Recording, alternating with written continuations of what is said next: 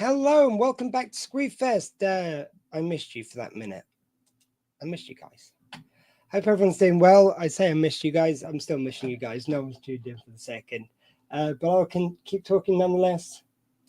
24 hours of me, you can't get away from it. It's now 20 into, 120 pounds is our total at the moment. Come on, guys. I believe we can do better. 6 a.m. So we're now, third and final stream. 8 hours remaining. It feels like we're getting into the home stretch, guys. Hope everyone's okay out there. Hope everyone's having a lovely day. I'm just going to load up a few bits which we're going to be doing in this house. So, guys, it's me left on the mic. Who would do that? Why would you give me such power? So I'm just going to talk at you guys. So let's. Sorry, I'm trying to find my virtual Paul G. My buddy Paul G. Here we go. He's in the middle of. Well, hello, and provide series. What do you choose and why? Fiction or fantasy series?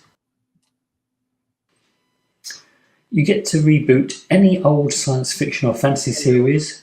What do you think best law? If you could own one item of from any fictional universe, what would it be?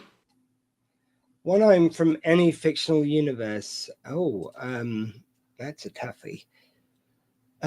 Sonic screwdriver would be really cool in everyday situations, but then if it's one item, I could have the TARDIS. I think it's got to be the TARDIS, hasn't it? All of time and space. Hopefully a doctor's go along with. Nothing else. Apparently the wardrobe is to die for, as Shooty has definitely shown us. That's my answer on that one. So, Paul, what we got next? Which character death has hit you the hardest and why?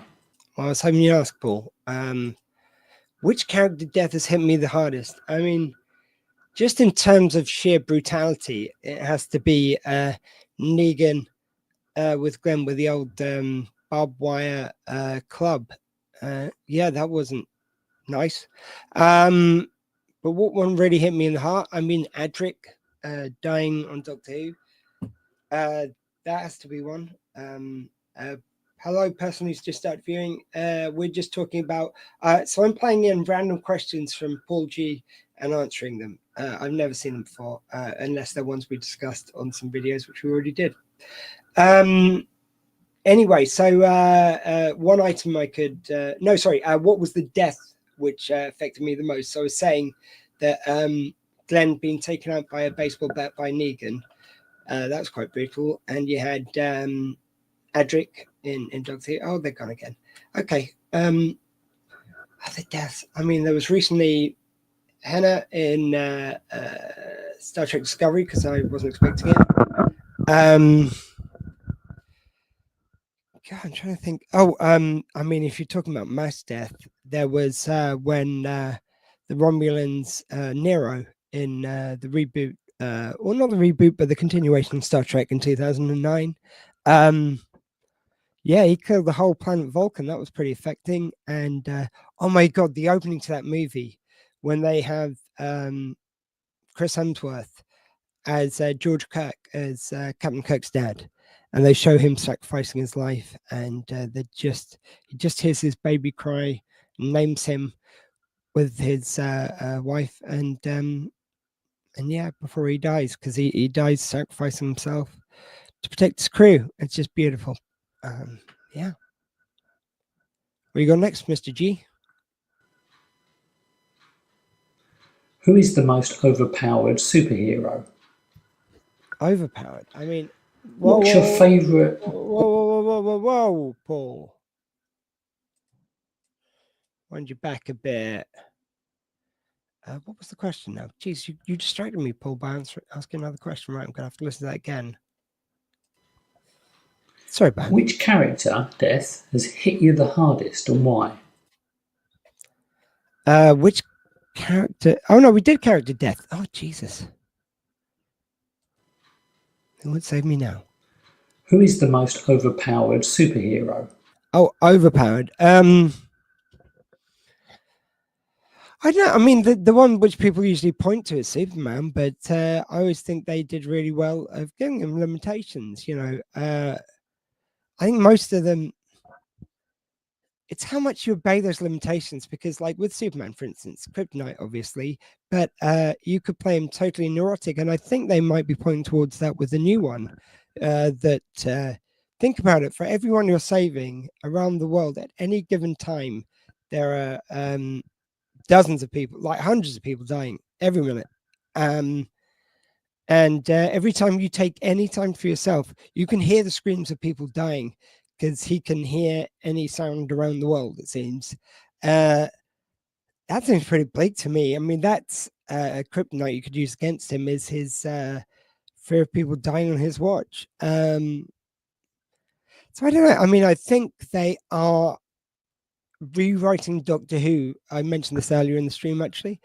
They're rewriting Doctor Who, it seems, so that he, she, they are a like a godlike figure, where they were always a madman in the box, just doing silly things, and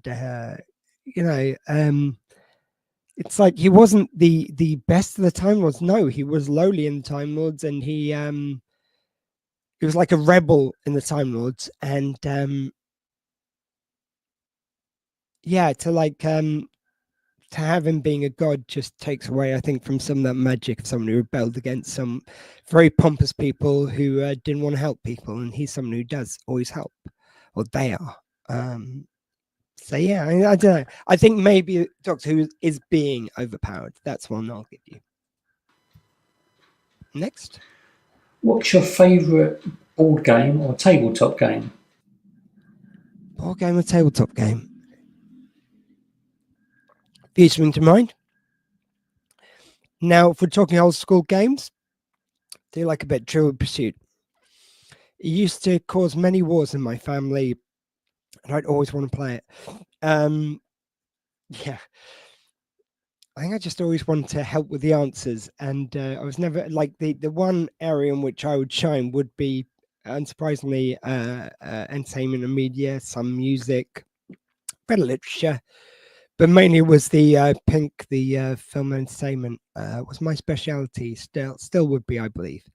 Then modern days, there is an absolutely wonderful game called Muffin Time. If you've not played Muffin Time, it's just so much fun. It's one of these games where you're meant to crew up to a certain amount of cards. I believe it's 8, and you're dealt 3 cards, and some of them are trap cards. So you put them face down. You're allowed to lay 1 trap card per turn, and you're allowed up to 3 of those. So if someone does an action, or they can scratch their nose, and that can trigger one. They can, if you can get them to say their own name, that might be one. It's all these mad challenges. You got cards. One of which is take a photo. These memories are precious. You just take a photo with your mates. Another ones which force people to pick up cards or put them down. Whoever's the youngest at the table gets an extra 10. All these kind of mad rules, and it's just so much fun. So that's one of my favorite board games. Oh, Taskmaster, the board game. Unfortunately, I don't really get much opportunity to play it now. But when I was living with my fiance, my ex, and my son and her daughter, we used to play Taskmaster board game, but you have to be able to go through the drawers and through the stuff in rooms. So like all the blue objects in the kitchen, for instance, you've got to make something out of. I think those are the 3 which spring to mind. There's lots of really fun ones though. There's all along the clock tower. Is one which my friend Gavin, he's a games demonstrator, and he's obsessed with the game, and he's got me obsessed with the game and everyone else. It's good fun. It's basically The Traitors from BBC One, but in a board game. Okay, Paul, what we got next? Got quite a few of these left. If you had to be stuck in a time loop like a Groundhog Day, where would you want it to happen? And What's the... Paul, I can't believe you didn't record that twice. That would have been hilarious. I'm going to write a complaint to you. Overpowered superhero? Board game, or if you had to be stuck in a time loop like a Groundhog Day, where would you want it to happen? So you said where, not when. So do I take its present day? I'm going to give you an answer for where and when, and one for just where if I was forced to be in one location, if that's a question. If it's location, you know what? It might be Northern Ireland. So Ireland, where my mum's from. It's a lovely little town called Portrush. Whenever I'm over there, never thought about this before, but whenever I've been over there, I felt really at peace and calm, and it's by the water, which I enjoy. Don't enjoy the cold from that always, but I wonder if it is something to do with the sensory thing where I enjoy it over there. I always assumed it was some sort of because I know mum's from there, feeling a kinship with the area, which I definitely do. But I wonder if it's the energy of the Irish. They tend to be a very passionate people, which maybe it speaks to my my passionate side. If I had to go to a where and when, there's a few options. There is the greatest gig ever, which was when I saw the Foo Fighters in Hyde Park with Motorhead, Queens of the Stone Age, Juliet and the Licks, and Angels and Airwaves, which was, I think, Blink-182, one of the guys from their new band. And they kept on doing this, like, they stopped playing music for a while and just playing this, like, and the guy was going, we all are each other. And he said, it's like, a little while ago, some people threw some planes into a building, and I was sad, and then we sent some fighters over to another country to blow them up, and I was very sad. And it's all very sad. And just one person shouted out, "You were in one good band, mate. This isn't it," which pretty sums up. I didn't like the other band, but anyway. Apart from that, though, it's just the best gig, and they played with each other, and not like that. But like Juliet and then Juliet Lewis playing with because Juliet and the Licks is her band, her playing with Motorhead and the Foo Fighters then for an encore. The surviving members still active in Queen, Roger Taylor and Brian May came out with Taylor Hawkins on the singing doing Tie Mother Down, and Taylor started doing Freddie's warm-up. I'm going, well, that's a bit odd he's doing that, and then they come out. I'm like, oh my god. Like this was already the best gig ever. No, you've just made it even better. It was amazing. So what were the other ones in time loop? So that would be a nice time loop because you get some good music in there. There's my mate Steve's Strathdee. That was pretty epic. Yeah, I hope I get to pick the night. We had one really good night when we saw Tom Jones. We used to play him on the jukebox at our local pub, and we used to like unleash the Jones, and someone would go up and put it on when we were putting money in the jukebox, and you get the whole pub just singing along to Tom Jones hits. So actually seeing him live was really special, and we said it's like if he's playing while we're over there, we've got to do it. And he was crossing over with us by a couple of days, like of us being there. So we went straight away and we booked the tickets. We didn't. We just dumped our stuff at the hotel and then ran out to go and get them. It was just amazing. He's just so good live. So such a presence in the room as well. Told some wonderful anecdotes, and it's lovely kind of relaxed seating. So you've got like tables to you and your buddies, like you've seen it on TV shows from America. Their comedy clubs are a lot less like it's rows in a theater for us over here usually. Was there another one? I'm sure there was a third one. I mean, one really cool day. I got to marry my my daughter from my previous marriage to her husband. Not I got to marry her, but like I was the officiant.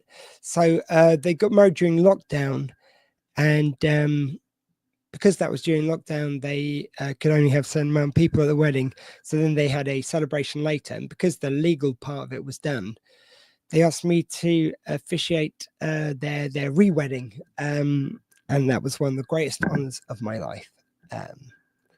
So yeah, let's go. And actually, I might go back to the day when Mum said to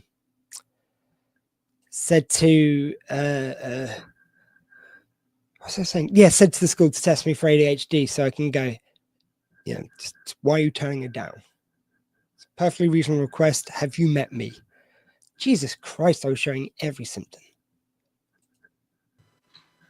Stuck in time loop. She used to say it twice. It's funny. What's the most useless superpower you can imagine?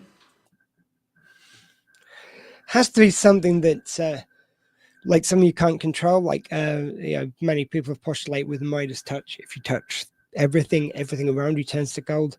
If you not like that, but touch yourself. Yeah, so that's one which seems to have drawbacks.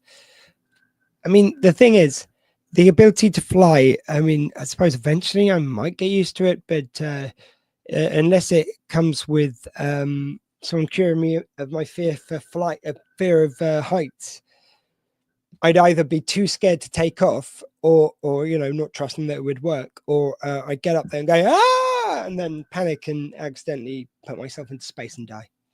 So that wouldn't work out for me. For me, I can see. I kind of like it when they've done this in. There was a few like not heroes, the boys. They've kind of done a bit of that where like they've got superheroes with useless abilities. They put it in there, and they did an animation called Diabolic, which was one shot, one episode, one story anthologies, and everyone which centered around people with and I think the whole series was generally, these were all the mutants which didn't get the really good powers because their parents did V on the cheap. Next question, please, Mr. G. You can swap places with any fictional character. Who do you pick? You see, this is a good one because I want to say Doctor Who, but I would have to have his knowledge and his abilities, which I don't have. So I'm guessing it's pasted in as myself. See, most of the stuff I really like, I'd find too dangerous. It's a really nice sitcom. Actually, I'll tell you one which seems like a nice world to live in. And this is a great example, actually. And this, so just remove Paul from the stage there. This is actually very timely because we recently lost the actor George Wendt. And when I was growing up, I used to turn to TV to likes of Doctor Who and Star Trek and Batman there. Oh, sorry. And I've forgotten how to use a microphone. I'd look for kind of solace, like you see the cheer sign behind me. I just always loved that show. It was all these worlds in which people were accepted. So you had in Doctor Who, he sorry, I keep throwing the mic. He would accept you if you're on the side of good. You didn't even have to be that perfectly good yourself, as long as you were trying to be. Yeah, that's what was acceptance for the Doctor. For Star Trek, it was looking, how can we reach out to people and work with people who are different and diverse? I didn't even realize that I was looking for myself in this, this different and diverse world. I said earlier in the stream, on the shows, it's like you end up. I've completely lost the string of what I was saying. Talk about chairs. I am so tired. I'm just losing what I'm saying. Chairs. Let's talk about George Wendt. And there's these worlds where you're accepted. So yeah, like in Star Trek, yeah. In Star Trek, you'd have so many morality tales. And what I was saying earlier was that I present as so many things which are in the majority and have all the privilege. So I'm white, I'm straight, I'm cis male. The people who usually historically have all the power. And I've always felt like an outsider despite that. And I think I look for these worlds of acceptance. So it was Star Trek, Doctor Who, and Cheers. Cheers was a big part of that. Like George went like when I was first at school, I was really skinny, and then I put on just so much weight. I turned to food to self-soothe because I was bullied horrendously. And I think I saw Norm, and I thought, wow, he's a big guy, and everyone loves him. Or he uses sarcasm. I know, I'll do that. And don't get me wrong, it didn't always work in my favor. But I'll say this, that I don't think I would have got through that time without having sarcasm to lean back on. But now I don't use that. I try to be more genuine in my speech. It's kind of quite amazing to me, the profound difference. But sometimes you need a crutch like that. And yeah, watching Cheers and watching Norm always being the center of attention was great. And it was like they were a fan family, which I would later realize with my friends. That's why I go around me. Just such a wonderful support network, and Cheers just felt like that. And pretty much it's aged really well. Like, you know, there's some episodes where like Sam and some of the others are being a bit homophobic, but they're always won round by the end of the episode. It was always a very accepting world of anyone. And it sort of talked, it used the characters to talk about prejudice. And I made this point about the last series, Doctor Who. Sorry, I'll bring everything back to Doctor Who. But yeah, I think they... That's my thread again. So we have Norm, we had Cheers, we had Fan Family. Sorry, guys, I am totally losing the thread right now. Let's get another question from Paul G before I lose my marbles completely. But yeah, Cheers, I think, is a wonderful world to be in. Acceptance from your fan family, and here's to you, Norm.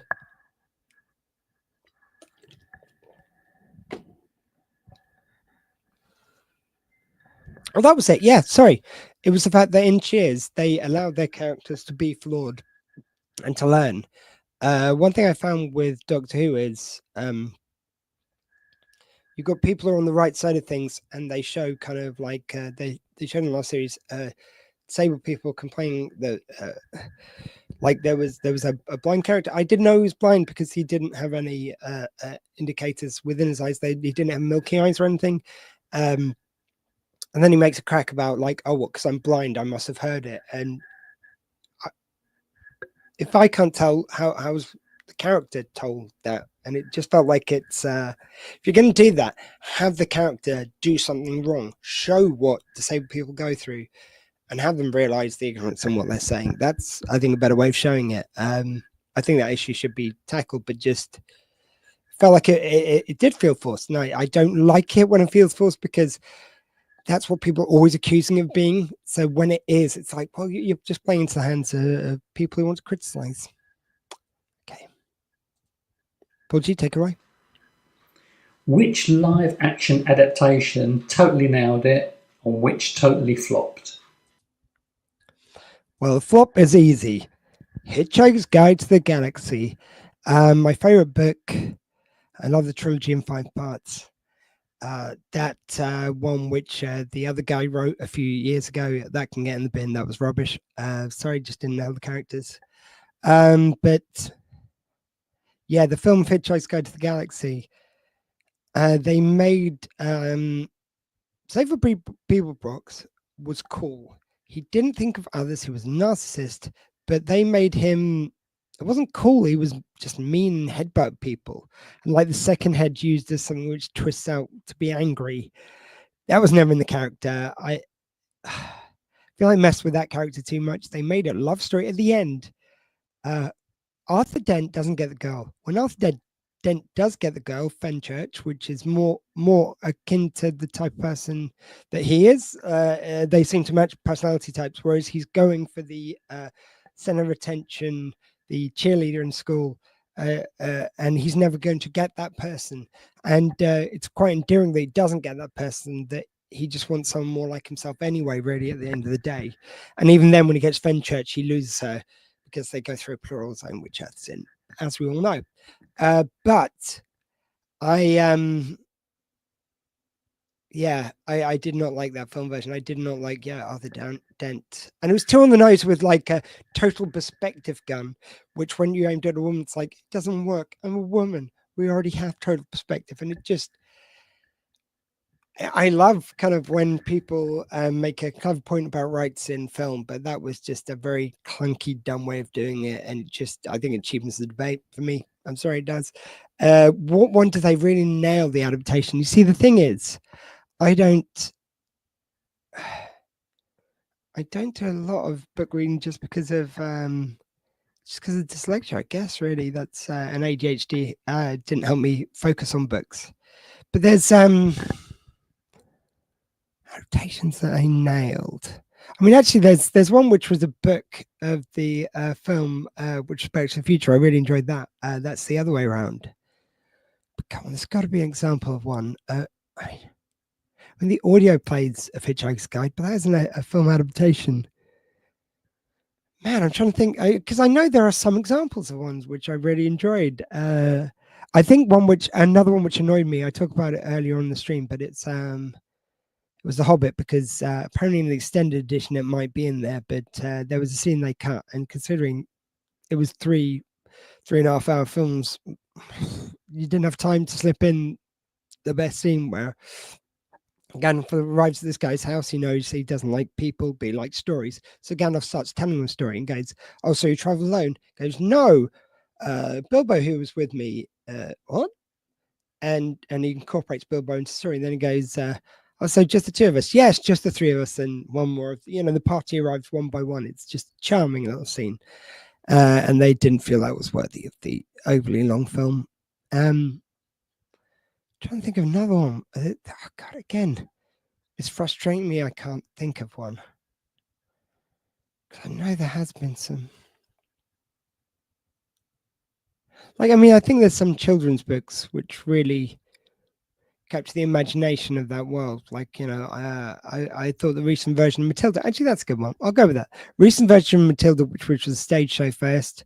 It doesn't always work when it's musicals are transferred to film, but I feel like they made enough changes that it felt like it did work. Catchy soundtrack, and it really felt like someone at school. It was when I was at college, used to argue with me that it even says in the book that Matilda's cute, but it's British cute, which is a different sensibility to American cute. And in that film, they made her American cute, which can be a bit saccharine. I found it a bit in that performance.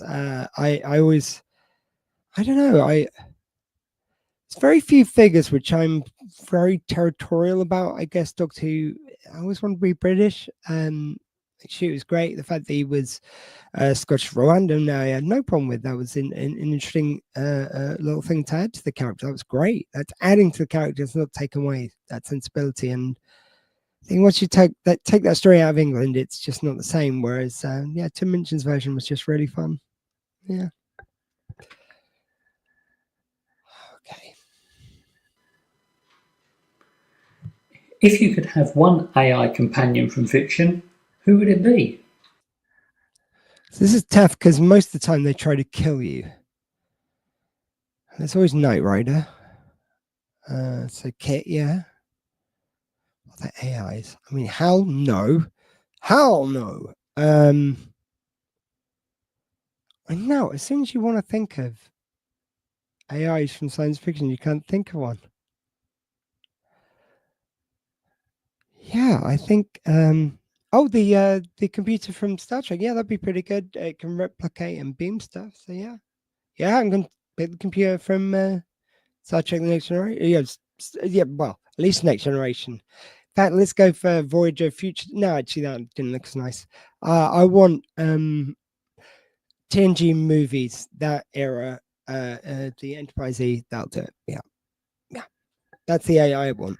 And one of the last ones, voiced by Mary Jo Barrett, who is Gene Roddenberry's wife. Guys, my neck is actually quite hurting, so I'm gonna put on a video for a little bit while I just take some painkillers in. Here you go, guys. Oh, sorry. So in a second, I'm going to share. So keep them going the wrong way through. So, guys, this is a conversation. I'm going to flick to where we got last time. It's a conversation which I had with my friend Sarah about mine and her diagnosis of ADHD. She was the one who realized I had it and basically said, yeah, it's something you might want to look into, and it changed my life. So this was an amazing chat. I had to pause it earlier because it was just getting too real for me to listen back to it, quite frankly. But I want to play the rest. So I felt it was very important when I'm asking other people to share parts of their world and their journey with me that I do the same. But here goes. And then we'll go into the. I mean, no, that's probably a lie. In certain situations, of course I do. But if I'm like writing a message or leaving a voice note for someone, if someone says like, "Oh, I find it harder with long voice notes," then I'll be conscious to be respectful. But I'm always careful with the word disorder because I hate the fact that. And then everyone after you get diagnosed goes, "Oh, I always know you had ADHD." That's roughly. And it's like, why don't you tell me that years ago? Someone literally said to me, "I could have told you that 20 years ago." I said, "Why didn't you then?" Like that would have been really helpful useful information. And I don't know, maybe I wouldn't have been able to hear it back then, because I do think a bit of extra maturity for me helped. Because I think you get that kind of arrested development with ADHD. That's, I think, quite common. Because again, it's like that thing of stop and trying because you feel like you're not going to do well anyway. So you resort to quick wins, like quick happinesses. So it's like, oh, going out getting drunk, that's an easy way of yeah. And you just go for those easy wins as opposed to really trying stuff. So I think it does keep you in one place for a long time. But just getting older, you can't help but your outlook change a little bit and soften a little bit. And I think that helped by the time you said it. I was in the right place to hear it. I like to think I would have at least listened before. I don't know. It's interesting to think because, yeah, it could have been all like different if you found it earlier. Like my mum literally asked for me to be tested at school. And what I figured out is basically back when you and I were at school, it's kind of case of you're allowed 1 year of divergency and I got dyslexia, so you're not allowed another one. Yeah, they have changed the system so that you can kind of cross over into different aspects, and Asperger's is now autism and autism is now ADHD, so that you can kind of collect those. I heard that one. I know because like they refer to autism now clinically as spectrum disorder. Is that the correct? Yeah. Is that the term they use? It's spectrum something. And sorry, I'm always careful with the word disorder because I hate the fact that it's used. But if that's the term they use, I want to take correctly. So sorry if I've offended anyone because I don't like that word. It's like, ADHD is problematic when you go into what the disorders the last word about. Though I think a lot of people with ADHD do have elements of autism, and to make it go into two different departments and not kind of cross over is stopping people from having a true diagnosis. So it's getting better. My daughter went for ADHD testing. They were like, she's also got autism, or do that at the same time. And those are two different things to realize about yourself and the ways that you struggle, like socially. But she's got, I don't know, she finds authority quite hard. She comes up with the idea herself. She's fine with it. But if I ask her to do it, it's like, I won't do what you tell me. Rebel without a cause. But I was like that when I was younger. So I was like, it wasn't 100% my fault that I was quite hard to manage. I mean, it's like, I'm going to try and be as vague as possible, but hopefully my friend wouldn't mind me saying about this anyway. But there was someone who I've worked with on a few projects, and always there gets to a point, and I got no idea I'm doing it. I'm not trying to take the piss or anything, but I'll ask for something which wasn't originally in what we discussed. And if he just said, oh, sorry, that's too much. Yeah, that's fine. Yeah, no worries. You've done loads, but in my mind, it's all right to ask. Like, it's not going to, but I think neurotypically that's a faux pas. But because I'm so unaware of it, I keep on making that mistake. And I get how he feels. I'm not saying it's unreasonable, but it's just like, it's sad that he doesn't get that. He gets overwhelmed. He gets maybe he's feeling overwhelmed you know, by everything, and he's had a tough time. So again, like, it's not like I'm not empathetic to his situation. It just makes me sad that he would, when he gets angry, I feel like he thinks I'm doing it on purpose. That's what hurts me, and it does hurt when someone thinks I'm trying to. Interesting, because you've got ODD, which is oppositional defense disorder, where you just, anyone tells you something to do something, you're like, oh, I'll do it my way kind of attitude. But then you've also got rejection sensitive dysphoria, which is RSD. So him being one way and you being the other way, you're probably feeling rejected by his response because you easily feel rejected by someone not being agreeable because you're a people pleaser. And if something like that happens, and then you're not pleasing them, you're like, oh, but completely, yeah. It's like, and I think as well as everything there with neurodiversity, there is a side where mum and dad work, like, you know, and they both, like, so they ran a shop of peace basically. I was just telling you, underneath where I'm right now was my dad's shop, and next door was the perfumery which mum ran. So I mean, Jesus, I am so in awe of everything mum did. Like, you know, when people say like, oh, it's really great, you look at, you know, you, like, I'm the carer for my mum now, like, for anyone who doesn't know, and it's like people go, oh, it's really great you do that. I go, yeah, you know, the worst thing is I can't even complain, because like anything which she does which annoys me, I've done in spades when I was a teenager to her, or a kid, because I was like, I would get grumpy when there was something I wouldn't understand. Mum does that now. I'd kind of like just like, I wouldn't listen when someone's telling me something. Like, it's all stuff which I'm frustrated with mum. And I just try and remind myself of that when I get frustrated. As a kid, you mask because you're not 100% comfortable where you've gone to school or whatever. And then when you get home, you can drop that guard because you know that they love you unconditionally. So they get the worst side of you, especially if you're a little bit tired from the day and you're not very good at self-regulation, which is taught quite well at school now. But when we were younger, you didn't get taught self-regulation and mindfulness and, you know, box breathing or whatever it is. But now it's even in the cartoons the kids are watching. It's like, here's an example of self-regulation, because it's not something you naturally know how to do. It's something you're taught. Yeah, I mean, it's like, mum was definitely my safe space. And it's like, when I think that was it. It was like, because when it got to a point where I was old enough that I could be left upstairs, which back in the 80s used to happen at a younger age than it might now. But they were downstairs. It was like, you know, I was never in danger, just for everyone. But there was also a different standard when you could be left on your own then. It just was. Yeah.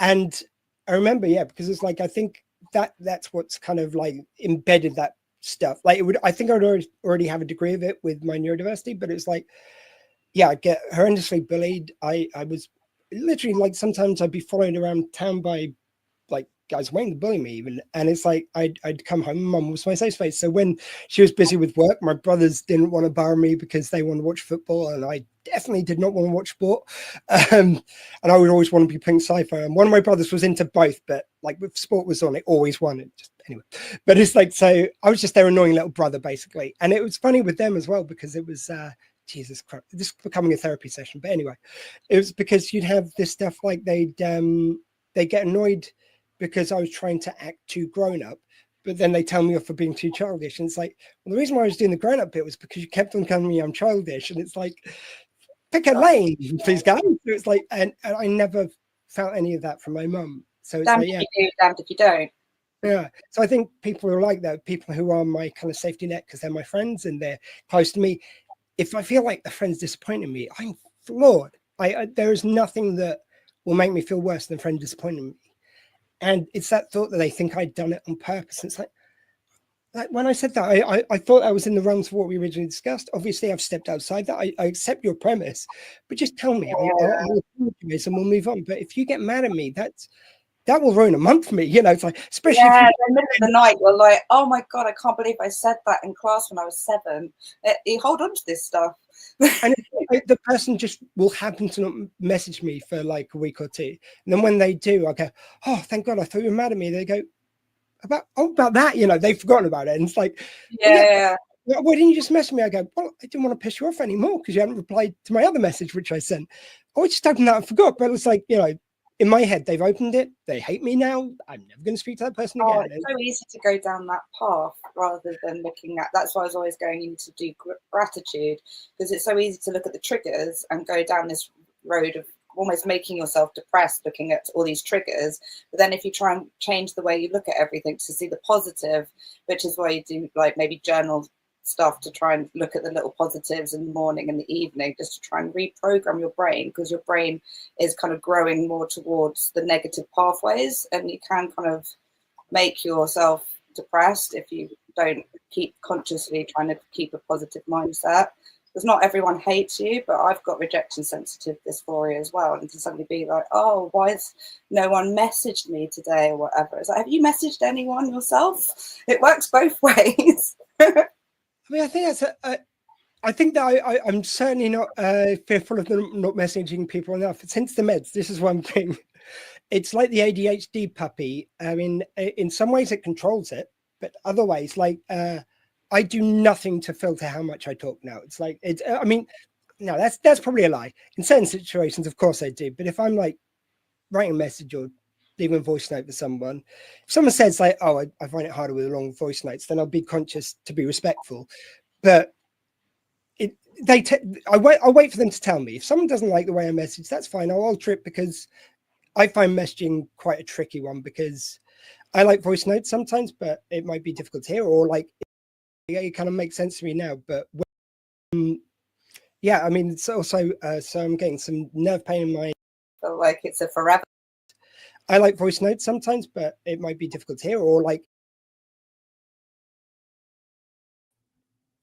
Guys, just going to break that there, and we're going to go to some more of Paul's questions. Now I've had a little bit of a break. Move that from the stage. So we'll play the rest of that later on. Which piece of sci-fi tech do you wish existed right now?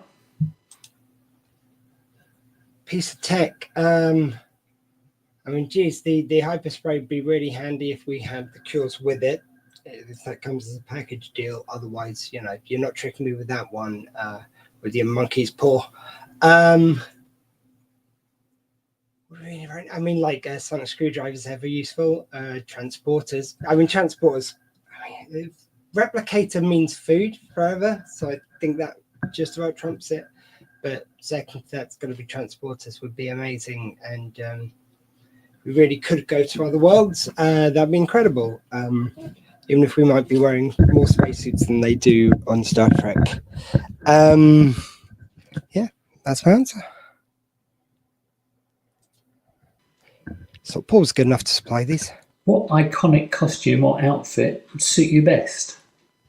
I think, I mean, I've test run this. One of these I've test run.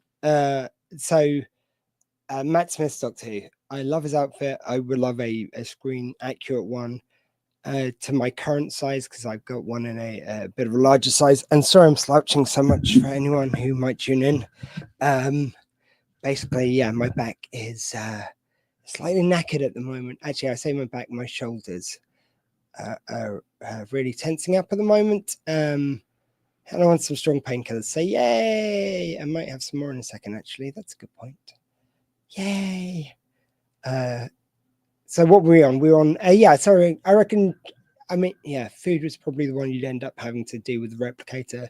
Transport would be just so amazing to be able to see just all the parts of this world. You can have a crossover between two franchises. What are you mashing up? Okay. I mean, I always think the idea of these, you have to have a universe which is so sympathetic. Sorry, guys. Like, I mean, Doctor Who and Star Trek gets mentioned a lot. They did the Assimilation comics, which I believe are very good. I haven't read them. But I don't know. I think the Star Trek world and the Doctor Who world are so different as much. So I love both those worlds. I don't like mashing them together unless you say they're a different reality. Then it takes a bit of the sin off it. But it just, I'm quite happy for them to be two separate entities. So it have to be two really sympathetic ones. I'm thinking of the world of maybe the world of sitcom, because I'm a big sitcom fan. I mentioned Cheers before. What's some other? There was a lovely one called Coupling in the 90s. Am I going to say that? That's such a weird pull. I'm thinking of putting cheers. Cheers for that. Yeah, that'd be a very cheers and coupling. I'm not sure that will work. I don't know though. You got those the really flirty one, Jane. She'd be off with Sam before you knew it. Yeah, it could work. Maybe like it's they've gone on holiday. It's a wacky adventure where they bump into. Or actually, the guys from Coupling and the guys from In-Betweeners might be interesting. I think In-Betweeners was one of the best shows of its time. I'm interested to see what they'll do with the new version they're doing with them now. I mean, it could work, but just the writing needs to be there. Is there anything else? Program side crossover. I'm sure there must be some better examples, but that's all I've got. So yeah. So cheers and coupling or coupling and In-Betweeners. Not In-Betweeners and cheers. I just don't think it will work. And finally, what game or film deserves a sequel but hasn't had one? I mean, obviously there should be a Weekend at Bernie's 3. We all know that. They have not done that to the point where it's finished. Obviously, I want another Star Trek film. I always thought it would have been fun to do another Simpsons movie. I think maybe if they collect a really good crew together, they agree and swear on a stack of Bibles they will make no more Simpsons, because as much as I admire everything it's done, I think it's sort of run its course. I can't believe it's getting that many viewing figures. I never hear anyone talk about it anymore. But it's a great show. I just think, things have their time. That's okay. I mean, Doctor Who, I think the reason why it's gone away before, and it might again, who knows, even in the near future, I believe the third series, BBC have been talking about, I don't remember hearing an announcement, but the BBC, I feel like it's just been accepted that it is. Because I know that the scripts have been written by Russell T Davies. He's been putting them on Instagram, so he must have permission to share them. Yeah, it's just kind of interesting. What was I saying? What's the question? I've totally lost the thread. Talking something about Doctor Who. I'm so tired. Sequel. Oh yeah, things which would deserve a sequel.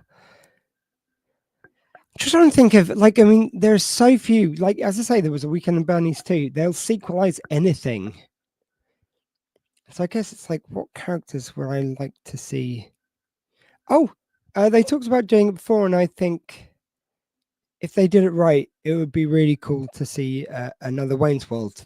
I think they could have them, I want them to play it kind of fairly straight, so that straight within their sense of humor, if that makes sense. I don't want it to be, make a joke of the joke, if that makes sense. I don't want it to be self-parodying. I want it to feel like another Wayne's World movie, and I think you could do a really good setup of them living this sort of middle-aged life, and they decide to go on one more adventure together. They do one more episode of Wayne's World, maybe. I think that would be a real great ending to the saga of Wayne's World. I think the mistake they could make is overplaying the laughs at how much old they are, and I think you could overplay that. That's what I'm saying. But yeah, I'm going to go for another Wayne's World. Why not? We need some more joy in the world. Hasn't had one. I already said. Was that Papa Bear pulled you out? Okay. We're out of road with that. Remove from the stage. Remove from the studio. Okay. I don't know what we're going to go to next. Okay, I think we're going to go back to me talking to my friend Sarah. Here you go. Me, like, I don't really want to get into it too much, but an ex of mine would send me like an hour's worth, and then I'd reply to that, and I'd try and get the time down on them, and then she'd reply with something which was as long, if not longer, than her last one. and she got It's really. time consuming if someone sends you a lot of voice notes. But I don't do voice notes because I'm too shy. The second I feel like it's recorded, I feel like it's a forever thing where I'm like, and then I have to listen to my voice back, which apparently when you do voice notes, you're not meant to listen to them. You just click send. But then I'm listening to my own voice, be like, oh God, my voice is very deep. And like, you're analysing the sound of my voice. Yeah, because for me, yeah, I mean, it's also, so I'm getting some nerve pain in my, well, it's really weird because the muscles are sympathetic. Where I broke my arm, I've knocked some nerves out of place, basically. Everything was going fine, but then some months back, it just started like, so it's like, I start dropping things and I'd be writing and I had to stop, or my handwriting would go wild. Even when I'm typing, sometimes I'll hit the wrong button. I'll go to delete. I'll press basically I'll press the button to make it all caps lock, and then I'll go to press the button again. I'll press the wrong one again, but this time in capitals, and it's like I really have to concentrate to hit the right buttons. And it's like it got to a point where I felt like I was carrying my arm around. And like, because these are sympathetic muscles, it kind of jumps between the left and right side, which isn't very helpful. And it also makes it like, I'm always worried. It's like, I go, by the way, I'm not putting it on. I know it was in my other shoulder yesterday. That's not, that actually, that is the way this works. I didn't just forget which.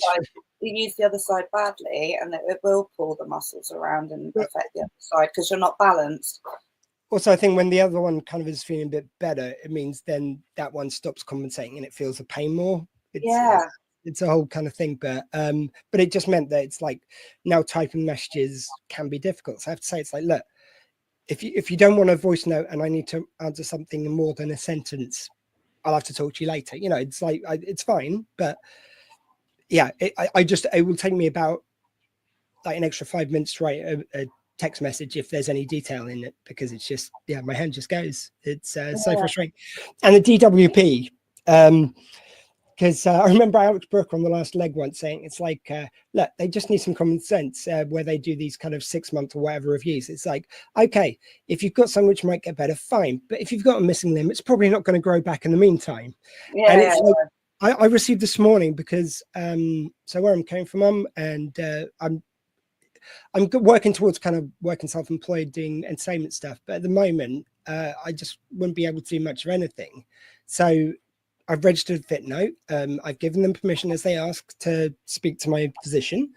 And then they send you out a form you've got to fill in, which is like pages long. And it's like, well, why do you need that on top? Unless you're trying to put people off claiming. And it's like, people in our situation, people in neurodivergent, especially if it's undiagnosed, have got a higher unemployment rate, to struggle with jobs a lot more. Yeah, definitely. You've got to get support, really. Yeah. And it's like I remember when I was waiting to be diagnosed, and I spoke to a few friends, and like a couple of them said, it's like, I'm pretty sure I've got autism, ADHD, whatever, but I don't want to get tested. I said, oh, why? They go, I just don't want to be on a list. Like, if something goes wrong, that could go against you. And there was enough of a tricky that you have it, and they can say, oh, you've got the equality laws there to make sure that there is equality, but they have a choice always, and they're going to choose the person that doesn't have any neurodiversities if you've put it down on your application, surely. I don't know. I mean, that's like an interesting point, because I do sometimes, like at the University of Southampton, they've got a box which you can, like, if you feel like because of neurodiversity or disability, you need extra time in the interview, or you need, like, there's a guaranteed interview scheme. So like if you do that box and you're qualified enough for the job, they've got to offer you an interview if they sign up to the scheme. And every time bar one, everyone was really helpful. Like they even said, it's like, oh, you were so great. If you hadn't mentioned the ADHD, you didn't need to. I go, yeah, but that extra having the question in advance did really help. That's why. Yeah, a university would be very good at the British values and more better at the equality idea, because they want to show that they operate fairly more than some other companies, maybe. Well, there's two examples I can use where it didn't go so well. One was just I answered their question. They then asked the next question, and I realized I'd answered the question early. I'd answered the wrong question. I said, I'm so sorry. I said, look, obviously never got to me. I just like owned it, and they go, no, that's fine. What we'll do is we'll accept that as your answer for this. We'll ask you the other question again. Thank you so much. And I didn't get the job, but they said, it's like, look, we didn't hold it against you. And I believe them. They were, seemed very on the level, but that was kind of funny one. Tell me you've got neurodiversity without telling me. It's like, but anyway, the other time there was one where it's like, they referred to it a couple of times. It's like, oh yeah, but you've already got the questions in advance, haven't you? And it was said in that kind of way. And I was like, yeah, you're holding it against me, but no other ones in the uni did that. And it's to their credit. So there are some employers which are really good, but I think it was more with my friends. It was more like what's happening in America now. And it's like, when they said it, I didn't think it was a ridiculous thing to say, because the political climate was already a bit spicy, shall we say, towards disability. And, people are different in any given way. But then when Trump came in and all these kind of ICE raids and the cuts to disability, which includes ND funding, the Department of Education in America, where which funds students who have problems in school. So the schools are funded separately. It's a misnomer, the title. It's like, it's money basically for people who need extra support in school is the main thing that they do. And yeah, like, so neurodiverse programs will be cut. It's one of the, I may have had this conversation by the time people are seeing this, but I'm talking to someone about who's in Arizona about this at Squeefest. And it's like, yeah, as I say, I didn't think they were ridiculous for saying that, but like, I was surprised how quickly it came to pass that if you're in America, certainly, and it gives me pause. I think I would have still done it anyway. And, come what may, I want to own who I am. And if that comes with people being bigoted towards it, so be it. Like, that's their problem, not mine. I won't live in the shadows. Like, it's like being in the closet for gay people. It's like, if I was hiding it, like, well, that masking just, it is the same thing. It's like, I don't like to compare my struggles too much, because like everyone's thing's different, and it can be different for the individual, let alone for different causes. But I think that's very akin. Like, yeah, when you suddenly realize who you are, it is like coming out. It's like, oh shit, I'm me now. This is fantastic. Like, that's why, if someone asks me to talk less, fine, I'll try and work with that, because, what you need isn't what everyone needs. So like, you've got to work and compromise with people. I always say, it's like, when I ask for reasonable adjustments for people, I will give reasonable adjustments for people, but reasonable adjustments. And it's a two-way street. Someone just asks for everything from me and doesn't make any accommodations for me. No, it's either got to be both of us or none of us. That's my only thing. But it's tiring to keep masking all the time as well. You're trying to pick up on social cues, and then I always try and like, when someone says a problem to me, I'm like, oh, I had this problem. Let me tell you about my problem. And then it seems like you're being really arrogant, making it all about you. But what I'm trying to show is the empathy, that I do truly understand their situation, because I've experienced the same thing. But I think that's quite common when you've got ADHD, that they miss your caring for arrogance quite often. And it's like, I do talk a lot trying to get to my point, but it also takes me quite a long time to get to my point. So then you can't be so snappy in the conversation. You can quite easily lose your audience. But it's like, the people that already have ADHD are just like, my people. And we're all... Sorry for stopping that in the middle of my friend Sarah speaking there. We will return to that a bit later. That's one of our longer videos which we've got for you tonight. As I was saying before, guys, I just feel like it's really important, where I've got so many people, so many experts talking to me, so many people with lived experiences. It felt only proper that I kind of laid some of my stuff out. And when Sarah realized I had ADHD and it led to everything that followed, it made a profound change in my life. So I was really glad to speak to her for Squeefest. We are now going to be talking about, I'm going to check just in case I say the wrong thing, because I am sleep-addled by this stage. It is dyspraxia, I thought it was. Please welcome Nili to the stage. How are you doing, Nili? How's everything over there today? Hello. Do you hear me? Yeah, can you hear me okay? Yes. How are you? Tired. Understandable. So I heard the end of the last conversation about ADHD, and I have some interesting thing to say about ADHD and the different with dealing with ADHD from my own experience. So we can talk about it also. Please go.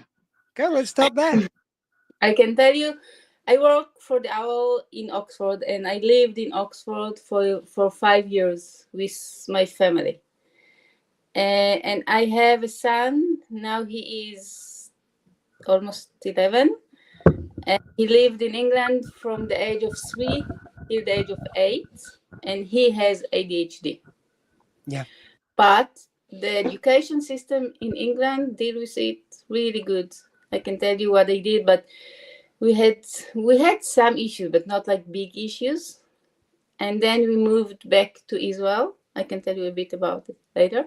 Yeah. And 2 months after we got here, the teacher told me we have to go to neurolog, to the doctor, and they gave us a description for Ritalin, and he started take medicine for his ADHD. And it's the same child. He learned for 5 years in the British system, and he struggled, but he managed. And here, like after 2 months, and he has ADHD. No doubt about it. Oh, But yeah, it doesn't go away with medication. It just makes it a bit more manageable. You can, I compare it to like a computer. It's like your processor isn't keeping up with the amount of ideas that the machine is generating. So you need to upgrade the processor, which is the medication, and it allows you to process everything and to park some things and select what you pick to go into, well, to a degree. If we hyper focus, there's no saving us. Yeah. I agree. I think like what I want to say is, if I can compare health system and education system between England and Israel, because I lived and worked. This is what I was really excited to do, was to compare the provisions in different countries. And just very quickly, sorry, I don't mean to butt in. It was something I've been saying, like I didn't want the next me to get to 45 before they found out they had ADHD or whatever it is. But I was hearing about some treatment in Kazakhstan and how children are basically locked away from society because they've got autism. I want to stop that first. I want to stop that kind of people who are in more suffering than they need to be, and they don't need to be in any. It definitely flipped my perspective hearing that. So thank you. No, I just really value these perspectives from around the world. I think to really, so we're still kind of learning about it as a people anyway, and we're still learning more all the time. I believe we will find there are more links between the different neurodiversities. That seems natural to me, but I think to see how it's done in different countries, you can pick some bits which work and some bits which really don't, and then finally we could just work together on it. I think if we just one sentence, I don't know if it's also in England, but for the last 10 years, like 10 years ago, not so many kids were diagnosed with ASD. Yeah. And then for the last, 8 years or something, many kids were diagnosed with ASD. I think it's not only that there are more kids with ADHD and more aware with ASD, and more awareness to ASD. I think it's also, in Israel, I can tell you that parents might be very happy if their kids, not happy of course, but if the kids get diagnosed of ASD, they get lots and lots and lots of support. Yes. So sometimes much like nothing to compare to any other disabilities. So sometimes parents are pushing the doctor and ask for the label of ASD. And I think about 2 years ago, it changed. And I don't think it's good. And kids, again, are lots of kids that I'm sure that have ASD that I work with in the school I work or with private clinic. So they don't get the label because their kids, the teacher and society said, oh, it's impossible. There's so many kids with ASD. So now it's like going the other side. Yeah, I faced this a lot. I've told it a couple of times during the day and night. And there's a guy who I went to ask about printing some posters up for this event. And he said he didn't do that. And he goes, oh, what was it for, by the way? So I told him. And he said, oh, autism, that's caused by chemicals in the water, isn't it? No, sir. No, it isn't. What you're referring to is a debunked study which someone's picked up and has been run with on many YouTube channels. Unless it's peer reviewed, that's what you've got to look for. And gave all this to him, and he seemed to sort of listen, which was a bit worrying because he seemed to listen to me equally with some random person on YouTube. But anyway, it just, and it is that thing of like, well, it wasn't in my day. It's like, well, who do you think those most of the homeless people are? Who do you think are the people who were put in Bedlam, who underwent horrific medical experimentation, lobotomies? That was us. You know, it's like there's where we were. That's what we were doing at that stage. We were a bit busy being essentially systemically tortured. You know, it's the thought that we've just sprung out of nowhere. That's ridiculous. You know, we've just been to varying degrees looked down upon. Yeah, I think that if I go back to compare the two systems, like, so I work in the health system and education system, and I know the health system and education system in England and in Israel. Yep. And I think that the education system in England is much better than the system in Israel, but the health system in Israel is nothing to compare to the health system in England. So much better. So if you're young, you better live in England, but if you're old. But you're saying about the it was a cheap price for diagnosis there. So is there some things like a waiting list better there? So the whole system in general is better. I can speak about the health. Oh, sorry. In over there, it's better. Health system here in Israel. Yeah. Oh, sorry. Pardon me. I misunderstood. Sorry. Tell me all about kind of in the ways in which it's better. Okay. First of all, you have access to many kind of doctors, like orthoped, pediatric, hearts, whatever specialist you need. You can online book appointment probably for the next 2 weeks or something. If I want to see an orthopedic or something, I'm going online. Yeah.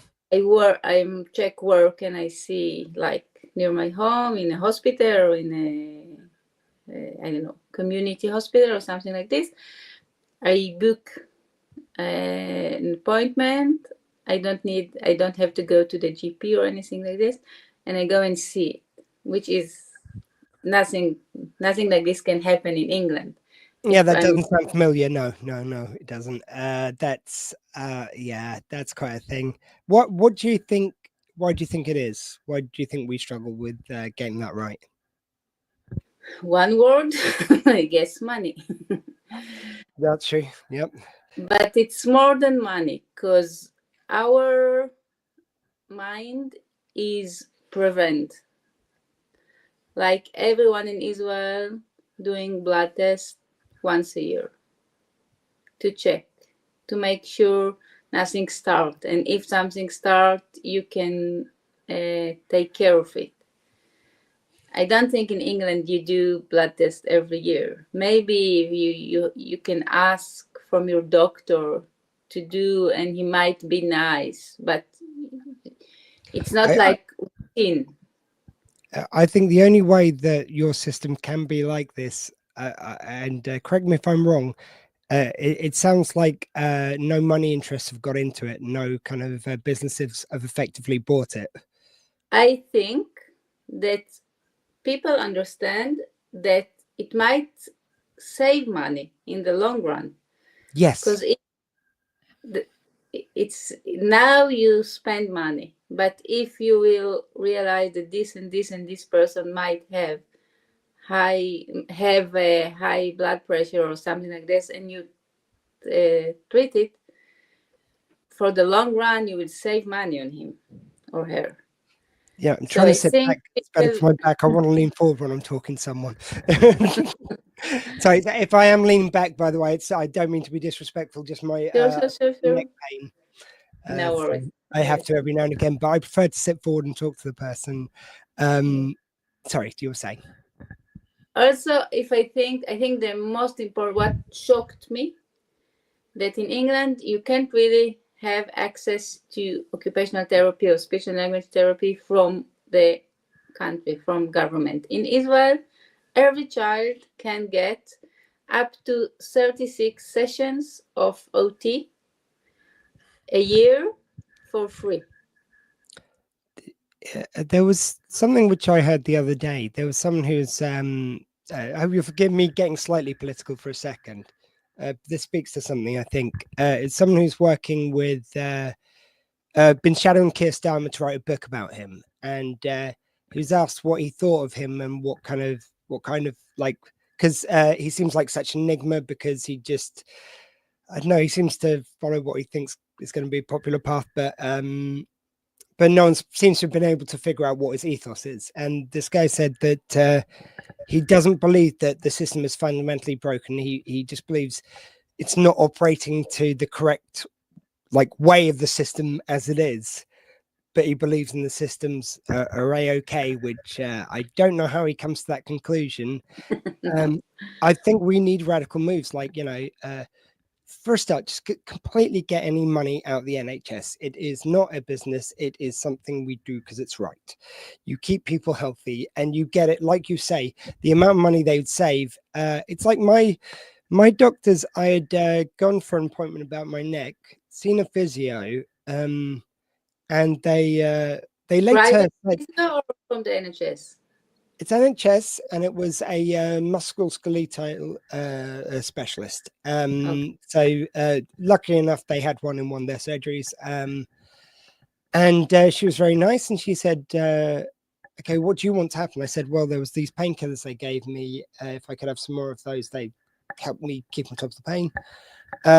And she goes, did you want physio? I said, well, I mean, I think we should find out what's happening there, maybe scan it first and then do physio, but you know best. But she asked me what I wanted, and they later on characterized that as me refusing physio, which isn't the conversation I had.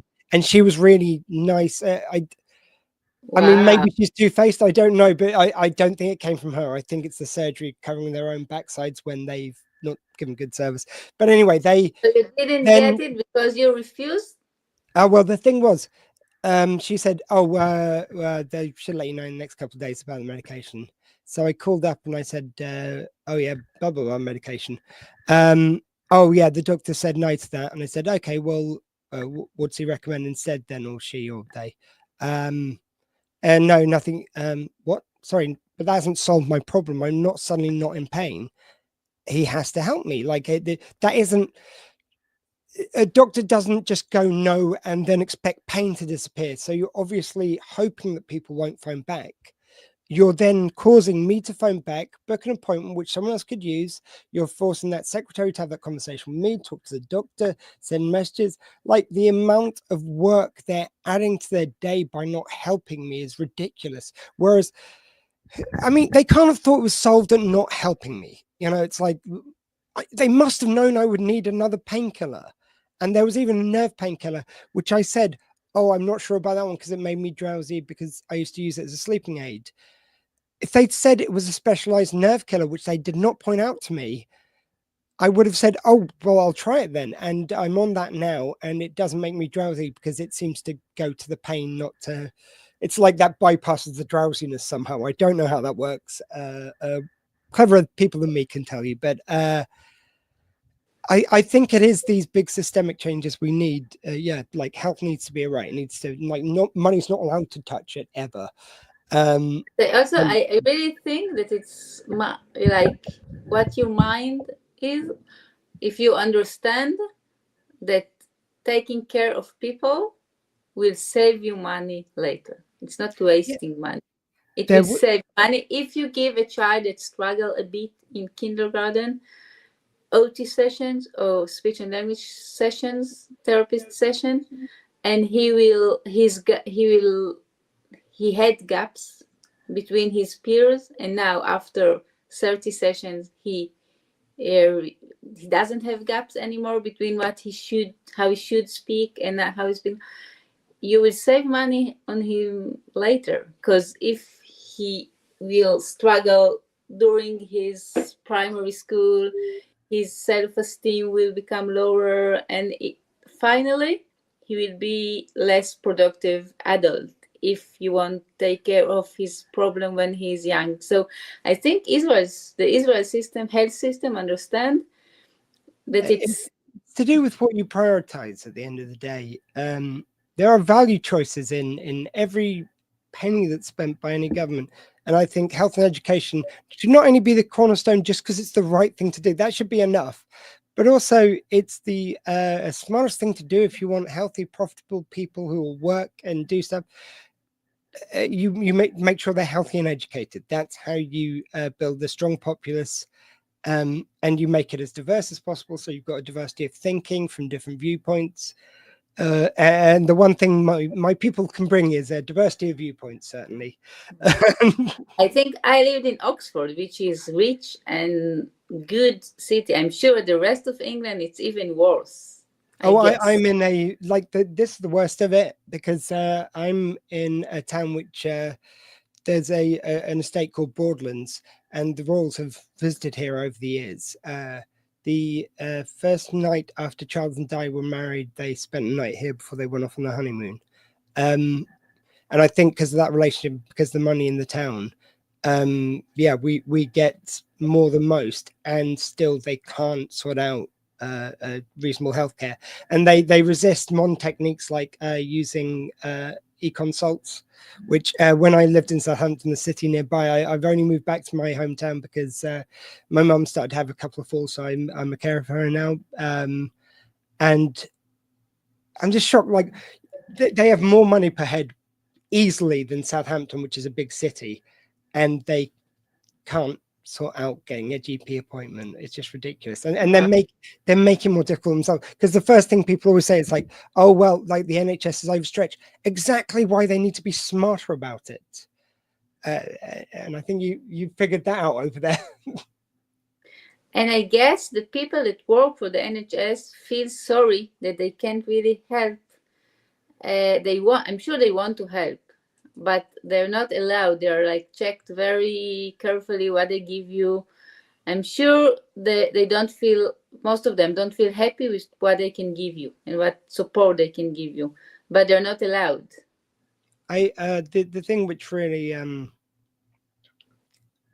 I found quite surprising, and I don't think I'm imagining it, but since I've not been hiding my neurodiversity, and I think because ADHD seemed to be at the steering wheel for a lot of my life, and those were certainly the more outwardly presenting traits.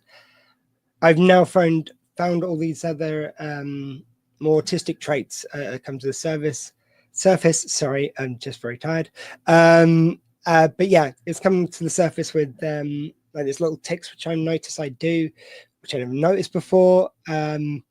There's I'm going to forget the word when you repeat sounds back because they sound good in your mouth. And quite a lot of kind of traits, and where I'm not hiding them, and I can talk for England, and I rein it into a certain degree, because I know there are still some kind of people do still need the rest of their day, but it's I will kind of like, I'll let myself explain everything to the doctor, because I feel like that's what they should know, and that feels like maybe a bit of an autistic trait of kind of having to spell out every single moment of anything you experienced, and I feel better once I've done that with the doctor, because I haven't missed anything out they might need. And how you say a lot of relevant things. But I'd rather have some irrelevant stuff in the mix than miss something important. And I've experienced some really kind, lovely people who seem to understand how I need information presented. And I've got other people who just, I feel like I'm treated more like, I was saying this before, like, I felt like I was being treated like I was drug chasing. And I always said, if you don't want to give me this, can you just give me something else? I need something for the pain. I said that. Drug chasing would be, no, give me that one, This one or too one of these two expensive, things. give. Sorry, say that again, please. If some specific pill is too expensive, I can leave this different one, but give me something. It's not even an expense thing. It's because it's NHS, so it'd still be free, but other than the prescription charge, but I pay a prepaid prescription. Not expensive for you, expensive for the NHS. But with those kind of interventions, they don't usually. There are some funding things, but I think that kind of everyday medication, I don't think they've got too much over that. I don't think it's that much more to. I don't know. You might know more than me. Is that so? Is that something they factor in? I'm sure they are. I know. I told you at the beginning that my kid is taking Ritalin every day. Yeah. So they always try to, even here, they always try to give me like not the real Ritalin, but the demo. It's the same. They said, oh, it's the same. It's the same. It's exactly the same. But we took it once and it wasn't the same. So I always have to insist to get the real one. I mean, all fairness, it was oh God, I keep forgetting the name. It's an antispasm. Okay. I'm going to forget the name. I basically, in the past, I've been prescribed baclofen. It's antispasmodic, and it really helped just let my sort of shoulders release a little bit. They said, does it, like they always ask, does it spasm? I go, well, it must be because it hurts like a lot, but I don't always feel like, sometimes I feel a little bit spasming, but this tends to reduce down the swelling as well, these tablets. It's muscle relaxant, so it helps them ease, as well as it's not just for that one thing. I'm going to say, I can't think of the name, but yeah, it's like there are apparently it kind of gets less effective if you use it for longer, and it can be addictive. So I understand switching between, but just give me an alternative. That isn't the only, like I say, I mean, I did notice, I think after a while they realized how bad it was when I suddenly noticed that when I was calling them, as opposed to them kind of trying to put me off the medication, they go, right, what have you got? I go, I've got some codidromol. I've got the, I said, I've got the naproxen. Words are disappearing on me today. No worries. I think I've not been sleeping. You're tired. Yeah, it's the amitriptyline. Sorry, they go. Yeah, we've prescribed you now the amitriptyline, and I apparently I didn't realize this was an old fashioned to take them in. When I took them to sleep, I took 30 milligrams. So I started taking 3 in the morning and 3 at night because that about kept on top of it. And when I phoned the doctor, they said, "Oh, that's an unusual way to take it." I go, "Well, I'll take whatever way you tell me." You know, I couldn't wait for you because they were taking so long to get back to me. I had some left over from my prescription, so I thought I'll just use them in a dose I know is safe. I looked it up. I checked what the maximum dose is as well. I was well within that. I thought, sorry, if they're not going to help me, I'm not going to live in pain because they can't get together and actually recommend something to me. I mean, don't even get me started. Not being put on ADHD meds years ago. My mum sort of figured out that I had it when I was at school, but yeah, it's like I was having this conversation and they go, yeah, so you've just got that. Oh, and I can see here we gave you some dihydrocodeine. Have you still got some of those left? I go, yeah, half the thing. Yeah, so take those in conjuncture, and or you can take some paracetamol with that. They were adding things to my regime. So like, wow. I think they realized there's something going. It's like it got to the stage where it was like carrying my arm around effectively. It felt like it was just like the muscles on the front were still working, but the ones on the back weren't. And it was even seemed to roll slightly weirdly. And I looked back on a video from about a month before I started interacting with the doctor about this, or I started noticing the pain really badly. And it was me and a friend of mine did a game show at this event. And I could see on that when I was editing the video, one of my shoulders was like really forward. Like I saw an osteopath at one stage for this, and he was like, yeah, it was forward of where it is now. He's helped a little bit, but I think whatever's happening in there isn't going to sort itself out at this rate. And I think they were trying to wait out that happening. It just feels like they try and intervening, and it's so maddening when I do hear about places where the system works. Why do you think we've lost that kind of simple compassion, that simple kind of like as I say, education and health? Why wouldn't that be at the heart of everyone's agenda? I think the health system is economic system. Of course, it should take care of us, the people, but it is the people that run the health system are not social workers. They are economists. They have to think about money. This is very sad, but I think that the doctors and the nurses and the people and the occupational therapists, and they should see the people, really see the people that they meet. Like when I think that should be a big change in England. I don't know, when I met doctors, I felt that they are like, see the system before they see the people. Do you know, it's really interesting. I was talking to Ben Sims earlier on at the second hour end, and he's a neurodivergency and pain specialist. So we talk about some really interesting stuff about how some people who are neurodivergent feel pain more, some less. Some form, some parts of the spectrum of autism can find that. It was really interesting, but he was talking about that thing of whenever they get a patient in, they learn the whole thing about the patient, because the source of the pain, if it's caused by trauma or if it's caused by something else. And like he gave this example of this lady who would get this pain at 2 a.m. in the morning, and her now every 2 a.m. in the morning. And now dead husband had every 2 in the morning. And Wow. her husband had phoned her at that time of night and told her that he'd been having an affair for years at that time of night, and that associated with pain. So I think that's amazing work, and I think the fact that finally, and I think this is way beyond time, they're moving towards one health record for people across the NHS. It's ridiculous that you have to explain everything from scratch to someone, and it wastes a lot of their time that they could be using getting to the next stage. We've already got this far. You don't need to redo that. Let's do the next stage. The next step. But they always start. But the doctor doesn't have time to do this in the NHS. They have like 7 minutes to a patient or something like this. You can't really. I think it creates more work though in that patient coming back. It's what I'm saying about the phone call. That's true. I think they just see the small wins and they don't look at the big picture sometimes. Sorry. Yeah, of course. This is really important that you know the history of the patient before you give him advice or you think with him what to do. But I do really feel that the doctors in England, of course, not everyone, but they think more the NHS than more the patients. And it's sad because I don't think most of them, when they learned how to become doctor, I'm sure they want to do good. I'm sure they want to help, and I'm sure they want to make sure they give the best treatment to the patient.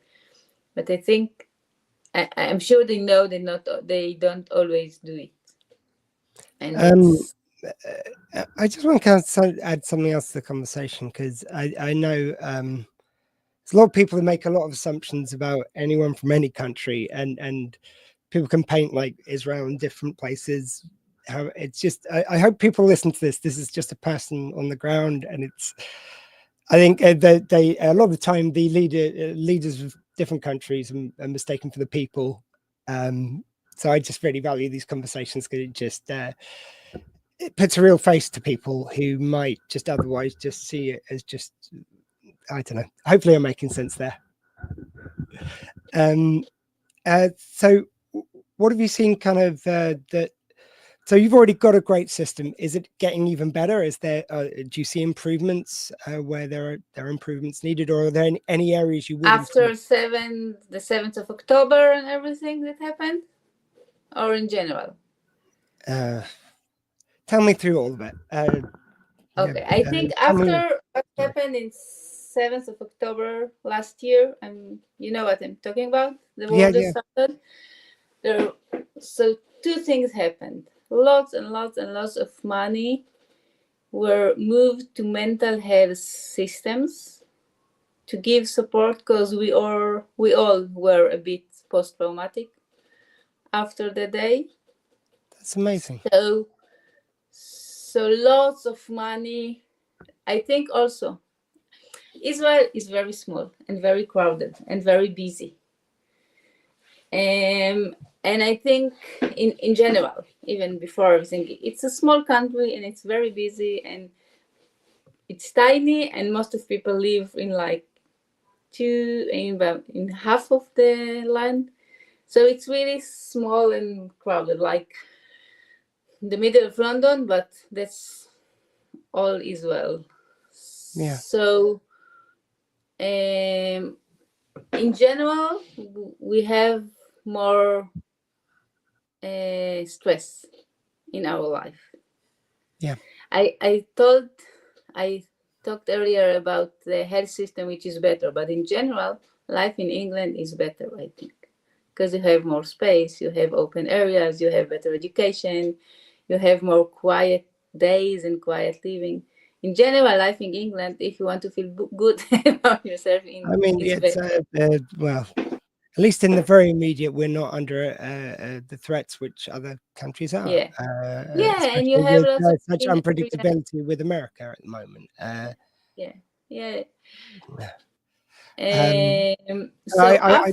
This is why I think these conversations with real people, like, and not to see a country as one thing, like, whatever anyone thinks of the war, there can still be some wonderful healthcare system things. There can still be some people on the ground doing some beautiful things and helping people out. I think that people get forgotten, and I think because it's gone on for so long, people get desensitized, they stop showing on the news, it gets normalized, and I think that's the worst part of it. So anytime I can just hear these human stories about kind of how the healthcare system, I never would have thought, and I'm glad this is opening my eyes actually to I had no idea so much mental health work went on over there. That's really great to hear. Yeah.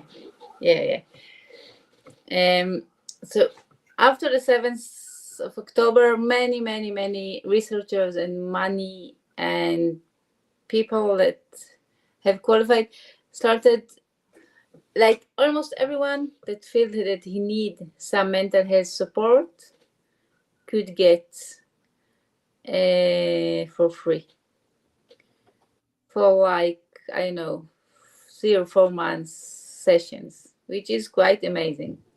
Yeah. And the thing is, I thought we needed it because I think the country understand that we all a bit post-traumatic, and country with lots of post-traumatic people is not a good place to live, because people are nervous on the road, people are all... Yeah, we've got a very unhealthy attitude as society over here. I think I mean, your country with all those challenges can provide mental health for all. Why can't we? I just we haven't got all those things to get over, but many kids miss developmental stages due to kind of COVID and stuff. That's going to have a huge effect on people, and we don't have the challenges you've got, and we still can't manage to help everyone. But even people that I live in Jerusalem, this is very far. It's not very far, but it's far from where everything happened in the 7th of October. I didn't see anything. I didn't hear anything. There were a few alarms like during this day, and we went to the shelter, but that's all I was exposed to. And still, after this day, when I know that people came and tried to kill and killed and raped people from my country just because we're Jewish. It makes you feel very nervous and very not happy and very not safe. And I'm sure my kids felt that I felt like this, and they react to this, and we were okay. So people that lives even closer to this area, they were very stressful and very didn't feel safe. And I'm not even talking about the hostage. We still have 50 hostages. It's just innocent people slept in their bed with their pajamas, were taken to Gaza, and they're still there. They're still there. It's crazy. It's just people that did nothing. So it's all very, very, very stressful and make you feel not safe in your home. So the government understood it and gave lots of money to mental health support for these people. And because of the war, we had plenty of new people that injured, soldiers that injured, like lost hands or legs or their vision. So in general, the system improve itself during like while walking. That's the. Can I ask a question? Obviously, anyone who's had any of that happen to them, it's horrific. How do neurodiverse people cope, and is there any extra support around them trying to make sense of all this and different neurodiversities and how it might be affecting people? I don't think there is one answer to this question because there are plenty of people. Yeah, that is a very general, but it's I don't know. I think they are more we fragile. would struggle with this environment. Yeah, usually in general, I guess I know these people are more fragile than me or other people. In like their starting point, they are more sensitive. They need their routine. They need their habits. They need their treatment. And during this year and a half, they had less. They got less. I think that most people got more during this year and a half, but people that had special need before the 7th of October got less because not same, but about same amount of therapy session and meeting got, like everyone have to use the same resources. So I know that people with special needs had difficult year and a half because they get less than what they used to get before it's happened. Yeah. If like I think try to think of example. I work in a special school. Yeah. For kids with learning disability, not ASD and not CP and not like it's like minor disabilities, not like. But these kids before the 7th of October used to get support in school and after school from the NHS. Like they can get OT session from me at school, and if the parents wanted, they can go to another OT session after school. But now from 7th of October, because lots of kids that didn't needed OT session before, now we feel they need for regulation or something like this. So can't we change the rules? And now only kids that don't get OT in school can get OT after school. So they have kids get lots of session, but only kids that doesn't get in school, OT in school. So I think that, and it's right about all kind of sessions. So I think that people that have disabilities struggled this year and a half more than people with us without disability, because they also need more. Like I need more support, they also need more support, but they get less support. And there was a lot of the countries which I've been speaking to tonight have said about how there is shame associated with a neurodiversity, as there is in this country. Still denial of it. How is neurodiversity seen in Israel on the whole? What's the understanding? Yeah, I think in general, we as a society are not patient and enough for people with disabled people. I think because we're such a small and crowded country. If I give you an example, in England, when I go into an elevator, lift, you said lift, right? Elevator is elevator. I'll know what you mean. Yeah. So if I went with my kids to the mall or something and I had to use the lift, so if there is someone with disabilities in England, or even mom with trolley, always the people around me let the people with disability or the trolley go first to the lift, and then they go if they have place.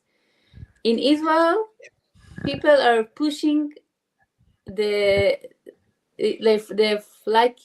fighting. So if the lift is coming, even there is someone with wheelchair, of course I will let him go first, but many people around me first, they will go to the lift, and if these people have place, he will go on the lift. But this is really said, or if you, this is really, it's not fair, because we can use the stairs, or we can wait, or I mean, for me, it's in London in the tubes. They've got these really long escalators, and I don't like heights anyway. But what really freaks me out is the handrail moves at a slightly different pace from the stairs. Yeah. So you have to take your hand off and put it back on again. If that was in sync, I think I'd be okay. I think it feels unnatural. It's going at another speed, and why isn't it synced up? And if they can't do that, I can't trust this whole thing. I think that one action just loses all my faith in the thing, because they can't get the handrest to go at the same speed as the other bits, and I hate it. So I relate to this. Yeah. I think also, I know in England, in Oxford, I don't know if it's all England like this, but in Oxford, when you go on the bus stop near the bus station, everyone first go down. And after everyone goes down, everyone goes on the bus. And only when the last men or women sit, the drive started the driver started to drive, which is amazing, because not even people with disabilities, old people can make sure that they will be able to sit, and only after that the driver will go. In Israel, because we are so small and crowded, the driver, like the bus get to the bus station, it's like a small fight. People go in and out, and the moment the driver he closes the door and starts driving. He doesn't care if people sit. So my dad had Parkinson's, and he had bus stop like 10 meters from where they lived. But after a while, like when he couldn't drive anymore, it could be like a great solution for him to take the bus. But he never took the bus, because he knew he will fail, that the driver won't wait for him to sit, and he will fail the moment he will go on the bus. And this is very, very, very frustrating. You know what I mean? For the most of England, I think Oxford is just posher, and you do get a preferential treatment. Even Romsey, which has got a bit of a posh reputation, it's they'll probably stop. Most of them, I've even seen some who didn't, for disabled people and elderly, they just like carelessly didn't check. I don't think they were doing it on purpose, but that's the sort of thing you check everyone's okay. But I remember when I broke my arm 2 years ago, which has sort of led to this neck muscle problem. I remember that I had to tell the bus drivers every time when I was getting on, because anytime I didn't, they would stop and I'd stagger forward and I'd bang my arm on someone or something. Oh, So even though they like, I wasn't in the sling that long, in all fairness, but there was, you could tell I bashed myself up. Yeah, and they just, it's very hit and miss if they'd stop. A few of them would just see my arm was in the sling or just afterwards. But yeah, not as many as you'd hope. I think in general, the society in England are more used and more happy to include people with disabilities in their everyday life. I think you see more often, people with disability working in shops. You see them in the street. I think maybe because you have better facilities. Most people in Israel live in flats. So when you live in flats and you have a wheelchair, it's not easy to go down. You need and to the street, and you probably, here in my neighborhood, it's such a shame. People parking on the sidewalk, pavement. Yeah. Because they don't have where to park. So people with wheelchair can't go out. This is really, really sad. The thing is, we have a basic structure of kind of protected rights for disabled people, which just never in any field goes far enough. And they are always trying to chip away at money going to say disabled and pensioners. Like they say about welfare cuts, as if they're stopping people who are unemployed. And why are we demonizing people who are unemployed anyway? But a lot of the pie of benefits is taken up by pensions and the disabled, and they just keep on cutting, and it's like, yeah, we've got a system that is in vast need of repair, if not some radical thinking to overhaul it completely. It's never been tied to the money people need for essentials, which is a bill some people are trying to put through at the moment. So I'll get off my soapbox now, but it's I feel like we have got a good system which they've been trying systemically to ruin for a long time now. Yeah, I agree. This is quite sad. But I said at the beginning that our health system is better, but your education system is better, which is something, I think it's something, I think you teach the kids, in general, the system is better. First of all, I think because you have bigger country and school are bigger, and we have our classes is small. We have 30 kids in a class, which is similar to your amount of kids. But in our class, we have only place for 30 tables and chairs, and that's it.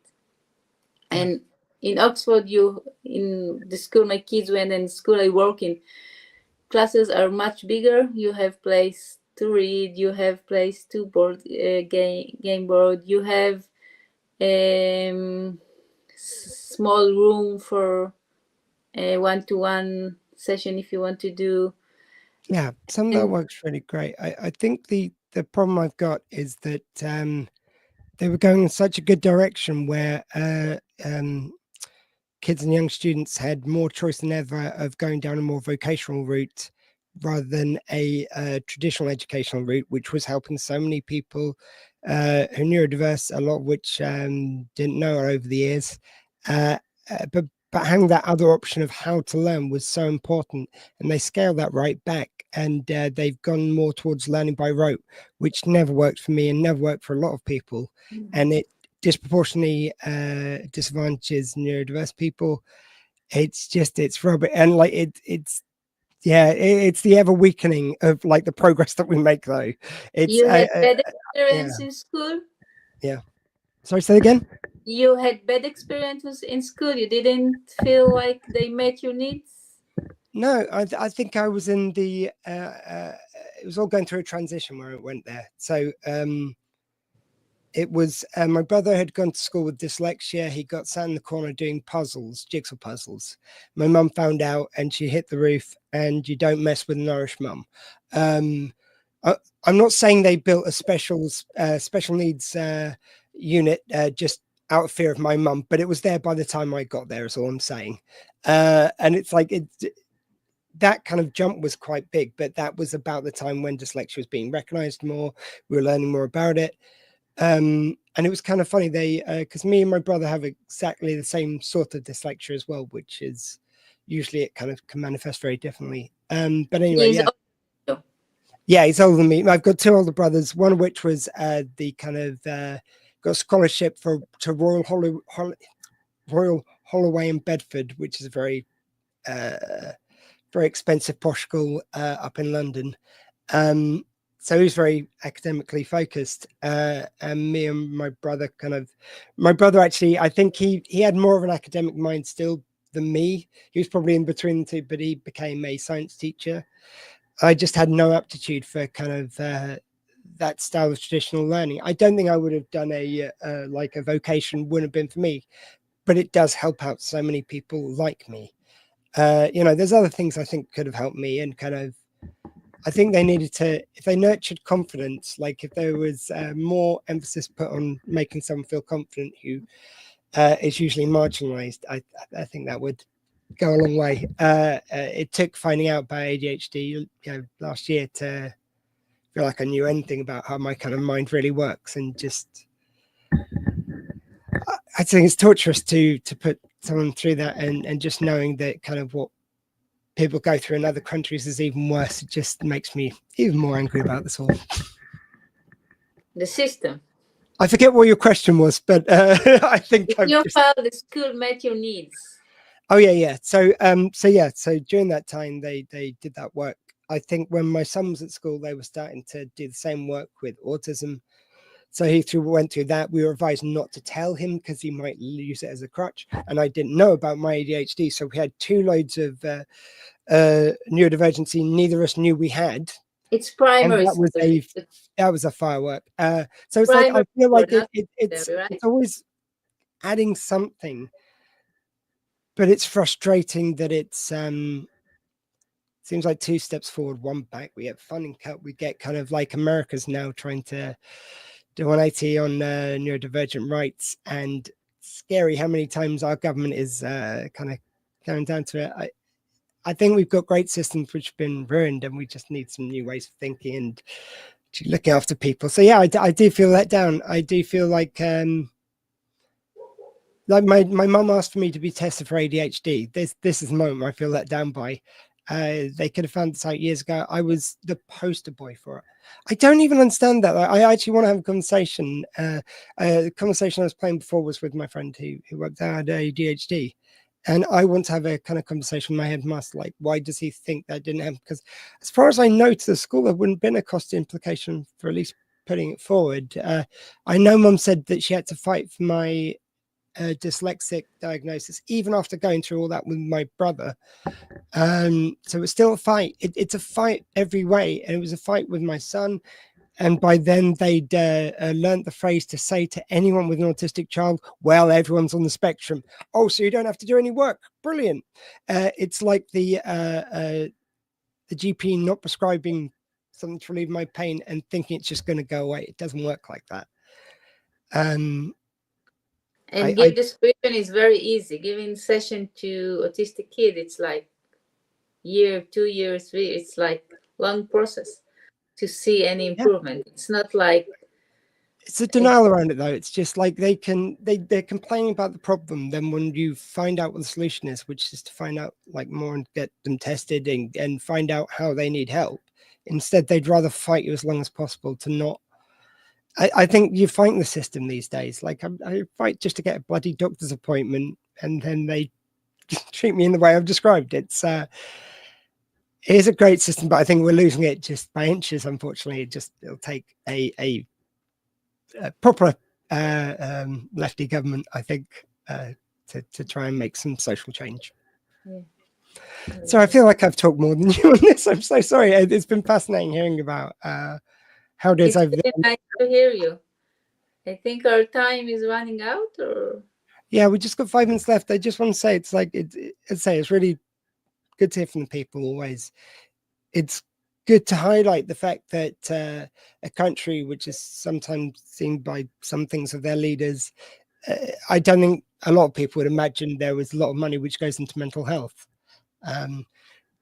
Even, whether you agree or disagree with any country, like there's going to be some good even in a bad regime, usually. I don't like my government. I don't think they're good, but I think they are doing good thing about taking care, about understand what can cause problem for the next decade or something, and try to take care of it and understand that it's not wasting money, but it's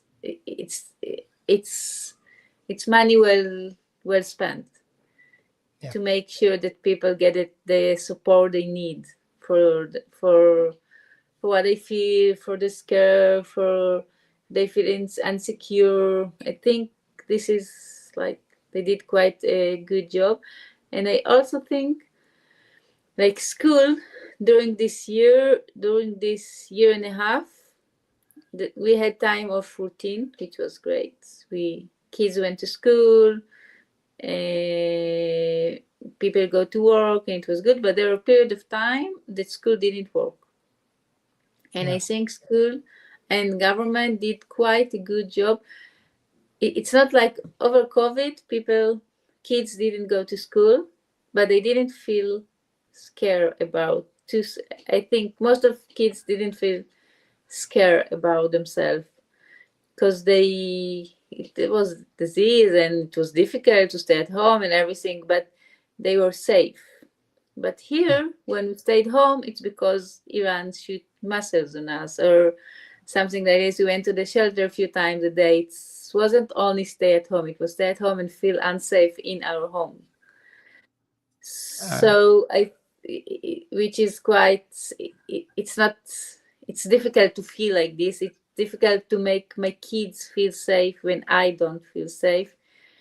It's not easy to make sure I give the right support to my kids when I myself doesn't feel sure that tomorrow will be okay, because like sister of a good friend of mine, her home destroyed completely in Tel Aviv, the center of Tel Aviv, because they shoot missile on her home with 3 young kids. So of course that she is not okay, and also I'm not okay when I hear about it, and I know it might happen to me. So I can protect I try to protect my kid and show them everything. Okay, we'll be okay. Don't worry, it's fun. Let's watch a movie on TV or something. But they feel. They can't ignore. I can't pretend too much, and they can't ignore what they feel. So I think the government well spent that money, like on mental health support for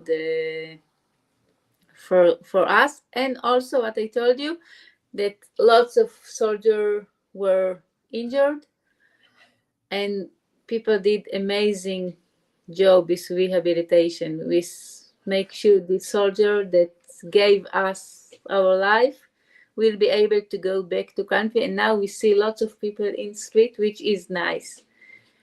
We've got to start wrapping things up. I just wanted to thank you so much for sharing these stories. I hope this makes things complicated for people, that like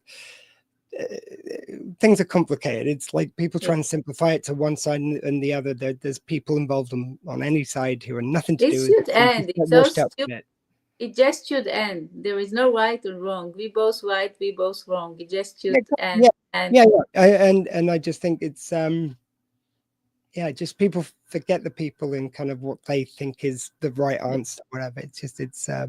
Anyway, thank you very much. Can I just ask you very quickly? I've asked everyone, how do you think differently? I think you could give a number of answers to this, but sorry. How do you think differently? It's the thing I'm asking all my guests this year. How do sorry. Think different. Yeah. How do you think different? In what How way do do you I think? think different? Yeah, than an example of different. Yeah. Now, sorry, I got you. I try to be very creative on my work life and make sure kids enjoy what I'm doing with them. I think enjoying is the... If I want kids that work with progress, will make a change, I have to make sure he enjoy what I'm doing with him and not do something boring. I think that's great. I think whenever you can put creativity into something, it always enhances it. Thank you so much. Thanks for sharing this time. Hope may peace come soon. Take care. Thank you. Wow.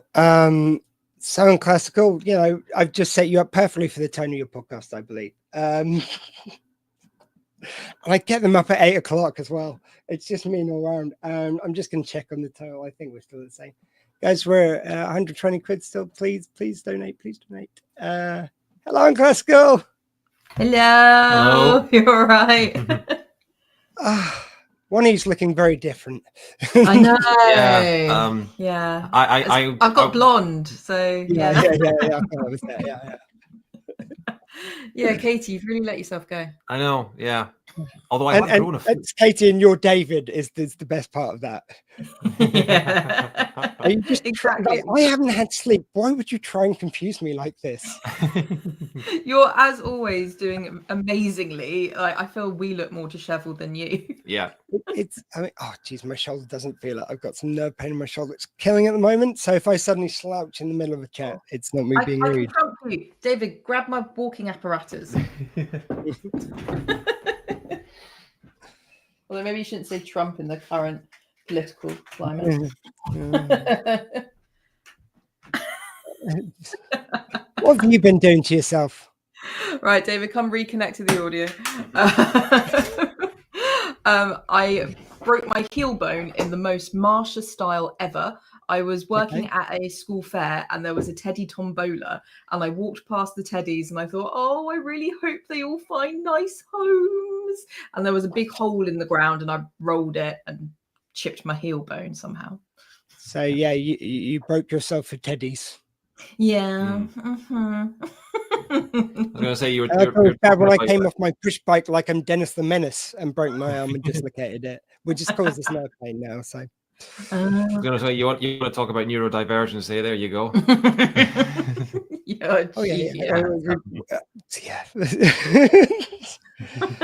So I don't even know what I'm saying anymore. I've lost the plot. It's like it's as if this isn't already enough of a challenge. This year I'm talking to experts on stuff, really clever people in these amazing circumstances around the world. Yeah, it's ridiculous. And like, I mean, this can't be real. I know I say this to you every year, but I have to be hallucinating. There was a song I was rapping on. That didn't happen. There's no way that I did that. That'd be insane. I was alongside people who do this for a living. That would be ridiculous. No one would let it happen. Well, we're glad to give you a break. Yeah, exactly. I mean, it even just tried to make it look even more surreal. There's a sketch around it. Initially, when I played it, actually, for anyone who's watching last night, if you're watching at any point, I played it last night, but it didn't have these sketches I've kind of put in place now. There's these guys who do the pop-up puppet cinema.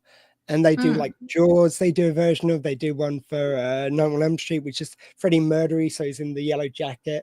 It's Freddy Krueger, and they sing Queen songs to tell the story of Nightmare on Elm Street. They just change the words to sort of fit it. Amazing stuff.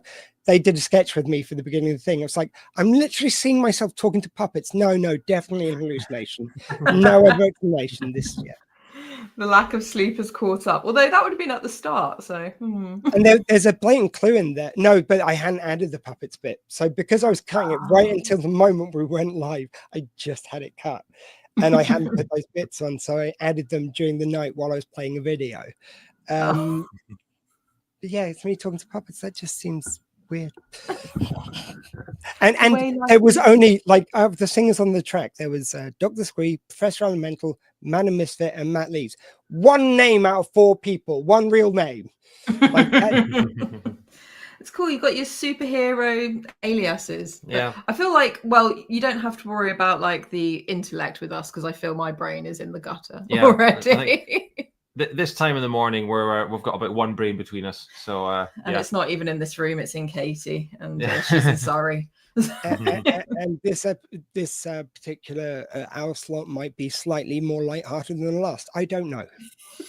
Could go either way. Maybe. It sounded very, very interesting, the last one, but yeah, I don't think we're as hard hitting.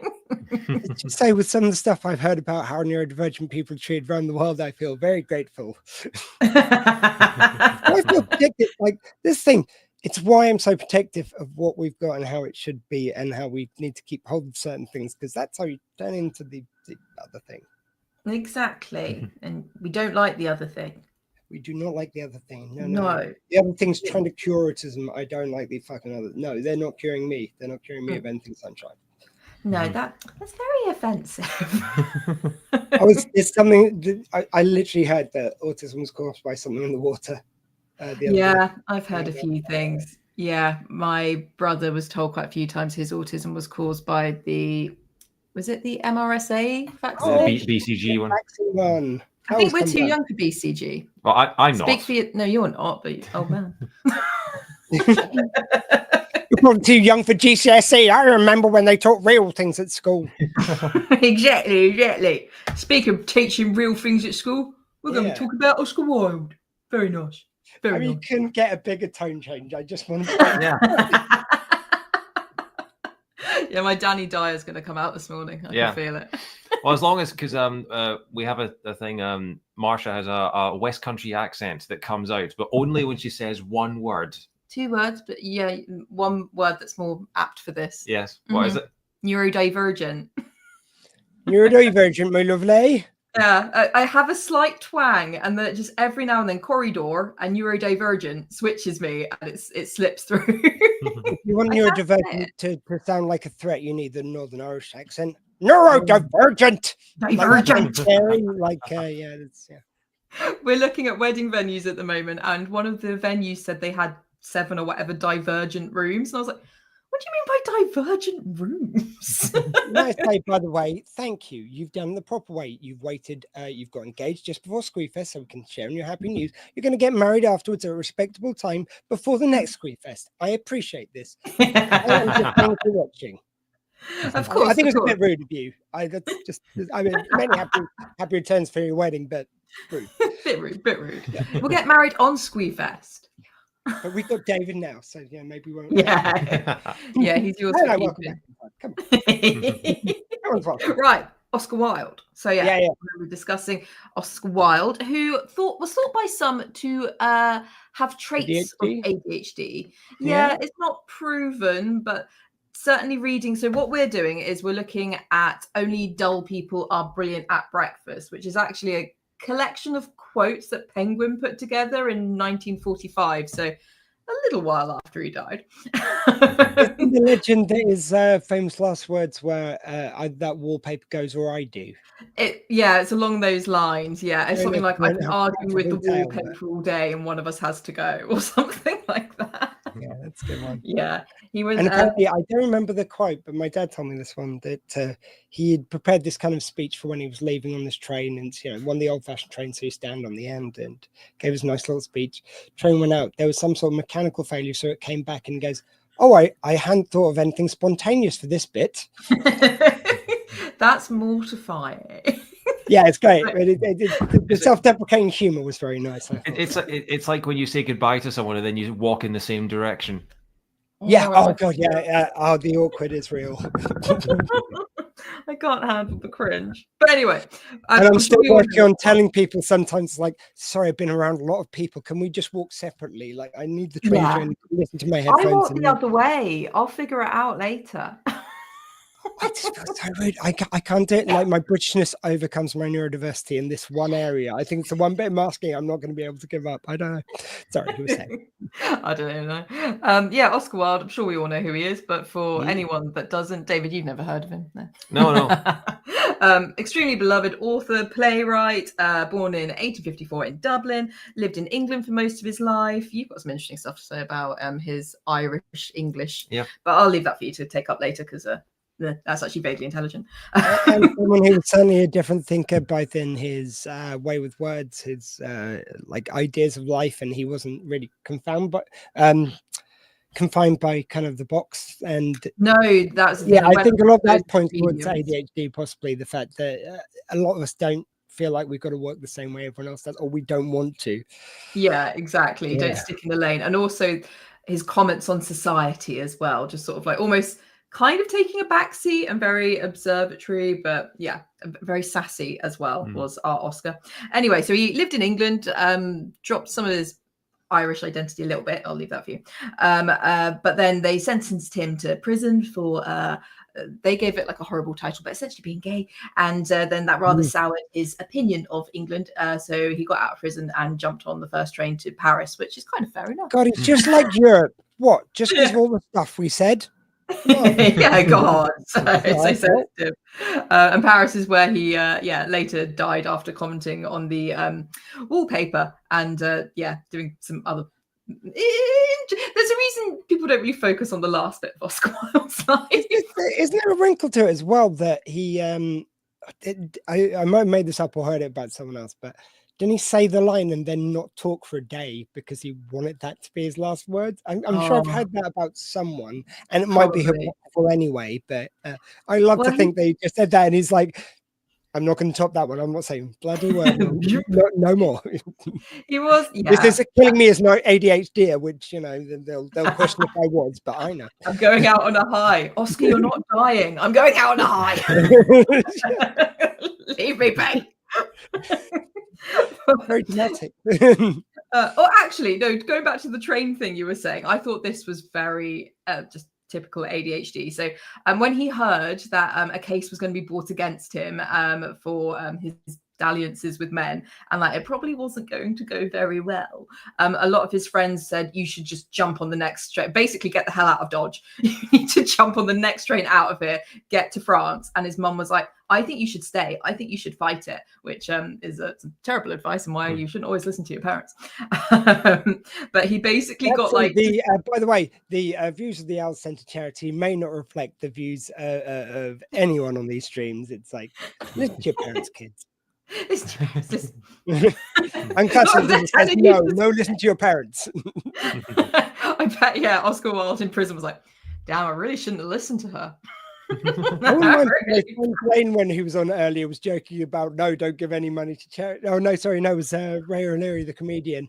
He was joking about that. It's like I was going, my friends must be looking really bad right now. You've said like don't listen to your parents. He said don't give to charity. I'm not coming off good by my association with some of you. Don't listen to your parents if they're telling you to fight in court cases. You're not going to win. It's a rigged system. Listen to your mum. She was an Irish mammy, so you know you can't really go against her. He feared for his life. I mean, you know, I joked that. Very quickly, did you hear that story in the stream that my mum may have threatened them into building a special needs department between my brother being at school and me?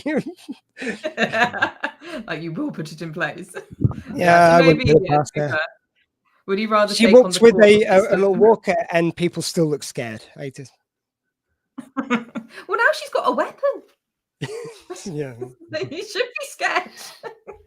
So yeah, no, when his friends were saying you need to go and his mum was like you should stay, apparently Wilde just lapsed into inaction and could only say the train is gone, it's too late.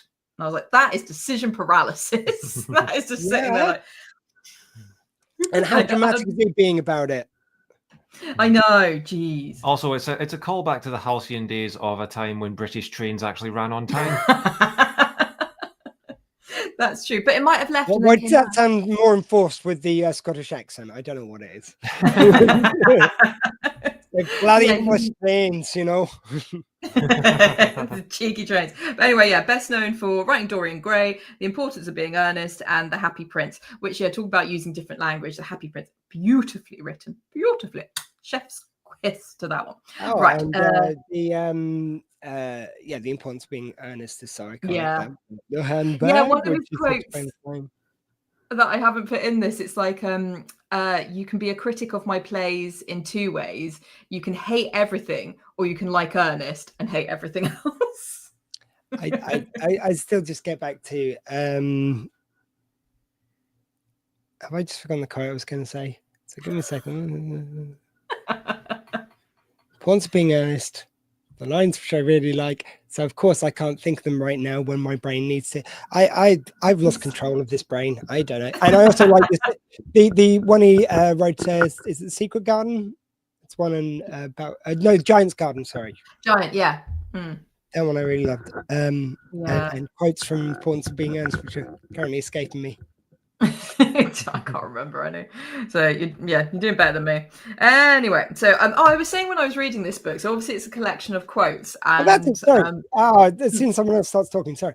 To lose one parent could be considered unfortunate. To lose both could be seen downright lazy or something like that. Downright careless, I think, is a word. Careless. There you go. Yeah, I may have run out of the last word, but yeah. you got the sentiment. Yeah. Very careless of him.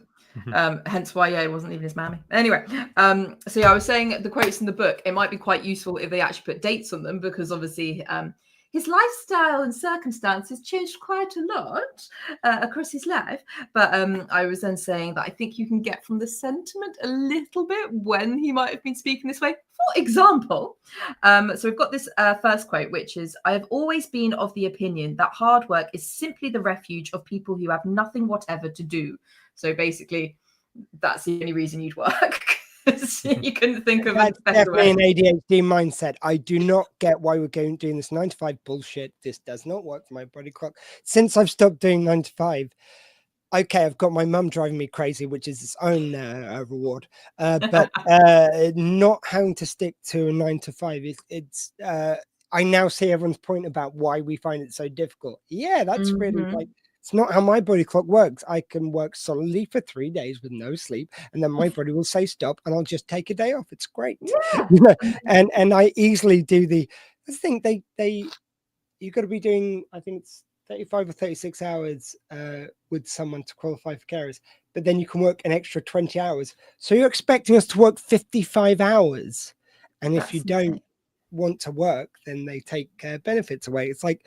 And mum does pretty much need that amount of hours. So it's anyway. That's crazy. But yeah. What's my second one? Oh wait. I'm sorry. I'm going off on every tangent. It's good. But you're in not good company, but you'll see with the second quote. Suffering and the community of suffering makes people kind. So he's kind of come from like his privileged place of being like, work, is just for people who, we don't do that. And then he's gone through like his hard labor, and he's like, actually, maybe they might have a point. But again, it's when things are taken. And he went very northern at that time. I had heard that. Yeah. Yes, of course. Whilst northern fairs, they don't talk about that, do they? No, Southerners don't want to admit that. Not a bit. Oh, and the next bit, we discussed the science of far too long. Oh yes. What science fire? Of farting along was that? Pardon? The science of farting along, did you just say? No, but that's our usual topic of conversation. No, we discussed the science for far too long. That makes a lot more sense in many ways. Yeah. Yeah, the quote was, what fire does not destroy, it hardens. And then we had a very long discussion. I have a chemistry degree, and what fire doesn't destroy, it normally melts and then destroys. Like... But is that destroying? Nothing is. If you threw something into the sun, it's not going to get like. It's not going to go well. It's going to be harder when it comes out. No, it's going to be nothing. But then that's the point, that it's destroyed. But then I was like, the quote makes the hardened bit sounds like a permanent state. And yeah, we basically got ways. No, everything has a melting point. Pardon? But why did you conclude this is about lighting your own farts? I'm confused. I don't know how you got it. I think that's your tired brain concluding that. Yeah. I'm pretty sure that's what you said. But to be fair, imagine that for a podcast segment. Ungassical. Unclassical. It was also when I Oh. found myself, like when one of my guests had some problems at the last minute, so they couldn't come on the stream. And while I put on a chat which I was having with my friend who worked there, had ADHD, I was there painting my nails while the video was playing. I go, this doesn't seem real. So I'm just adding to the evidence. To the scape of what's going on here. Every time I look at my nails, going, yeah, no, you're not tricking me. What colour did you paint them? I'll come to this. Sort of like it's a weird They red? pinky peachy.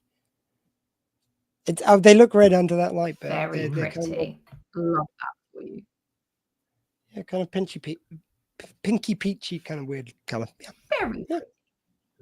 We can give you a manicure when we get home. Yeah. Right. You know, sometimes you've written notes and you're looking at a quote and you're like, I'm not entirely sure why I wrote this, but I'm going to read it out anyway, because why not? So Anything I'm looking at seems pretty surreal right now. Yeah. yeah, we'll see if this leads somewhere. Manners are of more importance than morals. The moral is too obvious. I never came across anyone in whom the moral sense was dominant, who was not heartless, cruel, vindictive, log stupid, and entirely lacking in the smallest sense of humanity. Moral people, as they are termed, are simple beasts. That links back into stuff you were saying in the last segment about school bits. I swear some teachers are like, they get on the moral high ground, but they're actually sociopaths. Yeah, I mean, he says people are moral, but I think he's commenting on people who kind of like are so pious about morality, which they don't then practice. I think, yeah, that's got a lot to say about kind of politicians and yeah, a lot of this these days. You wonder what kind of allowed for the environment for a Trump, and I think it might have been a lot of this kind of people. What the left is often accused of with virtual signaling. It seems like someone else used it to get in power, and it wasn't us. Yeah. Also, okay, we won't go into that. Can we comment on how brilliant the phrase "log stupid" is? Yeah.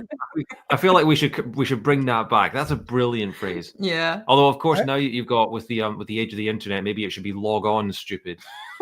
Oh, I like that. Oh, very good. I think it's what a political rant tired. That's a dangerous place.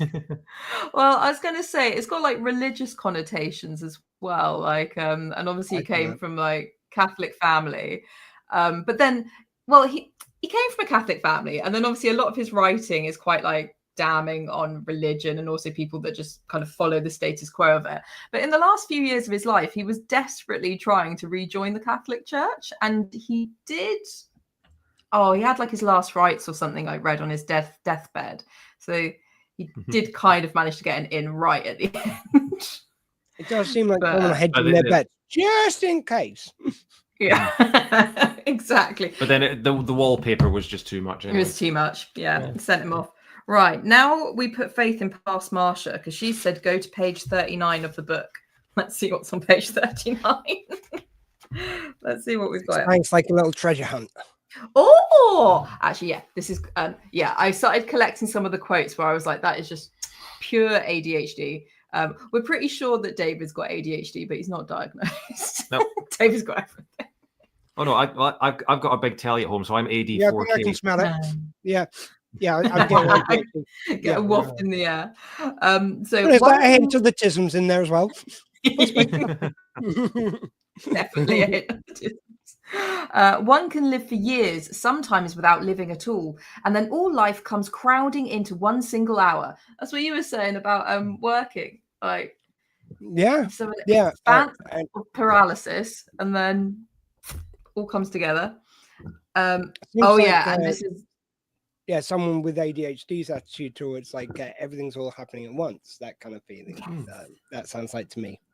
That's hyper focusing right there. Yeah, and this next bit, like when you've got like 1,000,001 ideas coming through your head at any given time. Like the medication really helped me give up with all the crazy ideas and kind of park some of them and just choose which one I'm picking. Basically, it's like my processor could keep up with the hard drive, or some better metaphor. I need that. It makes a huge difference. I just found myself kind of getting stuff done, but yeah, it's like it's You get paralysis because there's like just too much input, too many ideas in your head. You're trying to tune into every conversation within earshot. I used to put my earphones on. I've seriously kind of lessened how much I listen to my headphones, but it was a way of blocking out. So it was just one extra track as opposed to every conversation I was trying to tune into. That's what I have to do podcast. shopping. And if I don't have my headphones on, I can't go like to the supermarket. I felt I could distract most of the channels of my brain with the podcast I'm listening to because it had something to focus on. And then it was because people go, how do you do another task while you're listening to a podcast? It's like, that's 2 tracks. That's easy. I'm usually dealing with 20. Like that's just, and that's on a light day.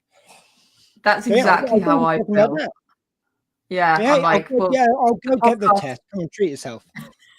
I'm like, the podcast makes the voices quieter. If you get on the list as well, right to choose, you need to contact the private providers like the Owl who take on NHS patients with right to choose. So you kind of get a much shorter waiting list with a lot of them. So when I got diagnosed with ADHD 360, I was waiting for 4 months from where I switched to their service. So right to choose every time. Amazing. Yeah, the doctors, if you go through the standard NHS waiting list, it's years. I think my 3 friend, years. she started her process before I met her, and I think ADHD was 2 years. I think autism maybe 3 to get diagnosed. Minimum, yeah. Yeah, I'm saying I'm waiting for the tisms myself. Waiting for the tism. Gotta catch them all. Neurodivergency. Ironically, people's special interest. Yeah. I feel this one is the essence of chasing that dopamine high. So we can have in life but one great experience at best, and the secret of life is to reproduce that experience as often as possible. I was like, that's just chasing that dopamine, baby. That's that addict brain. Well, I don't know. Is that end of autism in that? Like he wants to do something repetitively because he likes the pattern and it's comfortable. Oh yeah, like the patterns as well. I've got to repeat it. I've got to repeat it exactly. Like it's not I have to have a day as good as that. I have to repeat that day, which suggests copying. Yeah, you can't have like an equally good day, but in a different format. That's quite OCD. But most of us would need that because we don't want to have the same day because we had that experience. There's another equally exciting day because it's happening for the first time. He wants to replicate it. That's very autistic. It is. It's also about things like if you think about people who watch television because it's comfort television. People who watch, they want something that is familiar and they want something where they know what's going to happen because it's safe, it's reassuring, and they're not going to be surprised. So people are constantly watching The Office or Parks and Recreation, stuff like that, because it's in the background and they know exactly what's going to happen. Yeah, and thus it almost kind of blocks out the voices in a different way. Block out them voices. It turns down, again, it's about turning down the channels for a lot of people. Like, I think why I was just paralyzed just watching TV all day by the time I got diagnosed was because TV's comfortable. The TV will shut up all the kind of many different channels you're listening to and just you can just focus on that. And it's just numbing. Yeah. Right. It's interesting now that I've just realized because in the latest update for iPhones, Apple have now added in sort of background sounds and background music to help people focus, because there are people out there that go, oh, I can only work if I've got rain sounds in the background or something like that. And now they're actually adding it in as a proper feature into phones now because so many people use it as kind of shutting out the voices. Shutting out the voices. Yeah. Shutting out the doubts. Shutting out the fiance. Shut you out. Right. Only one thing remains. She's still got to say I do after she says yes. Just get the second answer, then start being cheeky. You go away. Take your time. I'm not saying don't do this. Just do it later. Talking about hyper focusing, like within 24 hours of her saying yes when I proposed to her, she already had a wedding spreadsheet and she was already sort of listing venues and writing guest lists. I love a spreadsheet. Oh, with formulas as well. Oh. It's brilliant because when we plan our wedding, I don't have to do anything. Tism's much. I know, tism's much. Yeah. Oh, it's beautiful. And colour coded. Yeah. Oh, Ian. He went into my guest list tab and he changed the colours and added new groups, but they were pointless groups. They're groups that encompass one group, and now they're split into two. And he changed my colours, and some of the colours now don't actually match, Dave. I hated sharing my spreadsheet, which I had for Squeefest. I put like 4 time zones in. I'd kind of like put in when things. I was playing sketches. I kind of had a schedule. That one went out the window, but I had a schedule for when these kind of like little short videos were playing. And I had to send it. They wanted it for some information for something. I was like, no, all spellings will be wrong. They'll see all the wrong spellings. This is pure at the moment. I don't have to worry about spelling. This is one area. No one gets to see it, so I can spell as wrong as I want. I don't have anyone correcting me. It's great. Just this one. Just this one. Oh, you got to send something. Damn it. Now all I'm going to see is the spelling mistakes. Like, my shame has been shared. No. Oh, okay. This is it's actually when someone corrects your spelling on one thing and then you don't notice that same word on 3 other documents. Anyway, sorry. I remember like proofreading in my old job, proofreading someone's pitch doc for a new client, and whatever, I can't remember what the word was, but it was spelt differently but wrong on every single page. And I was like, at least you've not just copied and pasted. Like, you've given it a new attempt each time. Like, I love that. My favorite I've one got of a those feeling is, I do that. I'm done. My favorite one of those is when people try to write definitely and they write defiantly. It's like, I defiantly want that. You coming to the cinema this Friday? Oh yeah, I will defiantly be there. Do you know how quickly though we the dyslexic persuasion lose confidence in our spelling? Like, we know it's spelt away, but like there's the other way, which is but is it that way? Am I sure it's that way? Are you really sure? Come on now, people are going to correct this. I hate it. The thing with like, if you know what I mean, well, it's good enough for some occasions. Admittedly, for this, obviously they will have a reputation. They have to have things professionally. I understand that, and of course the people who were representing, fine. But other than that, if it's just a Facebook post and you worked out what I meant, yeah, just let it ride. You don't need to tell me the spelling correction, as some people have helpfully done. Yeah, David, less and fewer. Always corrects me when I say less, and apparently I should say fewer. Yeah, and sometimes when you're wrong as well, just to mess with you. Have you pressed? He says it less times. Yeah. Exactly. You were going to say something. Yeah, she started to think fewer of me. yeah. You're silly Billy. Right. So, okay, this is good in terms of shit. Am I allowed to swear? Well, I did. Anyway, only one thing. The views of this podcast might not be the views of swearing. They're swearing. Only one thing remains infinitely fascinating to me: the mystery of moods. To be master of these moods is exquisite. To be mastered by them is more exquisite still. So that's kind of, it's interesting. Can you read that one again? I needed a couple of reads of that one. Sorry. Yeah, to be fair, some of these ones I had to read through like 4 times. Like, is this worth putting in the podcast? I feel like I just got given a cryptic crossword puzzle, or you just signal for the planes to be like taken to the sky now. Like, it seems like some sort of code. Tonight. Let off the device now. When she says that sentence, it's like, like what happens? Only one thing remains infinitely fascinating to me: the mystery of moods. To be master of these moods is exquisite. To be mastered by them, more exquisite still. Because it seems like a rough draft of a Oscar Wilde witticism. Like, he didn't workshop it. He didn't turn it through first and second draft structure. Like, well, I'll read his next one because then that's a swing and a miss for me. That one, though, I'm sorry, Oscar. I'm usually a fan of your work, but you let yourself down there.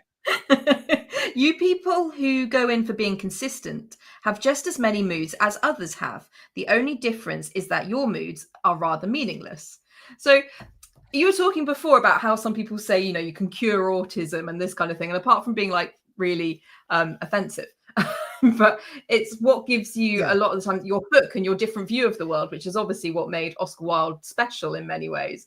And so sort of saying like, well, you know, I can be led by my neurodivergence and, you know, it can have a negative effect if, like, you know, I can't mask in society and people treat me differently and I don't get the same opportunities, blah, blah, blah, blah, I get treated badly. Or but I can lean into it as well and I can see the world in a much more beautiful way than you could ever hope to see. So it is interesting. As beautiful and as correct as I believe that is, I couldn't hear any of that above how, like, that wasn't a pithy quote. That's a paragraph. He's just described something. You can't have it as an Oscar Wilde witticism if he's just given a detailed report like that. If you have to explain the joke. When does a Like witticism on the become third a scene of chapter, I consciousness? think it's gone beyond a quote. I'm sorry, it's too wordy. I'm sorry, Oscar. You're letting We yourself can't down. follow. Yeah. You've Oscar, got to say communicate. pithily. That's part of your brand. You're just using too many words. You He's- wouldn't be able to he's get on a Oscar. tweet. He was the first Twitter comedian. Sorry. He's Oscar Wilde, not Oscar Concise. Exactly. Yeah. It's, I'm going to let you take over with your quotes, but then leave me a little bit of time at the end to do the love and marriage ones because All they're right. lols. Mine was kind of I just sort of picked random ones. So there's not very much in the way of themes here, but I'll there was a good one here that I thought for sort of LGBT rights, since we are in Pride Month. There was one here. Every right article of apparel or apparel, don't know how you say it, belongs equally to both sexes, and there is absolutely no such thing as a definitely feminine garment Or defiantly feminine. defiantly feminine garment. Which, it's still a bit too wordy. It's not quite as bad as the other two, but it's not. I mean, of course, I agree. With the point. I think actually, you know, I can speak to this a little bit. I think slightly inspired by watching Shooty Gatwa as the Doctor. I don't know. I was clearing out some of my mum's old dress. I've started to wear a house dress every now and again. It's just very comfortable in this hot weather. Is it nice? It's just comfortable with the air. Just air. Yeah. Because the thing I find with dresses is I get chub rub, but maybe that's. I mean, you would think I understand. Like, I usually wear some I wear boxer shorts to prevent such. So that would scare. Yeah, it's very nice on a hot day. It's a plain brown number, nothing fancy, you know. But I think there is something to, like, even though I was kind of like very lefty on all these issues, like I have no problem for anyone for the sexuality, any of that stuff. But it's kind of interesting how the kind of conceived ideas. I know something about Doctor Who wearing a dress, which made it all the more normalized. And it's not like I was preventing myself because of some social structure. It's just I have no particular desire to wear one. I think just Doctor Who wearing one just automatically makes it work for me. Yeah. Why don't you wear a house did it? I'm fine. But yeah, I would go with that. Yeah. Oh, I'm happy you've got a healthy breeze around your privates. I mean, it's going to be 35 degrees over the next couple of days. You need all the breeze you can get. Stay in Scotland. But also here, another quote that I liked was just, and this makes something that I think about a lot. Being natural is simply a pose, and the most irritating pose I know. Oh, if you just imagine sort of trying to walk down the street, it's like if you tell someone act natural, and then suddenly they're walking in a way they've never walked before in their life. And it's something like when I think about masking and I think of all those kind of things, it's like, what is natural? How do I make myself not like, how do I hide the tisms and all that? And it is just really infuriating. Conceal yourself. There's another quote in there, and it's something like, don't feel any emotions that make you seem unbecoming. Yeah. Something like and that. you spend more time, like I find sometimes if I'm having conversations with people, particularly people I don't know, I spend more time focusing on how I'm reacting to what they're saying than listening to what they're saying. Yeah. So I spend more time making sure that my facial expressions and things are, I'm trying to act natural, and then I'm like, I'm sorry, I didn't listen to a word you said. I was so obsessed with my own appearance. But I should get an Oscar. Yeah. I think there's also what an Oscar Wilde. Hey. It's the it does say something. What was I saying? Oh, my sentences keep on disappearing this morning. We're just talking the quote that just saying. About the natural. Being natural. Say the quote again. Sorry. Being natural is simply a pose, and the most irritating pose I know. That's it. So it's like, it's those people who pretend to be natural. Like, I don't have any airs to me. I don't put on anything for anyone. And you see them in practice, and often people preaching that. will act differently around different people. Like it's quite common around neurodiversity to be a bit more of a chameleon. So if he felt like that when he saw people saying, "Oh, well, I act perfectly natural around everyone," and they put on a different front, probably the same people are telling him off for behaving flamboyantly in some circumstances and not in others. You know, it's like how dare you show that other side of you? Yeah, exactly. Make That's yourself what I more get. palatable. Easy. Yeah, exactly. Yeah. It's I think that's it reminds me of the kind of like the pop at Religion and Money, which I felt the other one was.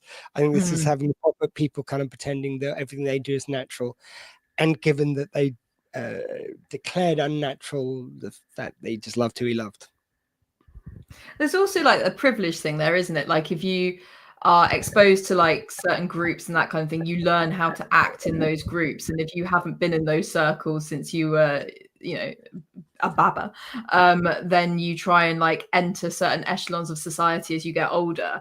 You don't know how to play the game, and it's just that's why you get elite old boys clubs. It's also kind of code switching in a way, which is something that it's mainly associated with sort of minority trying to assimilate, but I also find it just like if I've lived in England for the past 15 years, my accent has softened a lot, but if I ever come back to Glasgow and I'm talking to someone with a really strong Glaswegian accent, I find myself putting on the accent a bit more just to try and just to make them like me a bit more, And it doesn't feel natural, but it feels like I'm trying to protect myself almost.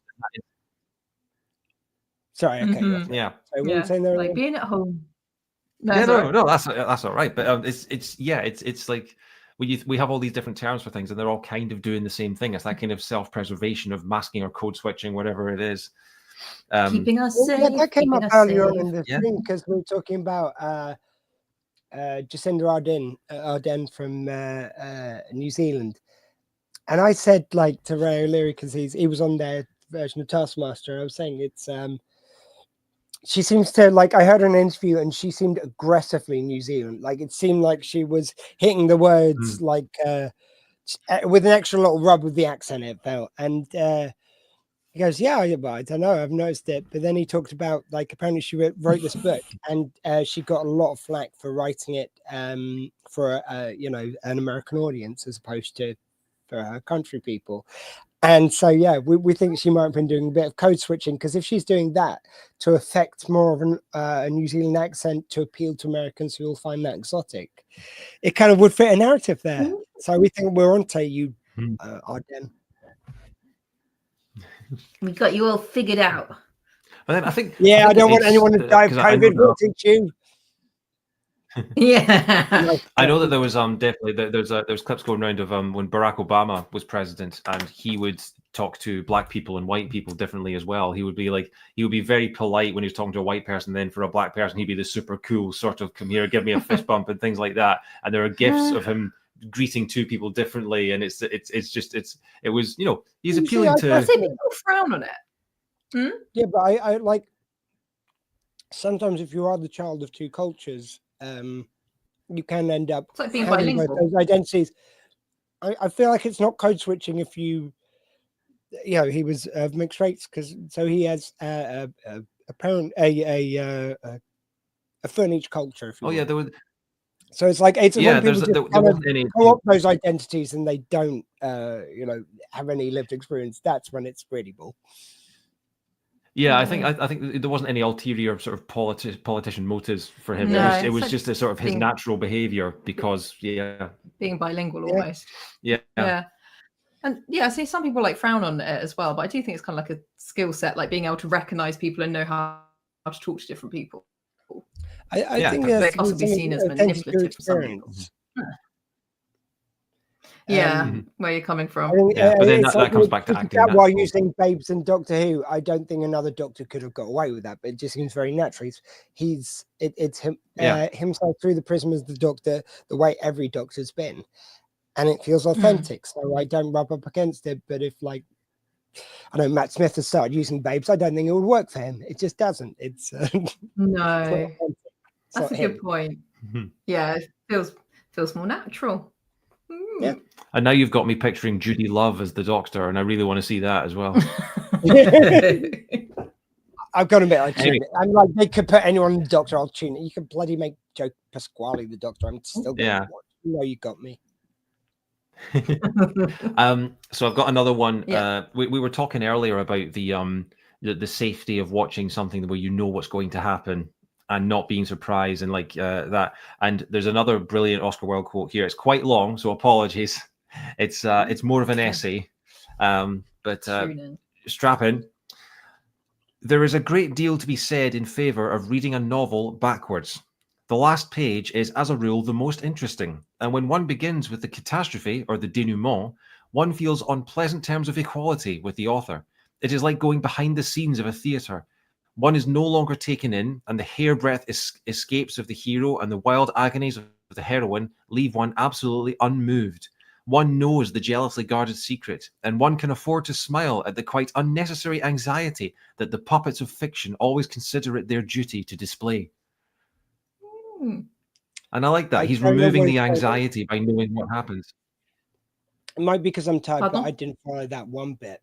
I needed David's little wrap up at the end. Yeah, he's basically saying I like to know what happens in a story so that I don't feel anxious when I'm wondering what's going to happen. That is some serious control issues, to be honest. And also, I mean, pithy again. You're known for this. You could have got that into like if you can just say it casually in that many words. This You could could have make been an it email. funny in that many words. It could have been an email. What was I going to say? Really, it's also Harry Met Sally. That's like the whole thing with them at the beginning. So there you go. I'll have what Oscar Wilde is having. Yeah. Exactly. Who knew? When Harry Met Sally, Oscar Wilde, same thing. All right, shall I do some of my love and marriage ones? Why not? As it is rather fitting. Right. So he's written like this whole section of quotes about being married to a woman. And as we know, for Oscar Wilde, being married to a woman maybe didn't exactly align with what he really wanted. So we'll take that little bit with it when it's talking about getting married in general. But anyway, one should always be in love. That is the reason one should never marry. Like, well, yeah, if you're marrying someone you don't want to be married to, then sure. The proper basis. If he puts out this as his views on marriage, maybe they won't object when I don't get married. I made it very clear from my opening poem that this was my attitude. But then there's also the thing to remember is that a gay marriage wouldn't come around for another 140 years or something like that. So for him, marriage wasn't even. And then started writing. He's like professed his love to Constance. They've gotten married. They've got kids, and he's like, "If you want to be in love, you can get married." Yeah, I just feel like ridiculous. And an engagement ring right there. Castration, if he mentioned who he wanted to love, rather than anything else. I'll just say I'm not for this marriage life. That's all I'm saying. It's not for me. Not for me. The proper basis for marriage. Love the women. It's just so I can be with more women, obviously. Yeah, that's the only reason I don't like it. The proper basis for marriage is a mutual misunderstanding. Married life is merely a habit, a bad habit. Again, yeah, if you've gotten married to help mask the rest of your life, it probably is quite a bad habit. How marriage ruins a man. It's as demoralizing as cigarettes and far more expensive. Again, optimistic. Oscar, buddy, you're in the a bad place happiness at the moment. I've just been reading your latest witticism. I'm worried for you, mate. I'm worried. Talk to me, Babs. Yeah. He gets through 20 wives a day. The happiness of a married man depends on the people he is not married. So, I mean, that is some kind of throwing blame somewhere else, isn't it? No, like, I would have been faithful if they hadn't walked in the room. But also, I think there's a thing there of like, I'm so glad I've got my wife because otherwise I could have ended up with them. Oh yeah, that's true. Yeah. The one charm of marriage is that it makes a life of deception absolutely necessary for both parties. I was like, if you're both masking, like obviously he's trying to cover up the fact that he's gay to his wife, supposedly. Maybe she knew. She knew. But maybe she's covering something up as well. I was going to say, that just implies adultery, on both sides. Definitely from his side. I was being a bit more basic in Route 1. It was just like, I thought it was like, if you get married, you have to lie about everything to keep your partner happy. If you admit what you're doing, it'll be complained about because you're going out drinking or doing stuff they don't approve of. It almost feels a bit old-fashioned for Oscar Wilde. So say again. I said, if you're doing the neighbour Bob, then maybe keep that on the DL. Just, I don't know. Yeah, it's. I think it's quite a bit of. What if you're both doing the neighbour Bob? Bob is such a bitch. Also, deception could be as little as small as just going, "No, you look fine." You said I did look fine. That's my place. And by the way, the blue or green dress, he thought they both looked fine. He just gave an opinion because he knew you wouldn't stop asking until he did. Like, can we please leave? That's more me to you. The world has grown so suspicious of anything that looks like a happy married life. Oh my god, this is the next one that we spoke about yesterday. Yeah. It's most dangerous nowadays for a husband to pay attention to his wife in public. It always makes people think he beats her when they are alone. Bloody hell. I mean, yeah. So if you pay attention to your wife in public, you go, "You're right, love." Beating her at home. Yeah. Oscar, I think it's all right? social norms. I think he might actually be being very right on here. I think he's saying. Please explain it to me. Yeah. I'm getting there. I think he's saying. I'll get there. He's saying that to. Sorry, read the quote again. I'll break it down. It's most dangerous nowadays for a husband to pay attention to his wife in public. It always makes people think he beats her when they are alone. Yeah, I think he talked to women and women weren't seeing as they should talk in public. So when they talk in public, it was so demoralized for women that if they talk, they knew they would get beaten at home. So it's almost like a trick. It's like, say something and I'll beat you when you're at home for what you said. Oh, that's what genuinely, that's how I naturally read it. Oh, that's mean. See, I interpreted it as he because he doesn't have any attraction to women, therefore he's trying to say, well, if you pay no attention, like any man who is obviously heterosexual in public, he beats his wife, and he's trying to sort of cover up for the fact that he has no attraction to his wife. Exactly. Like, you'd only actually be into your wife if you were like a wife beater. Yeah.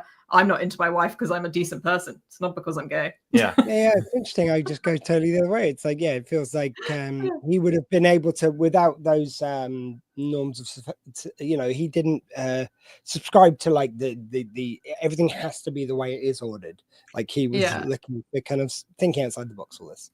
But you see, I think then he would have had a more compassionate view towards women, not seeing the second-class citizens, which is the way they were treated.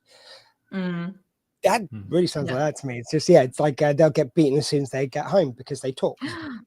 But also, see, this is why Oscar needs to start writing longer quotes. Clarification. It's only two lines. We're arguing about what it means, which is why if he has to write a whole essay, then it's like, he means exactly that.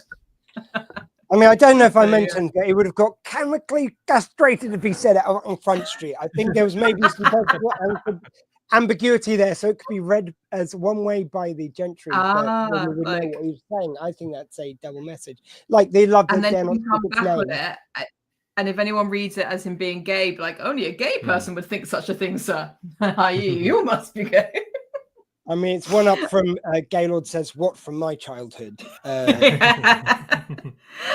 Nowadays, everybody is jealous of everyone else, except, of course, husband and wife. So no one jealous of the unhappy marriage. 20 years of romance make a woman look like a ruin, but 20 years of marriage make her something like a public building. So it's kind of like respect for like long-suffering wives. Or like used by loads of different men. Yeah, that's true. Yeah, if you've stuck like with one man for 30 years, you're like, oh yeah, she's all right. But then if you've had multiple relationships over those 30 years, then you're a slut. Right. Quite right too. Old-fashioned.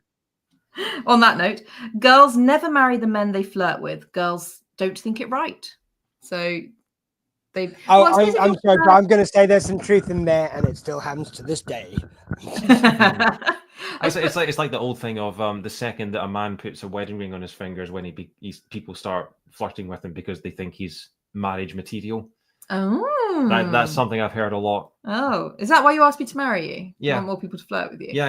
Okay. It's just so I can get some bits from that thing of women going for the bad boy for saying young sex and then settling down. I'm not saying this is all relationships, but in some case, settling down then for someone who's more reliable. That is an archetype. I don't know how true it is, but I was going to say, I suppose if you're flirting with someone and you think they're open to it, again, this is kind of like an old-fashioned way of thinking, but open to it, you're like, oh, they'd be open to flirting with other people. So I don't want that in a husband. I want the boring man who never does anything.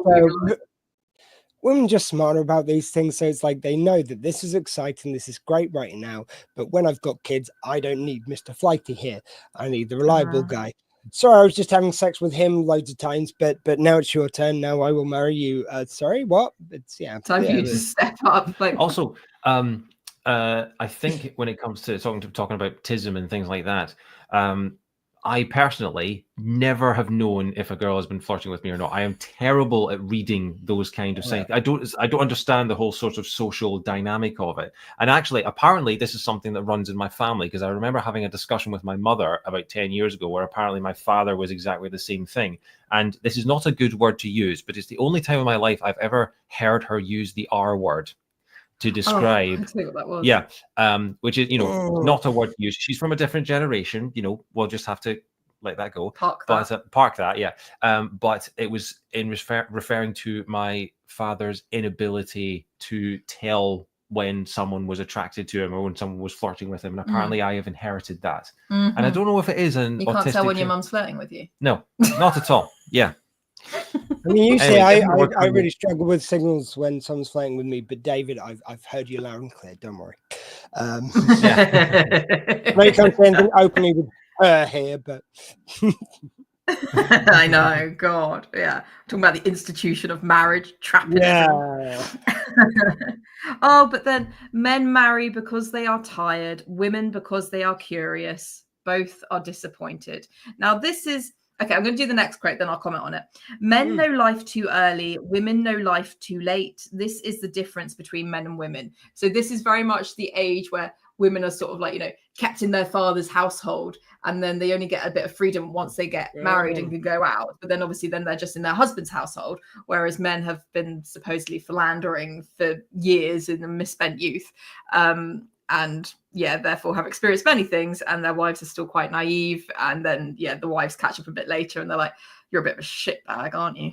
I was wondering if it was more like, because even Oscar might not have been purely immune to some of the opinions of his time. It sounded almost to me like it was like when men are young, they go out partying and stuff, but when women are older and they're kept by men, they're happier and they're partying then. It's, I don't know, like maybe there was some like misogyny still hiding within Oscar there. Well, Oscar was well misogynistic in loads of his writing. Yeah, I don't know why I said that. I know that. It's, we talked about this right at the beginning, but there was also him trying to sort of immerse in London society and things like that, because his nationality is what was described as Anglo-Irish, where he sort of he had it was Ireland was still part of the UK back then, so there was a lot of English influence and things like that, and there was a lot of resentment between England and Ireland, and he kind of played both sides at different times, because he had an English he would go over to London and he would act all English for them, and then he would write about how horrible the English were for the Irish audience and things like that, and then eventually he just sacked them all off and went to France. Well, but there was definitely a sort of like, whether he thought that or because it was just part of the time, but he was definitely playing up to the sort of Eton audience, I think. Yeah, I've got one quote because we're running out of time, but I just wanted to know your guys' opinions on it because I really don't understand it. If a woman wants to hold a man, if a woman wants to hold a man, she is merely to appeal to what is worst in him. I don't get it. Say again. If a woman wants to appeal to a man, She has merely to appeal to what is worst in If a him. woman wants to hold a man, she has merely to appeal to what is worst. I think that's sort of playing on his insecurities to try and keep him like I can fix you, or like, you know, I can change him. I think it's that. I think it's sort of it's negging essentially, isn't it? It's about, you know, bringing them down so that she can sort of keep him and sort not, because if you boost his confidence, he might go off and find someone else. But if you neg him and put him down, he's going to think, "Oh, I'm lucky to have you." I think it's a rebuke on men. I think it's saying that. Read the quote again. Sorry, I'm just gonna check. I get the If a woman wants to hold a man, she has merely to appeal to what is worse in him. So it's saying like what is most important to men is what's worst in them, their worst excesses, which they're worried people are going to find out. They feel like women will keep their secrets, and they can get around with treating them however. Also, not shame them, make them feel safe within it. I think it's more kind of a rebuke of men like being very controlling and like women would get beaten by men in those days, which was alluded to in one of the other quotes, and like maybe if she accepts that, then that's what they expected in that time. I think it was going down with kind of heterosexual men of the time, like that was certainly within his writings as well, I think. And yeah, probably just annoyed because it was those people who were taking his rights away. Anyway, end on a joke. That's what they always say. Guys, very quickly, I've asked everyone, how do you think differently? Like, quickly, how do you think differently? Well, we did each other. Well, that was a weird thing to say. We were saying, David, how do I think differently? You fall into playground holes when you shouldn't. Yes. So, how do you think differently? You think differently on everything. I can't do you. You're actually too complex. How do you think differently? I can't flirt. You can't flirt. Oh, that's true. Yeah, you can't read the social cues. I think differently. See the joke in absolutely everything. Yes. Oh yeah, that's the thing. I'm always looking for puns. My brain is sort of wired to find the joke, and if you're talking about something serious, I'm always like, my brain is trying to think of something funny to say, even when it's not appropriate. And the thing is that makes us different is that he's thinking of something funny to say, and then I actually say something funny. Yeah. So I'm a try-hard, she's a natural. But you know, looking. I did warn her that she was going to get this in stereo today with the puns, so don't say you won't warn. Yeah. Anyway, you've been listening to Unclassical. Thank you very much. Always a kind of fun time hang out with usually you, Marsha, and Katie, but lovely to meet you, David. Congratulations on your engagement, nice, and of course on Katie's wedding, and we will speak to you next year, if not before, or next time I fest my soon. Speak soon. You take care. Good luck for the rest of it. Bye. Thank you so much. And in a second we're going to go to Laura Roberts, but we do have at least some update on the total. Still, please do keep it coming, guys. I'm gonna just bring up the total now. If I can still work anything at this rate. Screen share, there we go. I know I'm tired when I have to narrate what I'm doing, so I follow the sequence. 130 quid, guys, so it's gone up a bit. Come on, we still think we can do more. Please donate. I know the sun's probably chased a lot of people indoors, and for a lot of it's hard times, but if you can afford to chip into the kitty, buy a song, which is at Bandcamp. Just look up Think Different, Doctor Squee, and you can pick that up right now. Or we got the thing here. drsquee.bandcamp.com/album/think different the song. But if you just look up my my Bandcamp, it's the only thing there.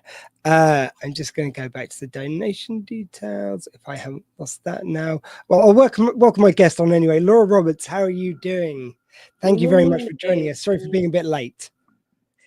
No, absolutely fine. I'm in awe because I think you've been going all night, which is outstanding. So yeah, and each time I do this, I'm a couple of years older, so it's like it's more of a challenge each year, and I'm doing it with some nerve pain in my neck at the moment, which has been the fun one this time. Oh, Not fun, not fun. But you still sound very kind of in the room, and so I'm in awe, because I did log on last night before I went to bed and had a little listen as well. So it was kind of like, and yeah, absolutely, it's phenomenal actually. So, and a huge thank you for doing it for the Owl Centre. No, thank you for It's allowing me to really... represent you guys.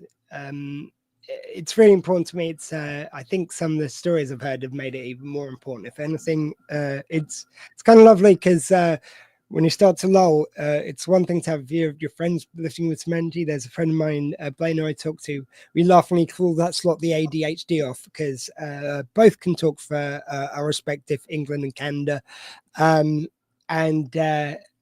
I kind of got a little NG buzz from him, but it was just hearing some of the stories about how neurodiversity is treated around the world. The thing I was saying before this was like, I don't want the next me to get to 45 before they get diagnosed, but then hearing about places where people are kept out of society, kept locked indoors in inhumane conditions because they're neurodiverse. Yeah, like, let's stop that first. Okay, you know, it's like my thing will wait. Like, that's a good thing also, but that, yeah, hearing about that work's just amazing. You must have had some really interesting conversations over the last however many hours, I think.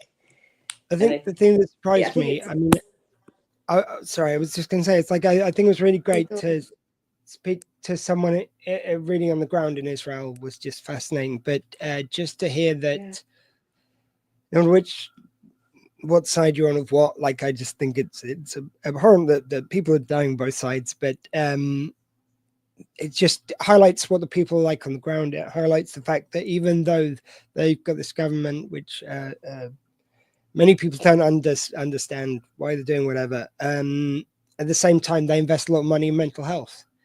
I never would have guessed that. You assume when there's these slightly totalitarian regimes, I'm not educated enough to really talk on Israel structure, but let's just say I doubt many people assume they had a really great mental health service and a real great health service in general.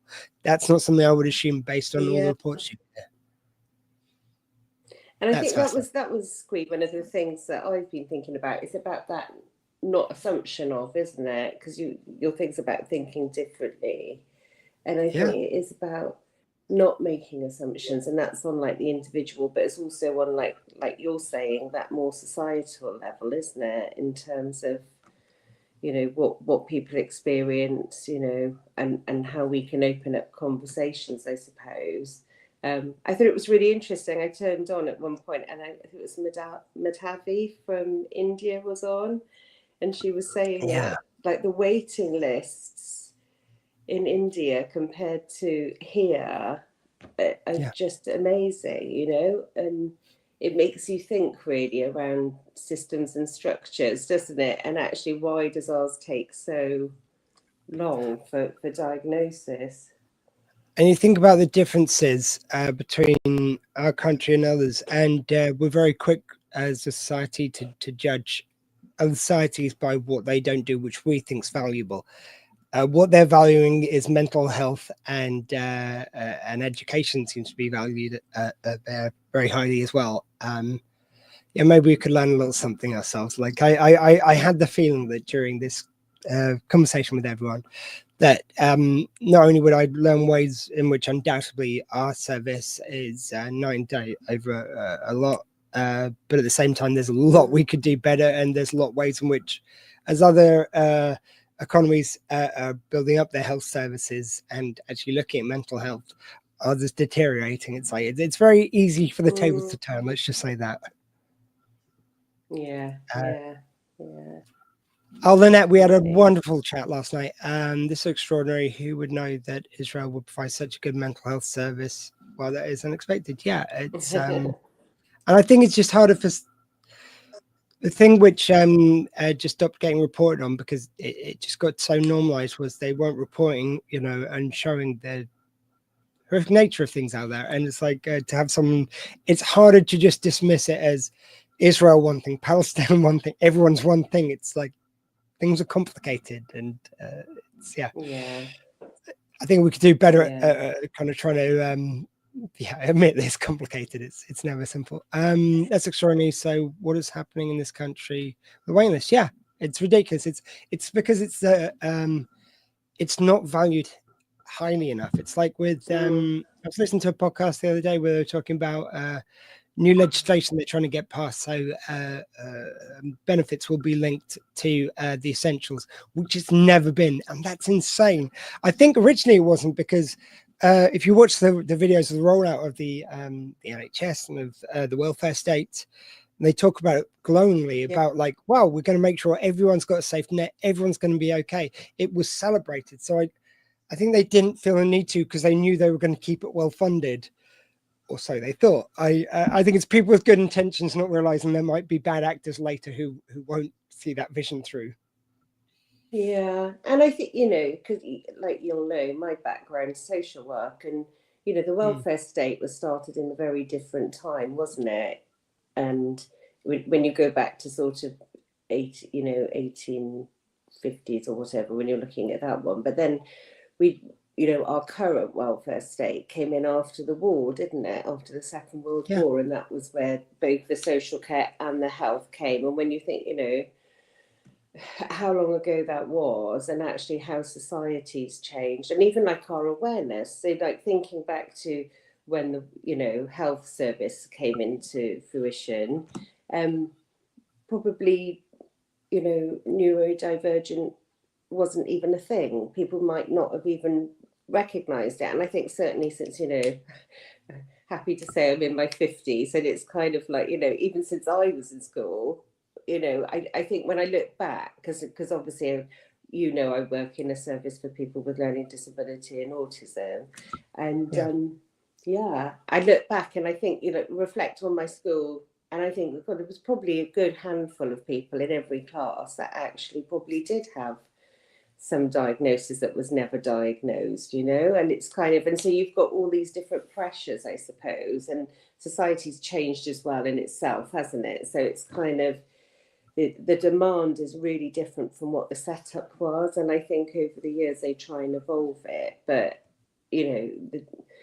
the sheer demand at the moment in terms of for example autism assessments it's phenomenal. I can't and I think that the structures that we have and the services that we have or don't have that we should have are also sort of something, aren't they? We need, I think it's about systems and getting that bit right, because even though people are diagnosed, and there's a huge waiting list in this country, isn't there? But actually, what happens, what's the impact of that diagnosis for someone as well? It's a huge sort of and they've shown time and again that it's money in things like health services, mental and otherwise, and to education. If you get those right, the economy, like it has such a positive effect on less strain on services, because people are well educated, so they kind of tend to, through education, look after themselves better, understand the kind of world they're in.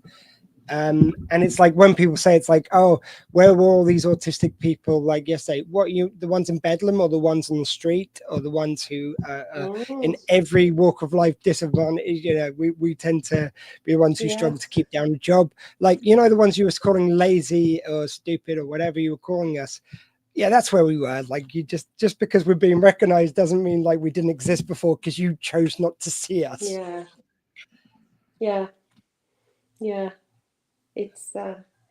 It's really, because it comes back to, doesn't it, sort of my role. So my current role, I lead a service, but previous to that I was what they call a principal social worker, which is more of a kind of strategic kind of role, and you're looking at, I suppose, quality of practice, and you're looking at service development, that sort of thing.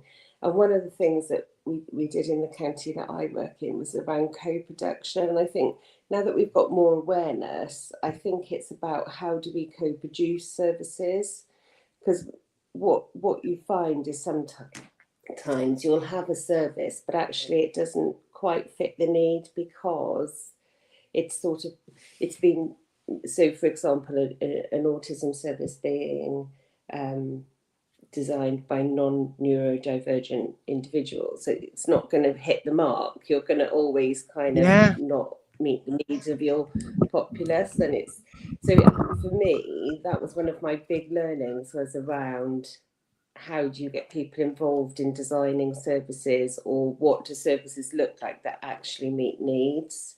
And I think there's a lot of top-down politics, isn't there? And I think, but actually grassroots up is the answer in the longer term, because otherwise you don't quite get it right. So it's interesting, I think, because I think that's where things potentially need to go. And there are some sort of national, so we've got Think Local Act Personal. I don't know if you've heard of them. They're a expert by experience cohort and group, and they look at, you know, lots of different things, but a lot around co-production. But I don't know if there's anything specific maybe for neurodivergent people. I'm not sure if there's any sort of emphasis around that, you know, and how that can look and what services can be. We have seen we have seen a lot of services eroded, a lot of kind of places where government used to co-do things with charities. They then put on the charities, which they then give you some funding for a while and then eventually cut that. So it happens by inches, it seems. But how have you kept going with the OWL over the years? Actually, let's start a bit earlier than that. How did you first get involved with the OWL? Were you there at the foundation? No, I wasn't actually. Although, I mean, I've known Nikki for a long time, so I knew of it, and I knew that Nikki was really passionate about it, and it's something that's really special for her. And I think I was sort of aware, and I'd done a little bit of sort of work with the OWL Centre itself, not the charity, around safeguarding. So I'd kind of done some, because that's a lot of my experiences around safeguarding adults. Yeah. I should say adults at risk, not every adult in existence. But so I kind of aligned in on that side. And then Nikki asked me to be a trustee, which was, you know, an absolute honour. So I sat in on that, and then things just evolved really. But it's been it's an exciting time actually for the OWL Centre charity, because they're sort of on the cusp really of developing they've just developed the Waiting Well, which I'm sure somebody will have spoken to you about. That's how I came aware of your charity, was Nicola and I got put together for an interview for Waiting Well. Oh, okay. And then there's lots of other things on the horizon as well. And they've just, you know, they do the overseas work as well. And so you had Matavi on earlier, didn't you, in terms of India, and we've got Vietnam as well. So I just sort of, I suppose it sort of evolved. And I was very honoured that she asked me in terms of taking on the chair role. And I think some of that comes from my time when I was doing the so the principal social worker role, because at that point it's you are looking at wider organisational and looking at, you know, the more sort of structure. And I suppose my safeguarding background's always been a bit around the scrutiny and the making sure everything's in place and, you know, following all the procedures, etc. So it's kind of evolved really. Oh, I mean, one of the things I was so struck by was how kind of hands-on the charity were. It was really lovely. Like previously, I mean, there's been various levels. Sometimes they've just sent me a t-shirt, sometimes not that, and they've gone, "Oh, thanks for doing that. That's it." You know, other times there's been a bit of back and forth, and they might have shared a few tweets, whatever. I think it's the first time, I've had a charity. So like the whole idea with the pounds was just amazing. It just really expanded what Squeefest can be, and like where I've just found out all this stuff about myself. It's feels really important to now I'm kind of going to reword this, not just like the next me, but also me in some country isn't as fortunate as me. He's got the same stuff going on for them as I do, and it's going to be so much more difficult for them, and in some cases being made more difficult for them for no good reason, which was quite maddening while talking to America. It's I never thought we'd get to the day when someone's able to question whether or not or to use autism as something which needs to be cured, and just put junk science into it at that level. It's quite astounding. I'm sure I was going to ask you a question somewhere in that, but I think I just went down a rabbit hole. No, it's fine.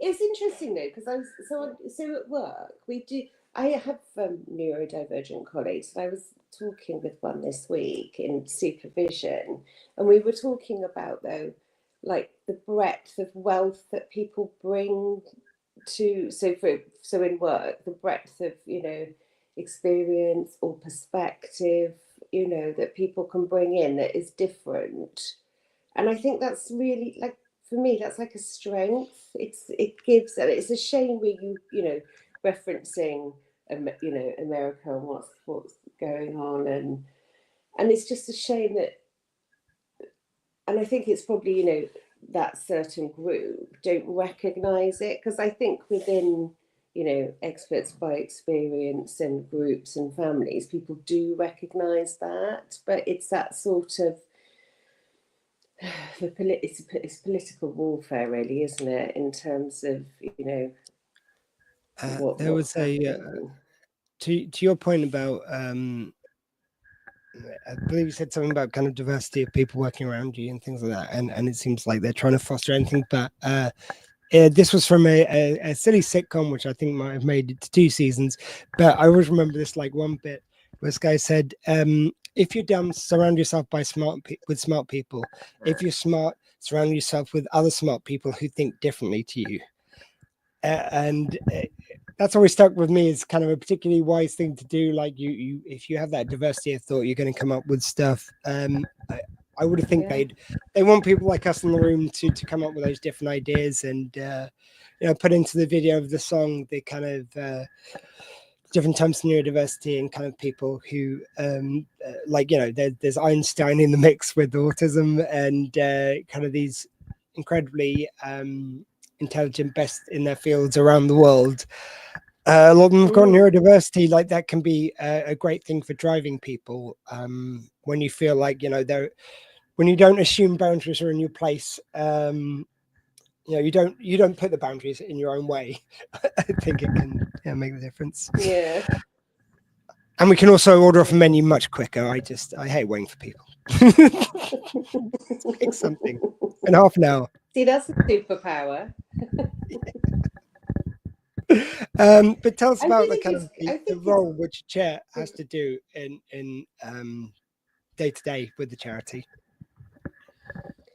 So it's really around, I suppose, governance. So it's around making sure, in terms of compliance, in terms of making sure that, we've got the bits in place that we need to. So making sure that, there's a strategic direction, making sure that we've got some focus. And really working closely with Nikki as a CEO, and I work with Charlotte as well. We kind of try and have regular conversations, or at least messaging around ideas and things that are going to hopefully take the charity forward, and trying to come up with ideas around things that we can implement and take forward, which I have to say Nikki is fantastic at. She's so passionate that it's kind of makes my work easy. But it's why I want to work with the charity. It's because of meeting Nicola and seeing her enthusiasm for it. And I'd had one other charity I reached out to who hadn't even replied, and Nicola was so passionate. I was like, well, I'm not going to wait for someone who doesn't want to get back to me even. Like, I've got this other charity who's very passionate. Yeah. And I think as well, it's around, so one of the things we've been looking at, and then Nick's looked at recently, is like the mission statement, and making sure, that we're aligned with that. And it's just making sure that everything comes back to what that initial mission or vision was of Nikki's when she set it up. because that's the important bit. Whatever we do, it's about making sure it relates back, and actually we're meeting that remit that she was really passionate about and wanted to kind of take forward. Sometimes it's around, I suppose, sort of collaboration or decision making, and making sure we've got the right structures in place, all of that stuff. I always call that stuff like the housekeeping stuff. You've got the housekeeping stuff, and then you've got the bits, haven't you, that are really kind of light everyone's fires and kind of get everyone kind of really involved. So it's just really a sort of a scrutiny role, I suppose. And I mean, I'm relatively new in, so I am learning as I go. But it's a really good opportunity. And it's nice to see, even in the short time that I've been, it's nice to see that some, a few things have been progressing, and we've got some ideas in terms of some future projects that the charity can get involved in, and it's really exciting because it's they look across the UK. So like with the Waiting Well and some of the stuff that we're sort of looking at, but then also that sort of overseas, and I think it's just a great opportunity as well for the therapists that work in the L Centre to be able to go off and share their skills as well. So it's kind of, I love the balance of it. It's a really nice feel, and it's kind of, I think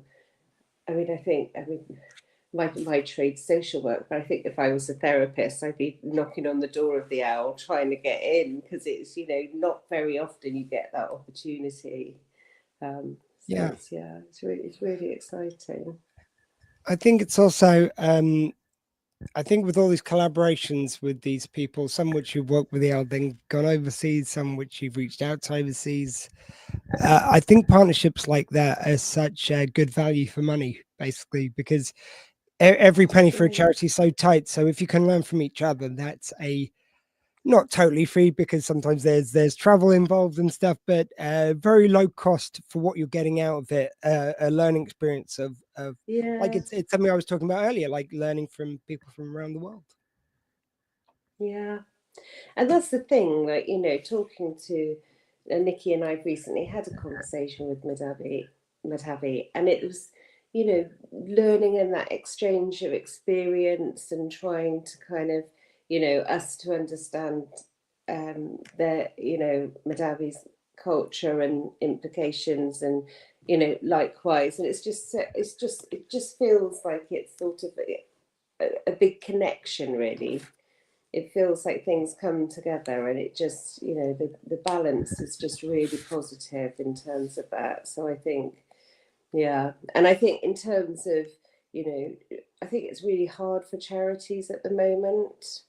It's hard enough when you're working in statutory services. So I can, it gives me another viewpoint, really, in terms of actually, there's a lot of things that actually in contemporary society are met by charity now, which may not have been before. And it's kind of, they're stepping into that third sector, aren't they? Or they are the third sector, and we're kind of having to be more and more reliant on them in terms of actually getting some of the stuff done that actually might have sat within a statutory service before. So it's really important that we kind of support, obviously the Owl Centre charity, that's our thing today, but I think all charities, and just, it's really important to kind of make sure that they can keep going, and they do phenomenal work, don't they?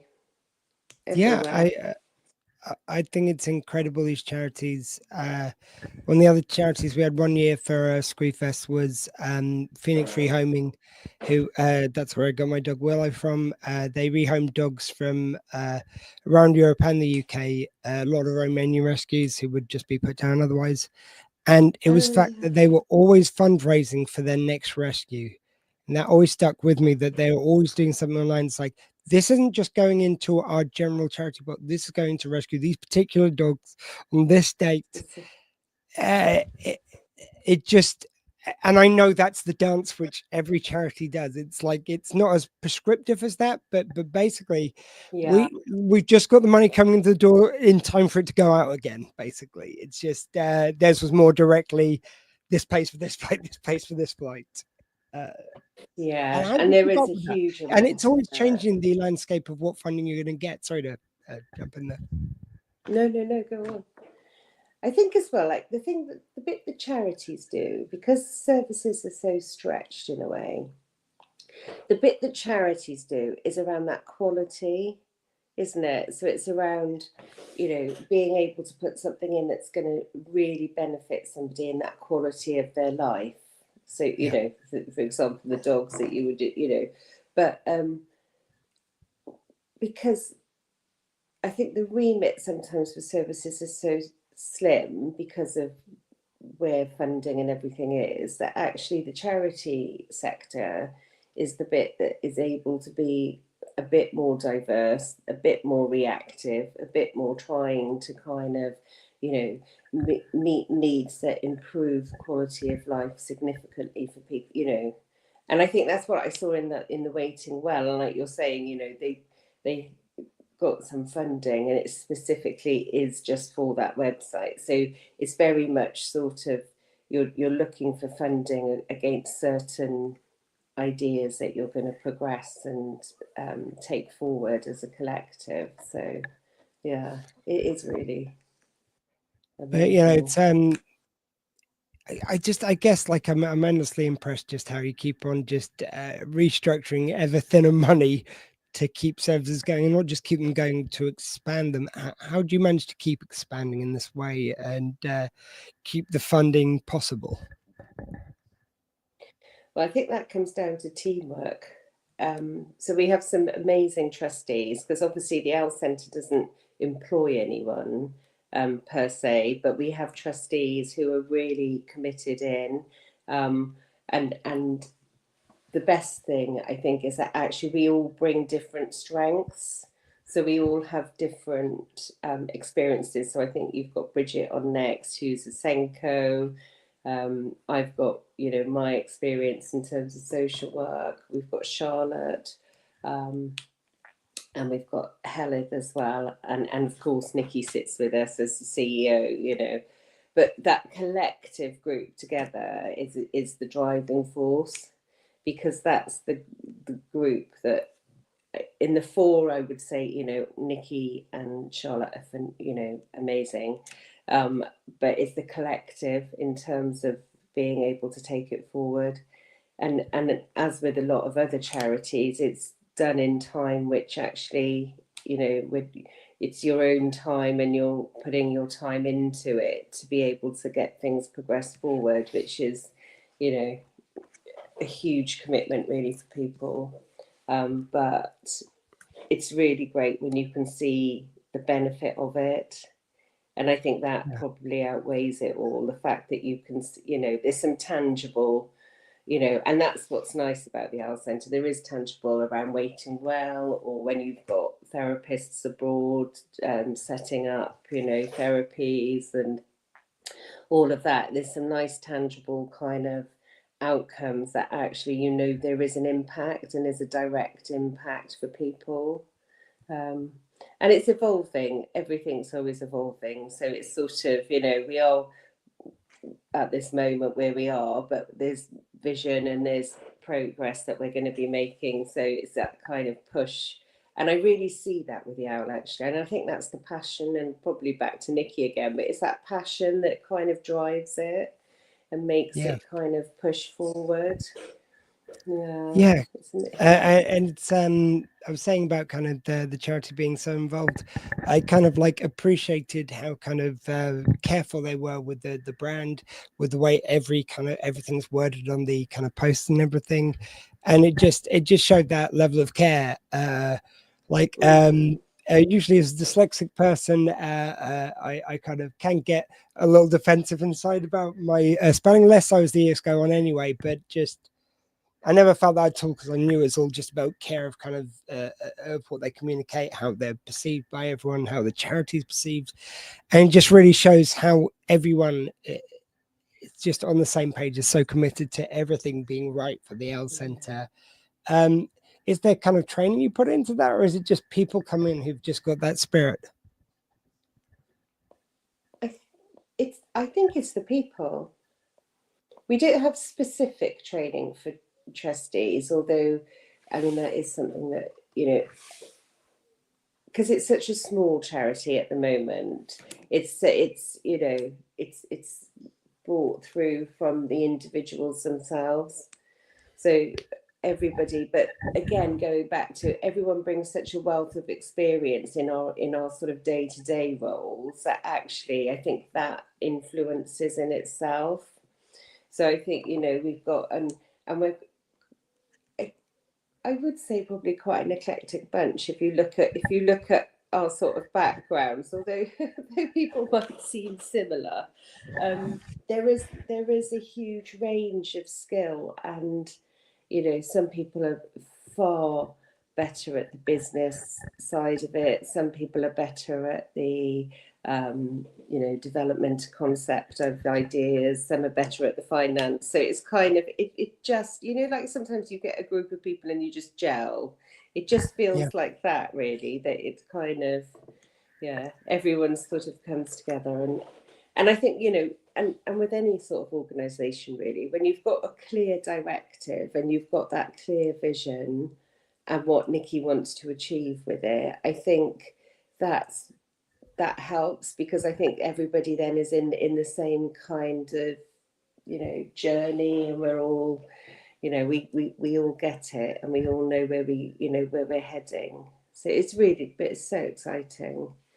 I do feel very privileged to be on the board of trustees, because it's a very exciting opportunity. It's really different maybe from what my day-to-day is, although we cross over in terms of so the learning disability and autism, you know, functions of my day-to-day job. But actually it's nice to see the wider, so I get just as much out of it as I put in, which I think everybody would probably say. It's that kind of, you know, although you're doing it to kind of I don't know, it's the voluntary, isn't it? But it actually, you get so much back, which is brilliant. Yeah. And you just get the feel like it's kind of really interesting that with all the people I've spoken to in different countries, it seemed to be about 50-50 who was kind of ones from other organizations and who just worked with you and kept a relationship with you, and thusly just by people kind of like going to countries or going back to countries they'd originally hailed from. There is something about that network that you've established. I don't think people do that for organizations they haven't enjoyed working with. Yeah. And that comes back to Nikki. I mean, Nikki, you spoke to her yesterday, didn't you? But she's always enjoyed traveling and meeting new people and keeps links with people. She's quite unique in terms of her. I think wherever Nikki goes, she probably walks out with a handful of friends and contacts who she avidly kind of, you know, keeps in contact with, and which is, it's amazing, really.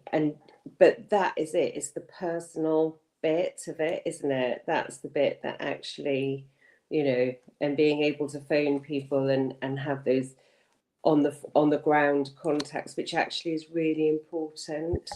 I think sometimes it can be difficult because, you know, and the uniqueness of the OWL charity is it's small, but actually you do get that personal bit. Whereas I think maybe when you're in a bigger charity and, you know, there's probably so much structural stuff you have to deal with, it's easy to lose that personal touch. So I think that's something that we're really lucky.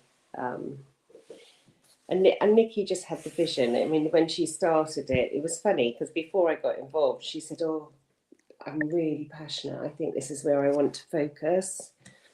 And I think this is her taking it into the reality and using everything that she's got as well to really drive it forward. So it's amazing. Yeah, and I think there's it's something very neurodivergent about I said this actually in relation to the dogs charity, because people would say, why do you have a Romanian rescue? Aren't there enough dogs here? It's like my compassion isn't geo-locked, and I think it's a lot harder, I think, for neurodivergent people to draw what are essentially artificial boundaries between people. I think we're more apt to think differently, to kind of to not have those confines that some people have the thinking. So it's like, it's sort of your model and the way you kind of have reached out with people around the world. It seems to follow that. Yeah. Yeah. Yeah. And I think Nikki started her first, when she did a gap year, in Sri Lanka, and I think she still has close friends, and I think it brings it back to that ethos, doesn't it? It's a very inclusive ethos, I think, that they have, and I think that is, like you were saying, because you'd approached her and she's receptive and coming back, and and that is exactly how it should be. But that's when Nikki and they have it right, don't they, in terms of that? Yeah. It's now whenever the company Edible, who were Waiting Well, was being promoted through them, and whenever they have anything to do with mental health now, they know that I'm going to jump straight on it, so they kind of sometimes highlight those ones particularly to me. I'm on their mailing list generally, but they'll sometimes send me one going, oh, we send this early, we think you might be interested in this, and that's very useful if I skip past the email and a bit of an ADHD rush and not really read it properly, or not had the time, or put it in this bank of emails that I'm going to get to. So like, it's nice when they tag me. And yeah, it's just, it was hearing about the charity and just how passionate everyone was behind it. And it's like, I could tell Nicola wasn't just doing it because this is a Christian job she's got, or it's like, it's a job, oh, it's nice, I help people. The passion first is for the people, and that's the kind of enthusiasm you can't fake. You can tell when someone's selling something and when someone's living it. Yeah, absolutely.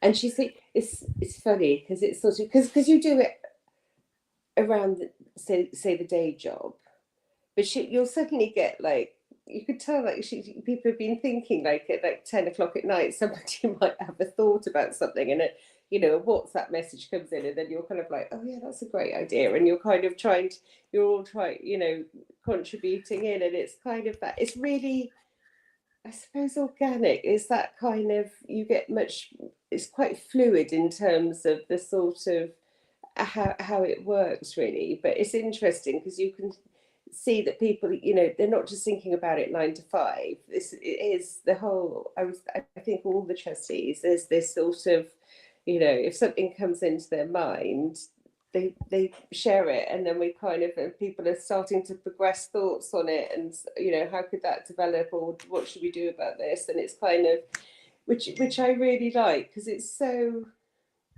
in a way, it's quite free in an approach compared to maybe, I don't know, I work for a local authority, and I love my job, but the grindstone in terms of making changes in big organizations where you've got to be able to get agreement for this, and then you have to go to that panel, and then you go to this panel, and it just feels it's a lot freer and a lot more, and again, that's the passionate side of it, I think, because everybody has something that they want to contribute. So it's just, it is a really unique kind of I suppose relationship on board, really. Sounds like it's a good mix as well, where when you do stuff as a chair of a charity, there's a more systemic push, I would guess, and when you're doing it, when you're working for local authority, you're the boots on the ground. So I would imagine that kind of diversity of work between those two would be interesting as well.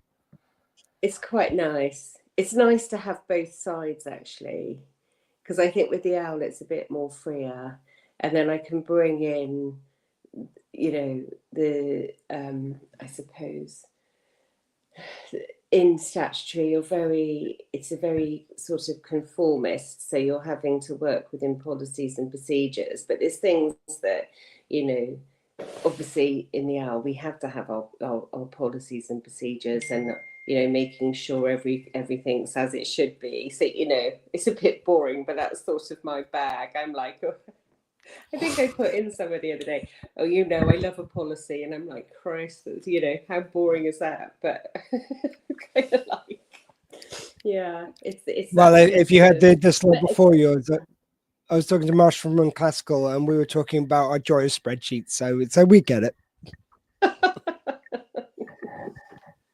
I'm in good company then. You are. I was saying that the sort of the bit where I didn't. It's basically because for the posters, obviously, I was trying to get my spelling correct. Rid did very carefully help me. That was very kind of him. But it was the spreadsheet which I'd done, which was only ever meant to be me facing. And when Nicola asked for that, I go, oh, but there'll be loads of spelling mistakes and stuff. And I knew that wasn't what she was using it for or anything, but it was like I had to ignore the brain goblins, as I nicknamed them, at that particular moment, and just send it and not think about it. Yeah. I managed to get them to behave for a minute. Why did this kind of like line of work? What was it that kind of got you first interested? What, in terms of OWL, or working with people who are neurodiverse, working kind of to help people in general? Do you know what? It's really bizarre. Because I qualified as a social worker in 2001, so a few moons ago, and I sort of evolved into it. I just did support work. I knew people, and it just felt like a match. And for some reason, I just sort of evolved. But then so my first role was actually support work with people with learning disabilities and probably autistic people, although you didn't really know at the time that was the label. So it was kind of, I loved it. Oh, it was amazing. It never felt like work. I always felt like, I used to think, I can't believe people are paying me for this. This is ridiculous, you know, because it was, you know, it is hard work, support work, but it was kind of, and that was where I started. And then it just sort of evolved. And I ended up, it was really, I was working in London, and it was in the 90s. So it was quite different. And I think, because what you realise is how interesting people are. I think I'm probably just nosy, but like I love meeting people with different experiences and different, different life events and things like that. And I always just feel like I'm sort of even with the social work bit, it's a real privilege where somebody opens up to you and, you can help them progress in whichever way is important for them. And it's kind of, and you get that kind of, like you can see the end impact, and that's really, that's quite rewarding in itself, really, when you can help people to kind of progress and do something that they probably might not have achieved, or, broken down a barrier, or, I mean, it's just, but it's funny because some people go into it and they're very consciously going into it, I think. So my other half is a social worker as well, and he was very focused about going into social work from quite a young age, and I just didn't know what I wanted to do, but I knew that I really had loved doing support work. And so I was kind of like, I think it was the meeting people. I never quite imagined I'd be sitting at a desk as much as I do, but I'm sorry to jump in, Laura. I want to play a short clip in a minute. I'm going to take a wee break to wake myself up a little bit before the next interview. I think kind of what sums up what you were saying is, it just reminds me, it was used in Ted Lasso recently, but it was a Walt Whitman quote, which is, be curious, not judgmental. And I think there's many people who choose the judgmental side of it, which we come across so often. It's lovely to have people like yourself who are more curious. And as I've been asking everyone, you don't get away with it just because you're the chair. How do you, and I'm still going to use this hashtag, I have no idea if anyone's used it. I haven't even had a chance to check socials, but how do you think different yourself? Oh, God.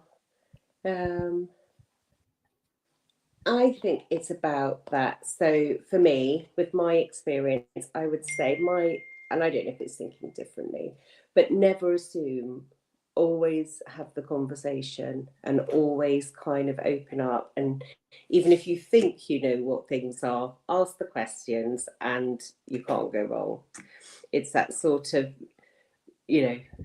just being open to having different conversations. Definitely. Yeah, truly listening without your preconceptions up. Yeah, that's a great one. Thank you very much for joining us. Thanks for all the great work that you and everyone at the L does. Good It's luck. a real privilege to represent you guys. Hopefully we'll get some more money coming. Thank you so much, Squee. We really appreciate it. And it's a great effort. So good luck for the rest of the time. Oh, and if anyone saw the video yesterday, there was 2 bits which I had to add on afterwards because it wasn't all right. Like I got the video ready, but there's a bit at the beginning and a bit at the end. I won't spoil it, but we'll play it again a little bit. So, guys, if you saw it yesterday, there's an extra kind of couple of little bits added on, but I won't spoil the fun. Thank you very much. You take care. Thanks, Squee. So, guys, yeah, I am going to take a quick break. I'm going to play the end. This is something I've been playing for the last few times I've gone for a break. This is me talking to my friend Sarah.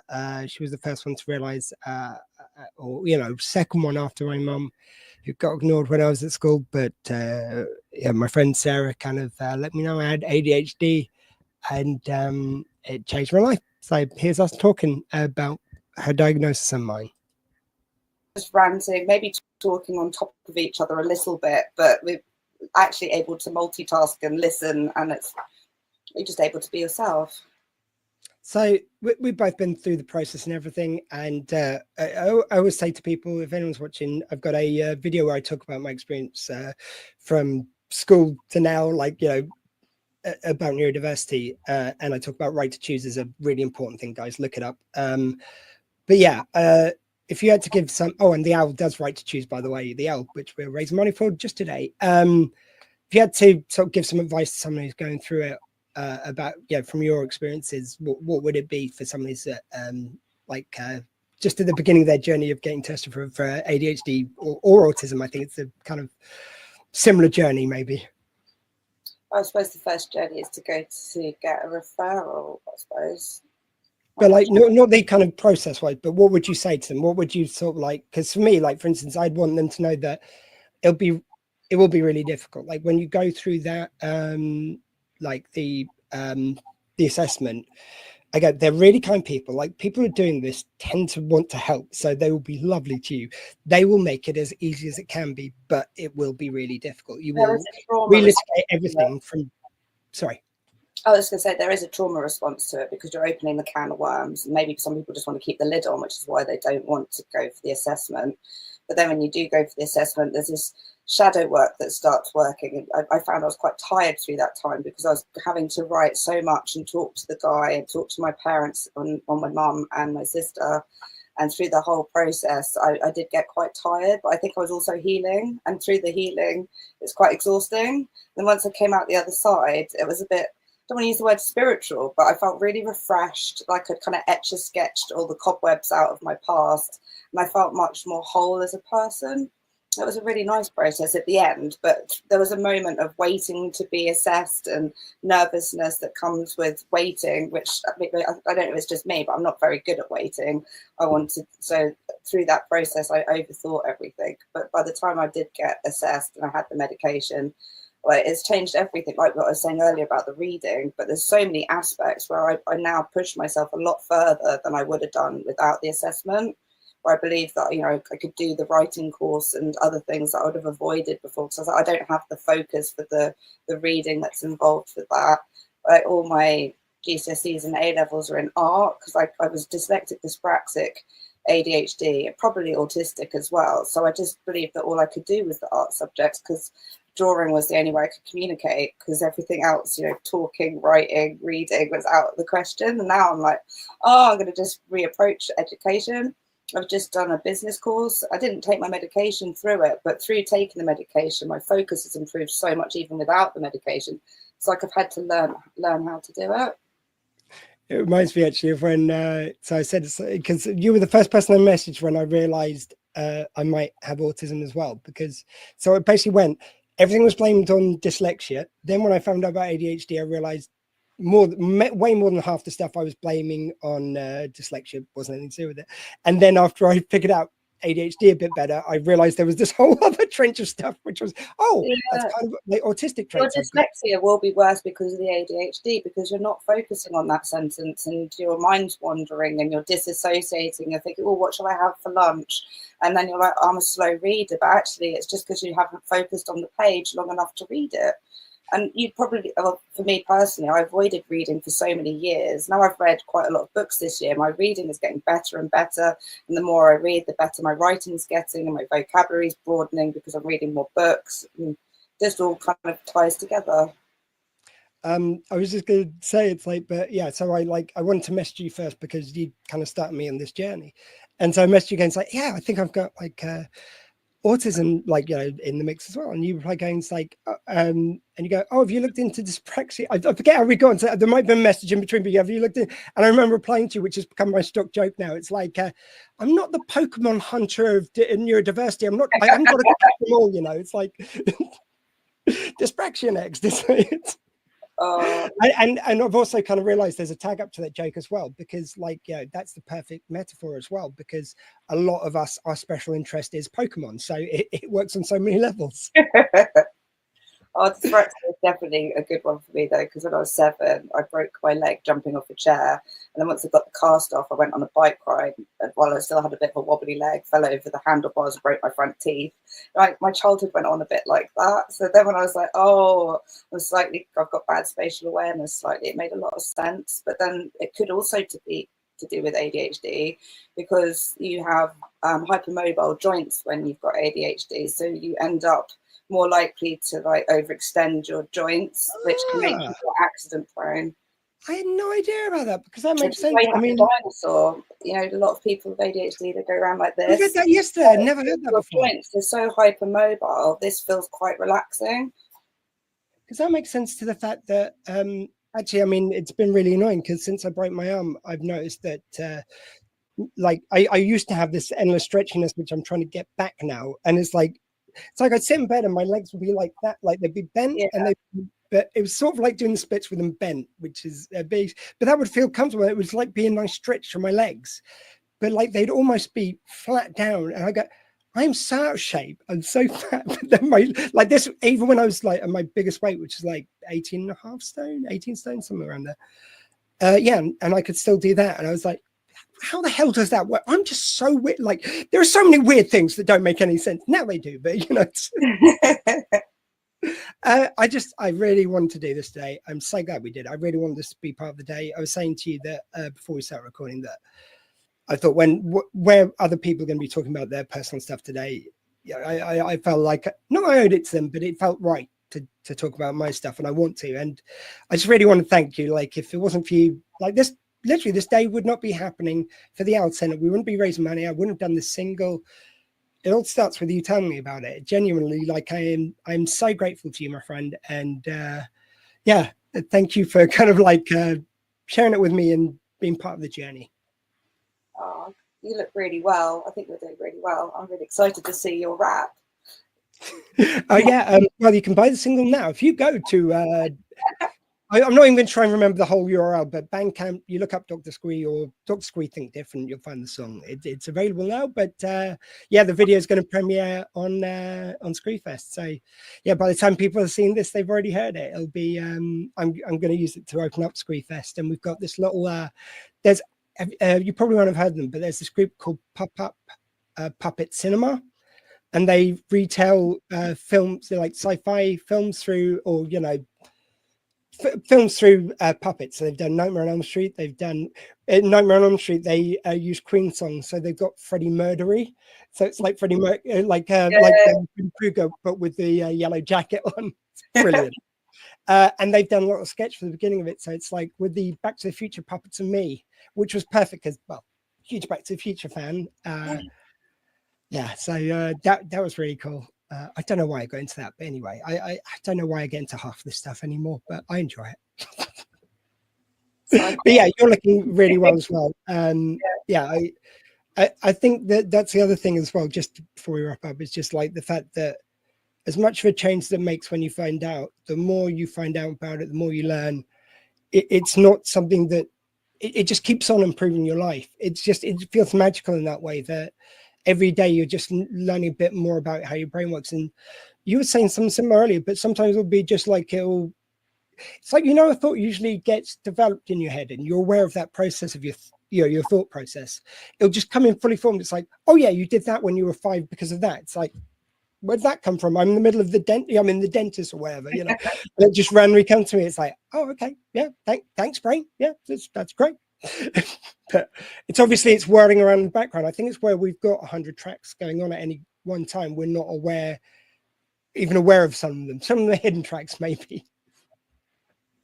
Anyway, I'm going to let you go. Thank you so much. I hope you have a lovely day, and thanks for being part of Thanks for having me. I look forward to seeing the finished thing. It's going to be great. Yeah, and sorry guys for the edit job, because like we talk for like an hour. We're not very good at like limiting our speech. Let's just put it that way. You didn't edit anything in the end, don't worry. as an ending, I mean, that was great. That was really good. Yeah, I sort of like worried that I was going to say something really personal that was going to make me uncomfortable. But, I'm sure I'm going to wrap this up in a recording, just so you know. Yeah, I think that's that done.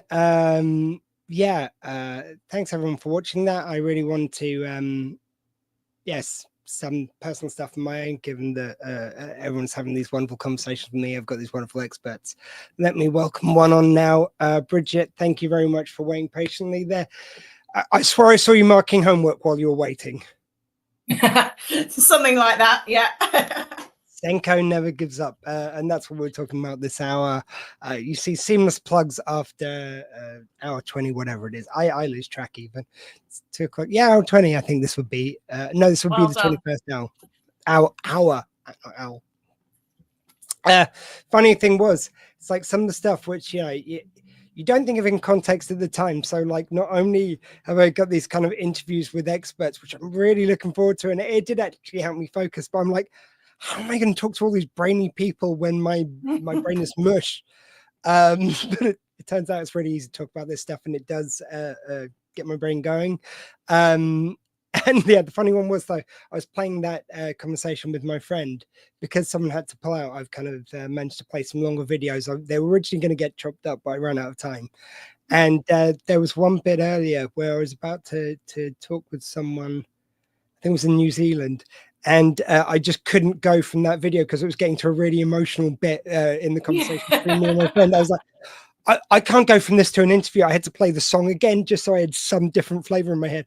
But it made it more surreal because now I'm watching myself rapping on hour 19, which just... We love that. We love that.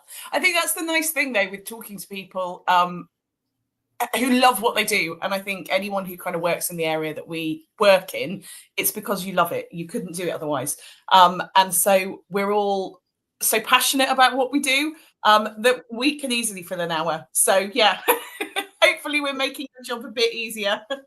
I mean, it was parallel kind of beautiful processes. So with the charity and just getting in contact with so many people like yourself, and like I think it's 8 countries we've had on Squeefest this year. Amazing. Then on the other side of it, I've got these amazing musicians who do this for a living. Like this is their job, all bar one, and he has gig professionally. He just does it kind of part-time now.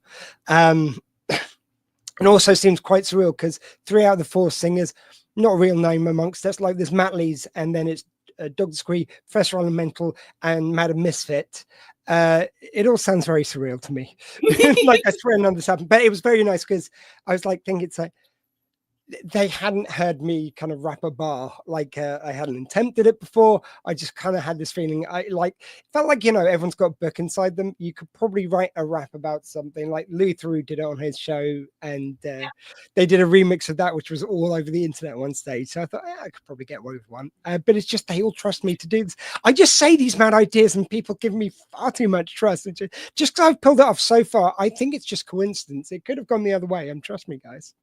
But isn't that the joy of living in a kind of neurodiverse world, that we're not just doing what everyone else does, we're kind of rolling with the journey? And when you get people who are willing to do that, that's where the joy comes. It's when we're trying to kind of, I'm going to get all deep and meaningful now, like when we're trying to fit people into a system that they're not supposed to fit into, and that's where it goes wrong, especially in schools, you know, where people are being told you need to do this, you need to write this way, you need to use a pen and paper. Why do you need to do that? There's so much technology out there now. Why are we still pushing people down that route? Because actually, if you can, and I honestly do, I've worked in education for so long, I get that people have got to conform in some way, whether that's, you know, behavioural expectations or whether it's passing exams or qualifications, all of that stuff that in education is so important, and in life, because of the society we live in, is important as well. I get it. But when you can open it up and let people do what they need to do because that's how their brain is working, then that's when we get the beauty and the excitement and the joy, you know. So it's finding ways, isn't it, that we can express that together, because that's what's going to make it all happen.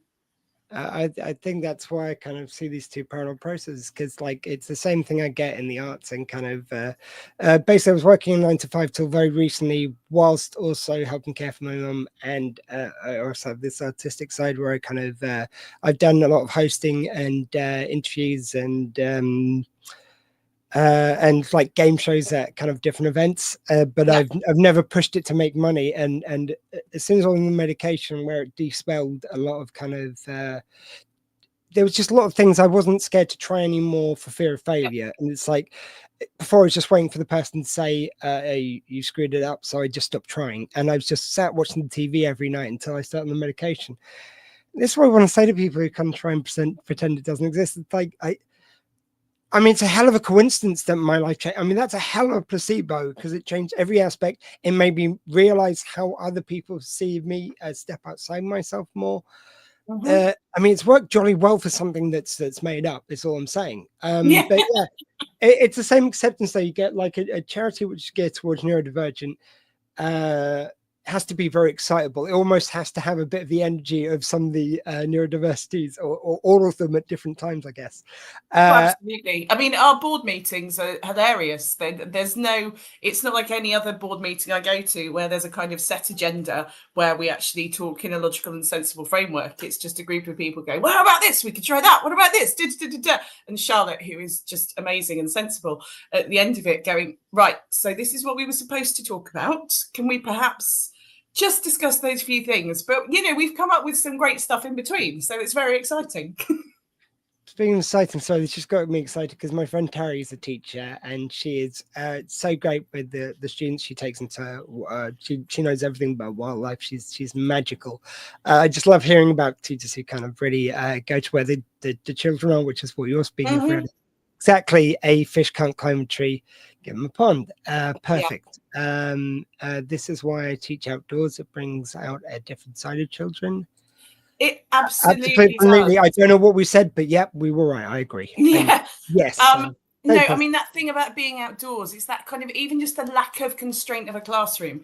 If you've got ADHD, of course you can't sit in a chair all day. Like, it's like asking me to go run a marathon. I can't do it, so don't even ask. And if you give me the tools and the skills, I could get some of the way there. You know, maybe I could do a 5K. Who knows? With the right training and the right nutrition and the right everything, maybe I'd do the marathon. But you can't just expect me to do it. You've got to meet me where I am and then find ways of making that happen. And, you know, take someone, I've seen, you know, children with ADHD, for instance, and you put them in forest school And they're just amazing because they can move and they can be free and they can do what they need to do. And then, of course, they can concentrate. And everyone's going, well, they can concentrate for 20 minutes in forest school. Of course they can, because you're not asking them to sit on a chair. They can sit on a log, which rocks because it's supposed to rock. You know, they can move about, they can stand up, they can do all of those things. So it's then, isn't it, taking that leap and going, okay, so what can I take from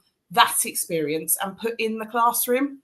What can I do for that young person to replicate forest school in a classroom, rather than what education so often tries to do, which is go, well, actually, we need to be looking at forest school and putting the elements of the classroom that work well. So we're still going to have the same behaviour policies and we're still going to need our objectives and our everything else. What if we don't?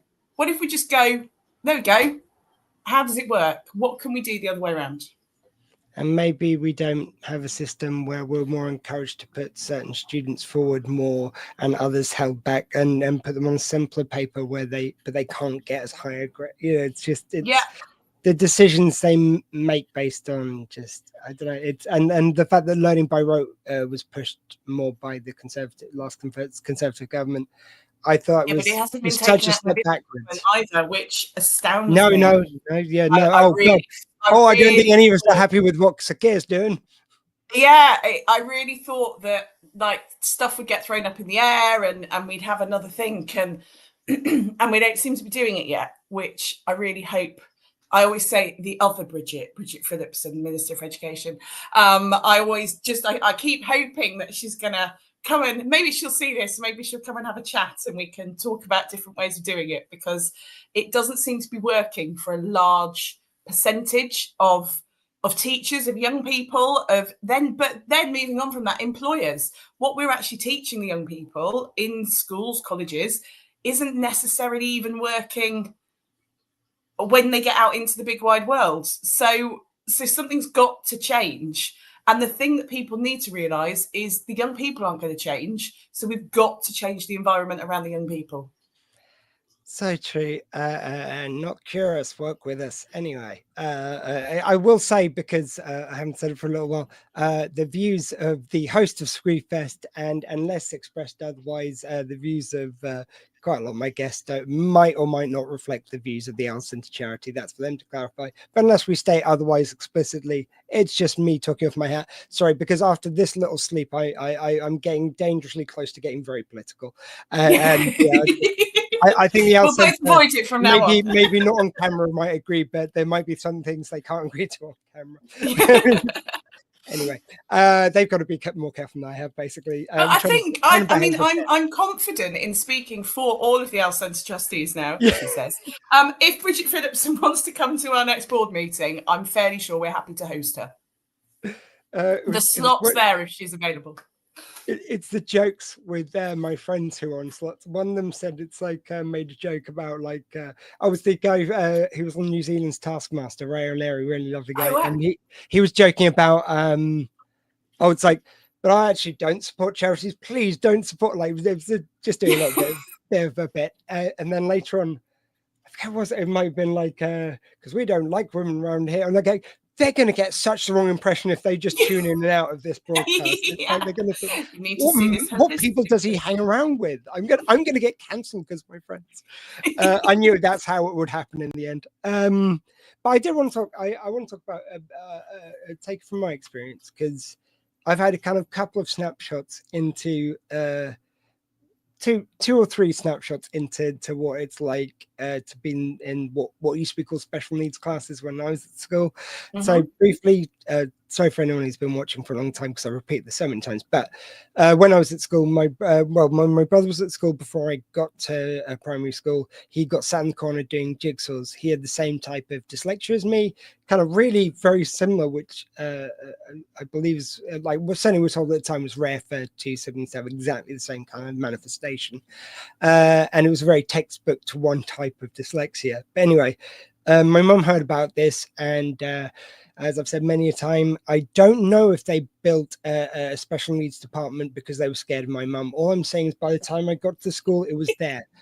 Don't mess with the Irish, that's all I'm saying, and not with an Irish mum especially. And she used to be a mental health nurse working with children. So she kind of there was no fear of that. I don't want to put a label on them. She knew to get help with something, you need to know what you're dealing with. And I hate that model of like, I think sometimes the parents are genuinely more worried about the kid, but when they say it's like, I don't want a label on them, I think a lot of that comes from their own fears and probably fears about how their child will be perceived, which is it's not invalid, but it's, I wish they'd recognize it's more coming from their fears than maybe what the child needs. I just don't think, like we were told not to tell my son that he had autism. So my kids are, so when I was married, they were my stepkids. I just consider them my kids. We kept the relationship after me and their mum split up. But I only say that because it's like relevant says. So yeah, so when I was at school, like it was a special needs department, small, but kind of it grew over the time I was at the school.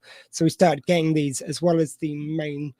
Again, this is the term of the time, so no one can say I'm using the term. Special needs. There was the main special needs. You'd go to their classroom sometimes, and there's other ones what became SENCOs who'd come out to the classrooms. And I had some which were really helpful and really great, and so it somehow made me feel valued in the way that teachers didn't. And just like if I needed to make a small change, there was just something about like something the way something was structured or worded, and I'd ask the teacher if I could make a small change, and they were so rigid. They would always say no. Like like there was one where we had to where you get the first line of the story, then you've got to write the story. And I wanted just to change a tense or something, but the teacher wouldn't allow me. And when the I think it might have been Mrs. Cook, which was one of my favorite special needs teachers, she was great. She worked with my brother as well. And I bumped into her in Romsey a little while ago here. And yeah, she kind of said, it's like, oh yeah, if that's all you want to change, just do it. It's like she just let me just do, like, it was such a stupid thing for the teachers to get so kind of ornery about. Absolutely. I was talking to someone yesterday, and they were saying that their young person had a specific chair. They wanted this specific chair. They needed the chair for them to be able to sit and do their work. But they kind of revamped the classroom, and then she went in, she's like, I've noticed my daughter's chair's not there. Is there any chance we could get the chair back? And the teacher went, oh yeah, we just aesthetically, we thought it looked better like this. It's 2025, people. Like, aesthetically, it looked better. And what the positive to this outcome was, the teacher then went, yeah, of course, we'll get the chair back. And, you know, sometimes it's just that people haven't thought it through. They just kind of, you're looking at it from one perspective. And it's when you then, I'm sorry, I've forgotten the name of your teacher. She says, well, yeah, of course, you can do it in the past tense. It's not with Mrs. Cook. You just need that one person to kind of go, yeah, of course. And then often other people follow suit as well. And I talk, so where the setting I'm working in at the minute, we have 70 something teaching assistants effectively in our organisation. And I'm always saying to them, you know, we need to lead by example. If we can show other people that this and this works, this process works, we just give it a go, and let's see if it works. Because if people see it working, they're so much more likely to come on board and put that stuff in place. Because sometimes it is just a fear of the unknown, a lack of confidence of like throwing the curriculum out and going, do you know what, this isn't working, let's try this and this. And when I was teaching in specifically special needs classes, there were some days when you knew the minute a certain child or a cohort of children walked through that door, that all of the planning, all of the everything that you'd done was going to be pointless. Nobody was going to be accessing it, you know. And even halfway through a lesson, something happens, you know, a bee flies into the classroom, right? That's way more exciting than me. I can't try and compete with a bee. That's like the most exciting thing that happens in a primary school classroom. So have that confidence to stop and go, right, bees, what do we know about bees? And do that. But what I would say is I completely understand that in a specialist setting, it's really so much easier to do that, to say, we're throwing everything up in the air and we're going to try this and this. In a mainstream setting, it's so difficult because you've got the curriculum to work through. You've got, you know, your boxes to tick, your things to do, and you've got 29 other learners who perhaps they will do. Well, actually, no one in the mainstream classroom deals with a B, but you know that things just might be more tricky to do that. And there's also this kind of fear of seeing that you're rewarding the behaviour. And I read something once. Reward and punishment is it's still so very overused. It's ridiculous. I read something once that said the minute you look at attention-seeking behaviour as attention-needing behaviour, it's going to change your whole thinking. Oh, having a conversation yesterday with a pain specialist, chronic pain and neurodiversity, that was amazing. And the whole system where they get to know the person and they kind of look at it from all angles. He insists that when they take on a new patient, all of his team look at all the records from every angle to see the bigger picture. And it's like, I found actually the more neurodivergent traits I'm not masking anymore, the more I feel like I'm giving the treatment as if I'm drug chasing. It's been really interesting because I'm just insistent on what I need because I'm in pain. I'll say if you can't give me this, give me the other thing. But then they say no to the original thing, and then they didn't they didn't offer any alternative. They wanted me to go through the system again, which was the only reason I could think of doing that would be to weed out people who won't call back. There's no other reason, and you're creating so many extra calls when you could have just given me an alternative prescription. Like, if you're not giving me that, what did you think I was just going to be in pain until it's meant to be in the middle of July before I got seen by anyone? I've just been seen by a consultant now, and it's 6 weeks until I get an MRI. What their solution was me just staying in pain. It's insane. These systems that don't work. I did want to just. No, go quickly to the flip side, just because you said something which reminded me of something which happened to my son. But I'll quickly, when I was at school, as well as seeing the angels like Mrs. Cook, there were some teachers. Like I remember one. It was as I say, whatever title it might have been special need assistant. I think it might have been at the time in the classroom, and there was one who was just always really snippy, always trying to tell me how I perceive things. So like I'd be giving a presentation and highlighter was out of its groove in the case. That is an abomination to man I could not allow to stand. And she was saying I was nervous. That's why I was distracted because you were feeling everything. No, I just had to go back. As soon as it was back in, I didn't touch that again. No, you were being nervous, really. No, I'm not. I'm telling you why that happened. And thusly started a lifetime of people telling me what I really thought. I mean, and this teacher, she came in once, and there was people who wrote something, and I just saw a spelling mistake, which I knew that spelling. I might have even just learned it. Maybe I was proud. I don't know. But I kind of helped them with this. I just said, oh, I think that's wrong. And this teacher comes over, teaching assistant came over and said, oh, you can't talk, you can't even spell they, because I used to spell it with an A, and I spelled it correct because she goes, how do you spell it? I go They, and I got it right, and I've never got it wrong since, because, sorry, fuck you. It had to be said. But then it's kind of like, it's these, the reason why I want to tell these stories is because it's like, that's the snapshot I got. Then cut to years later when my son's at school, they're telling us not to tell him he's autistic. So by the time I came into his life, that was already the situation. I think I would have kicked up the fuss straight from day one under any circumstances, but yeah, now I wouldn't put up with it at all. It's like, no, of course he needs to know. It's going to help him. He's going to understand himself better. And meanwhile, I didn't know about my diagnosis. He didn't know about his because I knew about dyslexia, but you've got one back in those days. And mum tried to get me tested for ADHD and they refused. So there was even a window exactly when we could have caught this instead of at 45. And it's just, when it came to my son, they had this area which they'd SENCO, I think it was, had put it in place and said, right, this is your area, Stu. If you're struggling, just walk away, come to this area. And he went there every time, and they like even nicknamed it Stu's area, and it became a kind of happy thing in the classroom. And then one day, because the teacher wanted, one of the teachers wanted to punish another student, they sent them to Stuart's corner, which of course he can never use again. It's not his safe space that only he can use anymore. That's why it worked.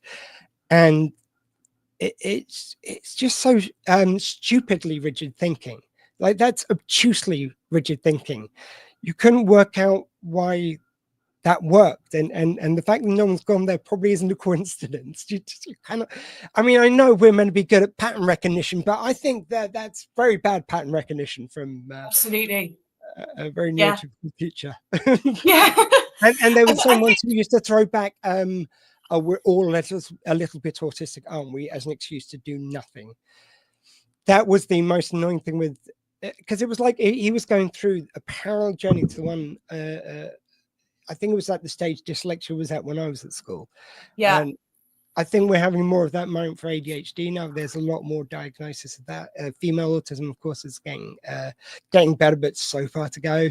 But it's, it's nice to see these kind of, like, at least we're always kind of discovering something new about one of these kind of neurodiversities. Each of them seems to get their moment in the sun. Like there's autistic dramas now are kind of like a whole genre, and they're told by the authentic viewpoints of autistic people, which is just. And I think that's important, isn't it? It's the authentic viewpoint, but also that range of authentic viewpoints. So, you know, for years and years and years, Rain Man was kind of the only.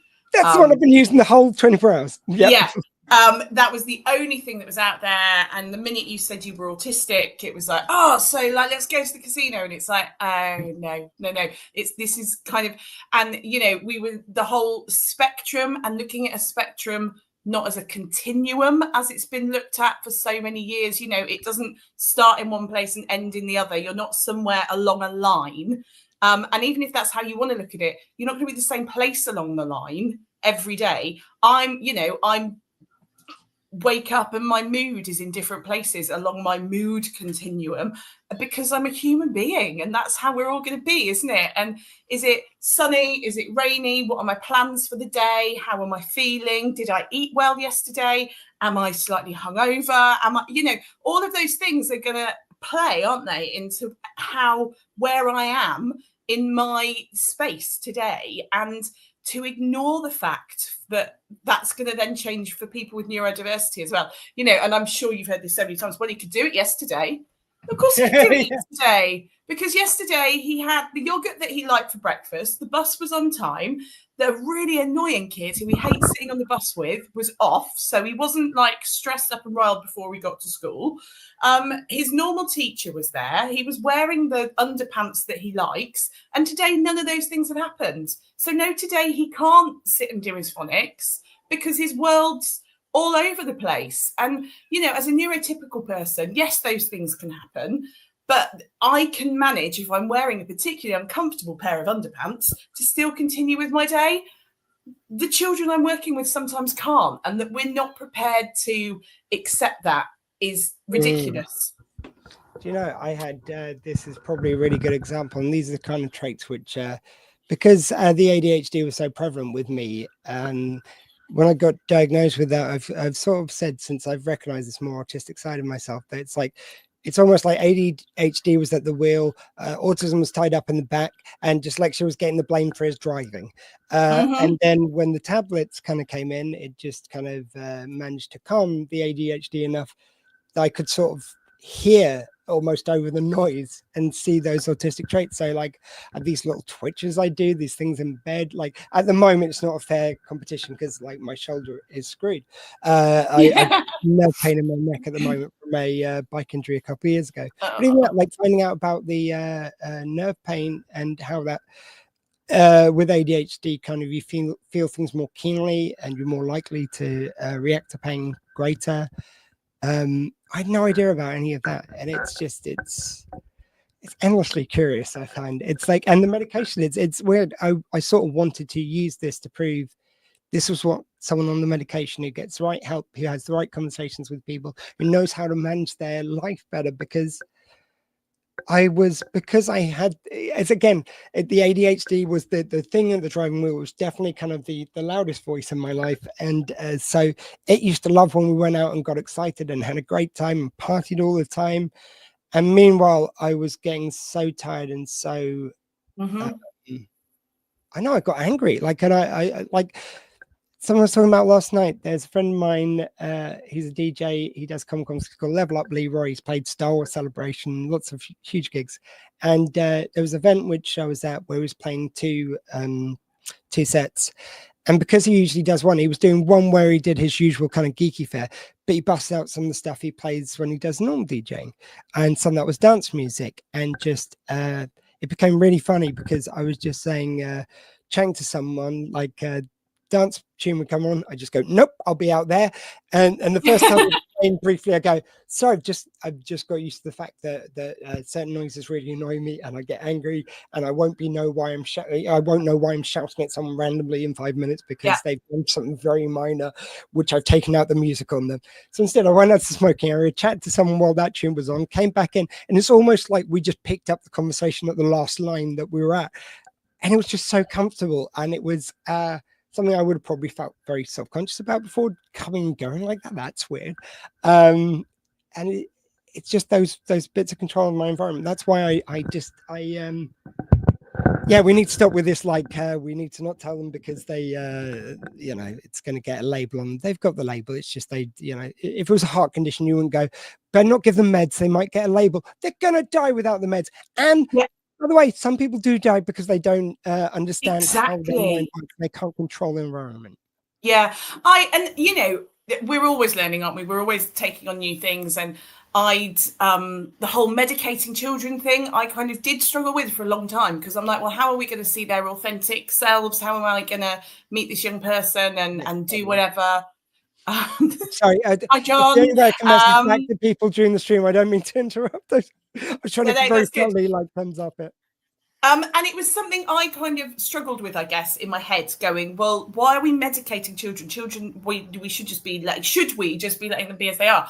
And then I spoke again to another brilliant professional who was like, but Bridge, if we let them have the medication and we can get them to a place where we can actually do the work that they need with them, maybe they do need some CBT, maybe they do need some counselling, maybe they do need, to be able to access the strategies. But actually, without the medication, this is especially for ADHD, their brains aren't going to be in a place where they can take that information in. Like, there's so many other things going. We can't do that work. Now, I think that's such a brilliant way of looking at it, that we need to get people to a place where they can start doing the work that they need to do. And some of those people then will be able to reduce the medication, and some of them won't. And that's, like you say, if it was a heart condition, you keep taking it, and that's fine. The bit that's missing time and time again is then the people available to do the work with those young people.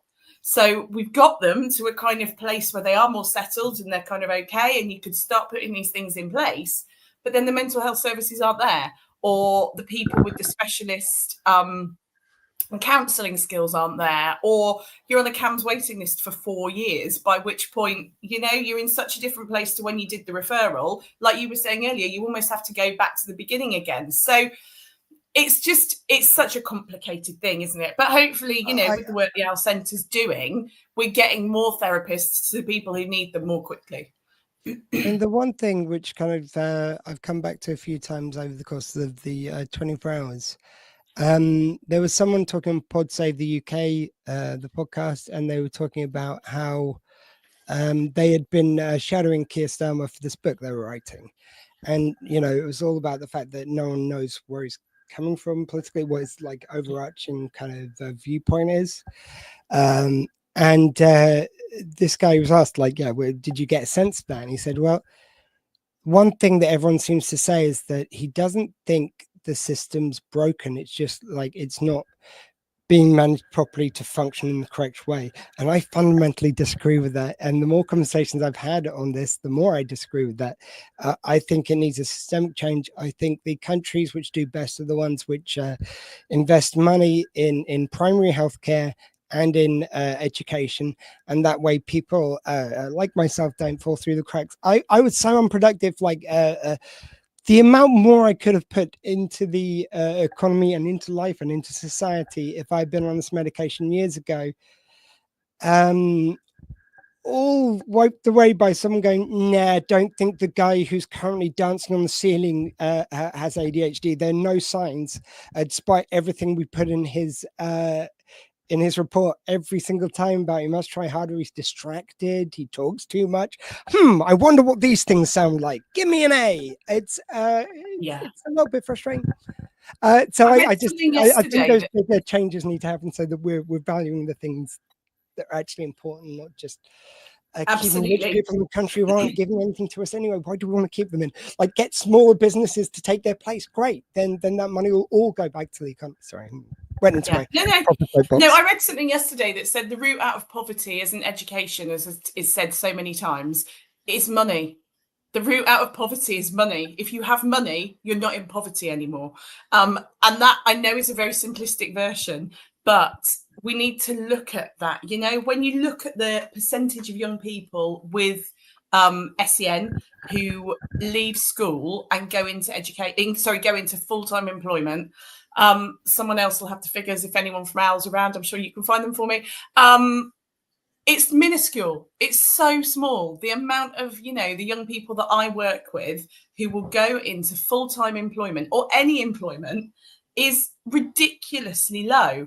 And like you say, then they're not contributing to the economy. They're contributing to society, and that's brilliant, But we need to have a bit more of a radical think about how we can help these people to find their place, to find these jobs, to find the employers, to educate employers, to work with everyone to make sure that the young people who I'm spending so much time with, who are brilliant humans, they're absolutely amazing and they've got so much to give, so much to offer, but it just means a different way of thinking around how we're going to get that.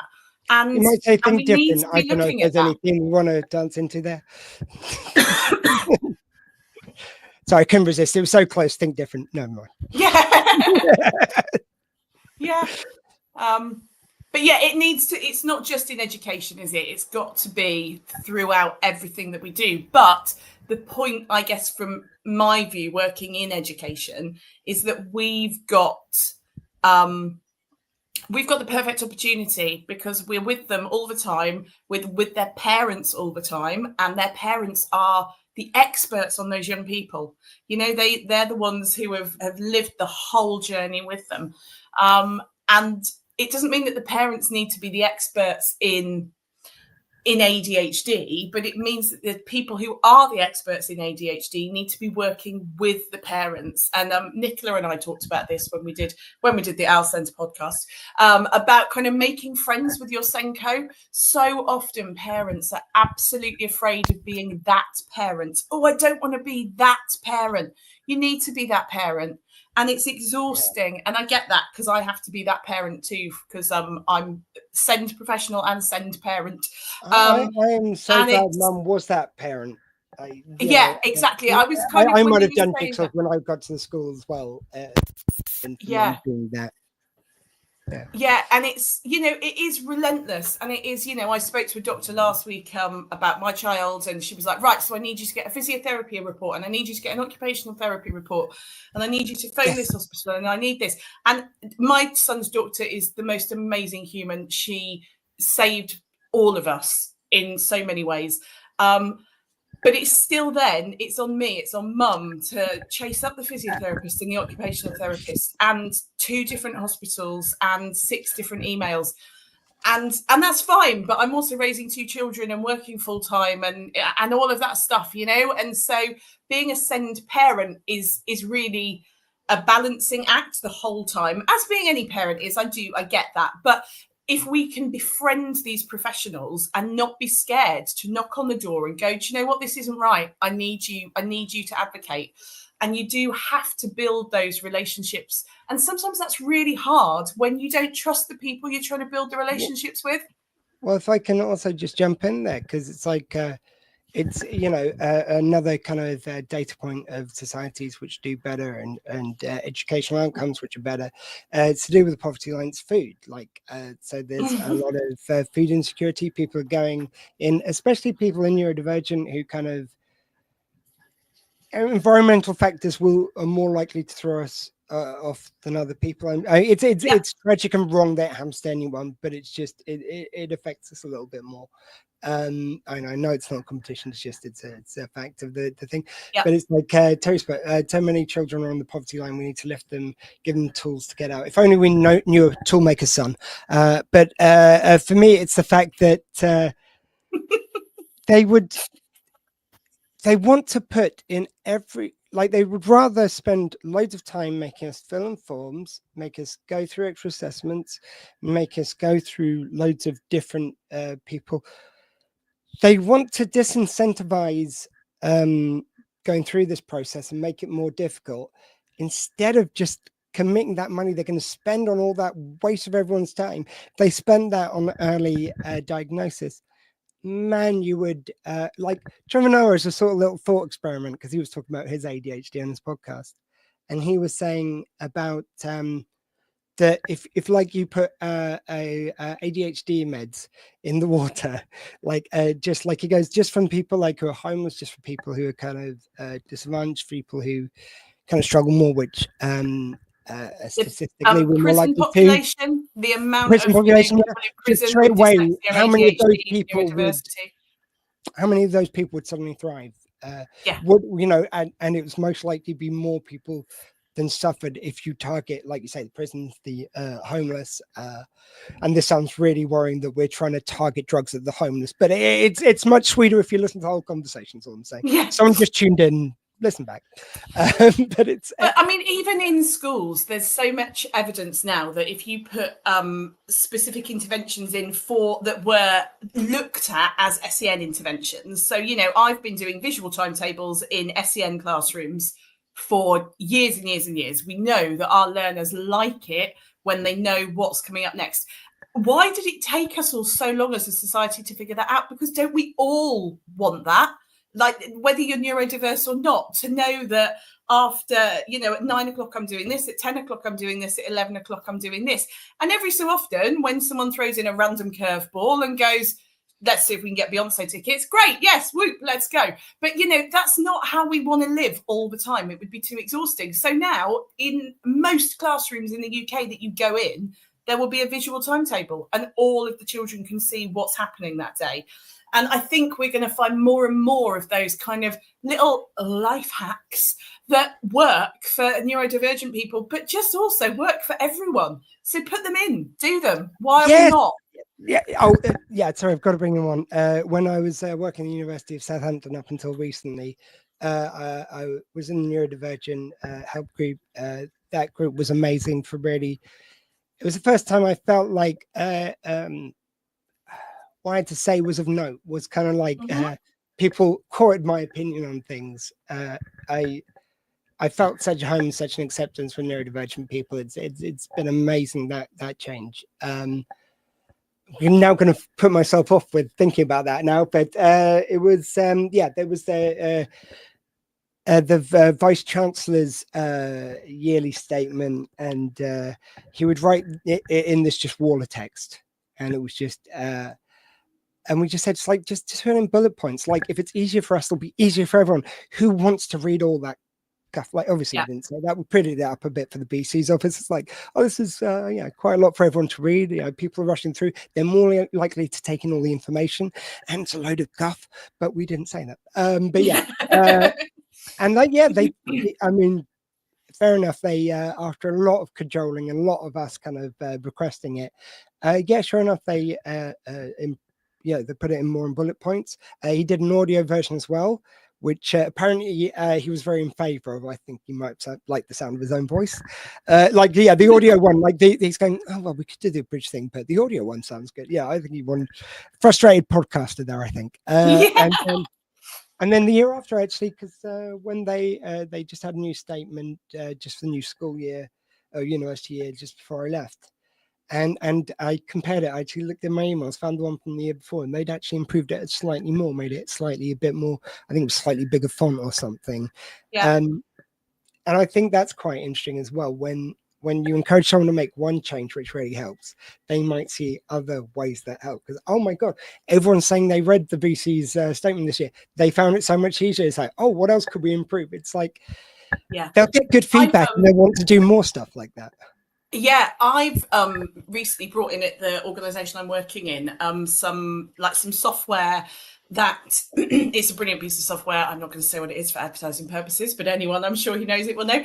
Where so it's a reader, it will read the text to you. So you can highlight the text, it reads it to you. And like any other stuff has functions that does it. But the thing that's great with this particular one is you can still use it in exams. So we're kind of skilling our young people up to then be able to go into an exam situation and actually be able to read the text because they can hear it rather than having to read it.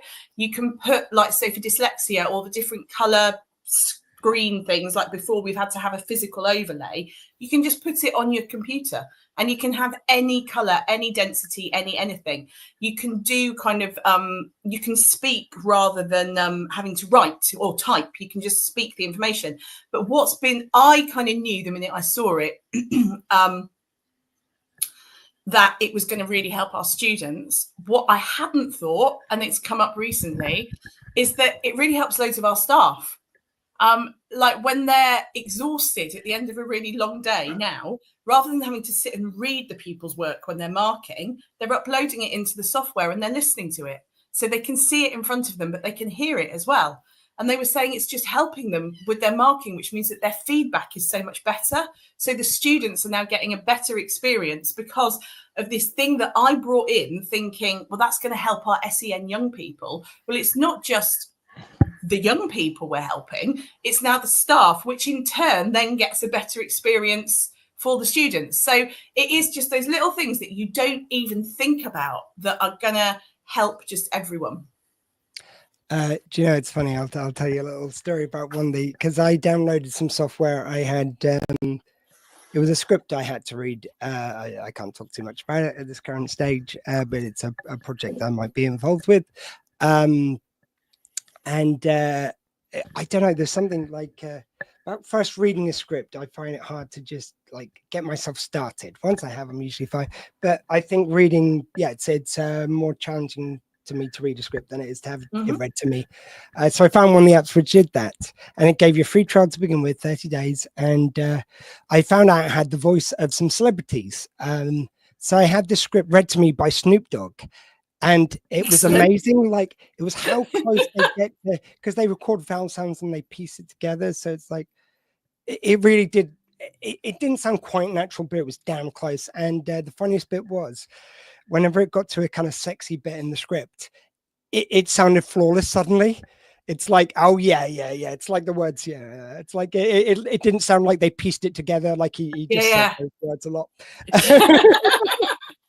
That just made me laugh. It's just like, wow, I didn't notice one glitch in that whole like sexy. Someone just asked a question there about the kind of transition from primary school to high school. Anxious ADHD child going into secondary. So again, the advice that I would always give is just be that parent. Make sure you've met with, before your young person starts, make sure you've met with the SENCO, make sure you've passed on the information, because most primary SENCOs I've ever worked with are incredible human beings. They really are. They've kind of, I was listening to something the other day and someone was saying it, they think, and obviously having been a primary SENCO, I completely agree with this. I'm not currently, but that it's the hardest job in a primary school because you're trying to work across all the classes with all of these kids and trying to kind of change a culture, change a mindset, trying to add on to busy teachers' days even more stuff. And that is so hard when you know that you're walking into someone's classroom and that they were up till 11 o'clock last night and back in the classroom at 7 o'clock this morning. And then you're going, oh, and I need you to do this, this and this thing. And trying to do that without, really like genuinely impacting on people's mental health is really, really difficult because teachers want the best for their pupils. The teachers aren't in it for the money, they're not in it. I know everyone goes, oh, the holidays are great, but you don't go into teaching because you get 13 weeks a year off, or very few people do, let's put it that way. So you're kind of impacting on the grown-ups' well-being, trying to do the best for these young people. So anyway, that was a bit of a rant, but the point was primary SENCOs are amazing and they will all I would imagine 98% of them will do an amazing handover with secondary SENCOs, but it's really difficult doing a handover about a young person you haven't met yet.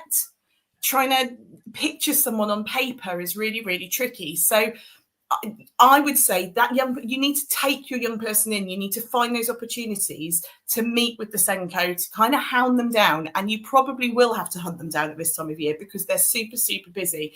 But make sure they've got a face to a name. So when that young person starts on day 1 of year 7, the young person is less anxious because they've been in, they've met with the person, they know who they need to find.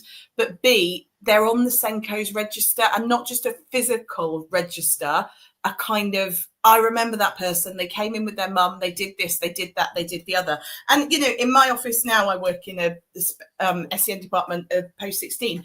It's those parents who we've had the conversations with, who we're building those relationships with. So we're already advocating for the young people because we know them. Now, having said that, if all of the parents of all of our kids with the HCPs wanted to come and build a relationship with me, it would be nigh impossible because we've got so many now, but just be that one. Yeah.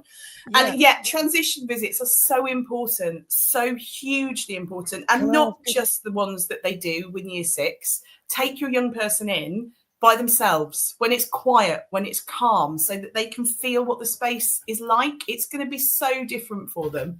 Do everything you can to make it easy. I was just going to ask a question about that because I remember transition days when I was at school, and they seemed not much better when my son was at school, kind of quite a few years ago now. It was, you get paired up with a random person from another year who would just see you as annoying and use it as an excuse for some organized bullying, if not that day, for every other day you know them. And I hope now, because there seems to be more kindness and respect in schools in general compared to kind of what it was in the past, that it's still kind of ever working towards the goal of being good enough. But I hope they kind of give some thought into, like, is this person going to actually help that student? Are we pairing up with, is more thought given into that now? So possibly, I think definitely what the more thought that's done is looking at who the young people need in their class when they start secondary school. I used to get the secondaries coming to me and going, who does this young person need in their space with them, and who do they not need in their space with them? So I think that's done kind of more intentionally. I think secondary schools are also getting better at coming into primary schools and meeting them in their own space first. So they're not suddenly meeting a whole group of new people they've never seen before. And even if they can't come in, what I have seen done, which is really nice, is like a PowerPoint presentation of, this is what the school looks like, this is what the head teacher looks like, this is where you'll go for assembly. So it's such a kind of soft landing into that transition, that you're in your space with your people where you feel safe. And then we're showing photos and talking about it and giving the young people a chance to talk through those anxieties. But again, in that space where the primary school classroom, where they feel safe, where they're wearing the jumper and they know how it feels, you're not expecting them to suddenly just rock up on day 7 in their scratchy new clothes with a tie and a blazer. Why? Why are we still wearing ties and blazers in 2025? How many people in an office still wear a jacket and a suit? So few, it's ridiculous. So why are we making young people do that? That's a separate rant that I can have another time. But again, it's that, do what is going to work for people, neurodivergent people, and it's going to work for everyone. Don't most of us work better if we're in comfortable clothes? Wouldn't most of us work better if we're not like overheating because there's a heat wave on, but we're still insisting that young people are wearing a blazer? It's madness. So why are we still doing it? I don't really understand. Anyway, that was a bit of a segue. No, it is insane. I think what I always love about the SENCO role is it feels sometimes not as tied to the bureaucracy of the school. It's more kind of your primary concern is always the student. When I was in primary school and we had those kind of like, I feel like kind of almost pioneering in like classrooms assistants were like, I mean, I don't think they've been going that long in the grand scheme of things, maybe into the 70s, but then they were kind of super rare, far away from the offering we get now. And and it was kind of all starting then. And I think I just remember them kind of like in arguments with some teachers, they took my side and no one took my side. And like there was just one thing, and it just always stuck in my mind as a great example of sorry, the neurotypical bullshit. I'm sorry, but it's like they were done, like it's denial of your own experience, and people try to explain how you experience something. So they asked us about blade of grass, and it was this exercise. We're out in the field, and everyone's going, "Oh, it's soft. Oh, it's like it feels squidgy in my hands or whatever." Like, and I go, "Oh, it's spiky," because I was putting my hands on top. No, we just said it was soft, so it can't be spiky, can it, Ian? It's like, no, it's spiky.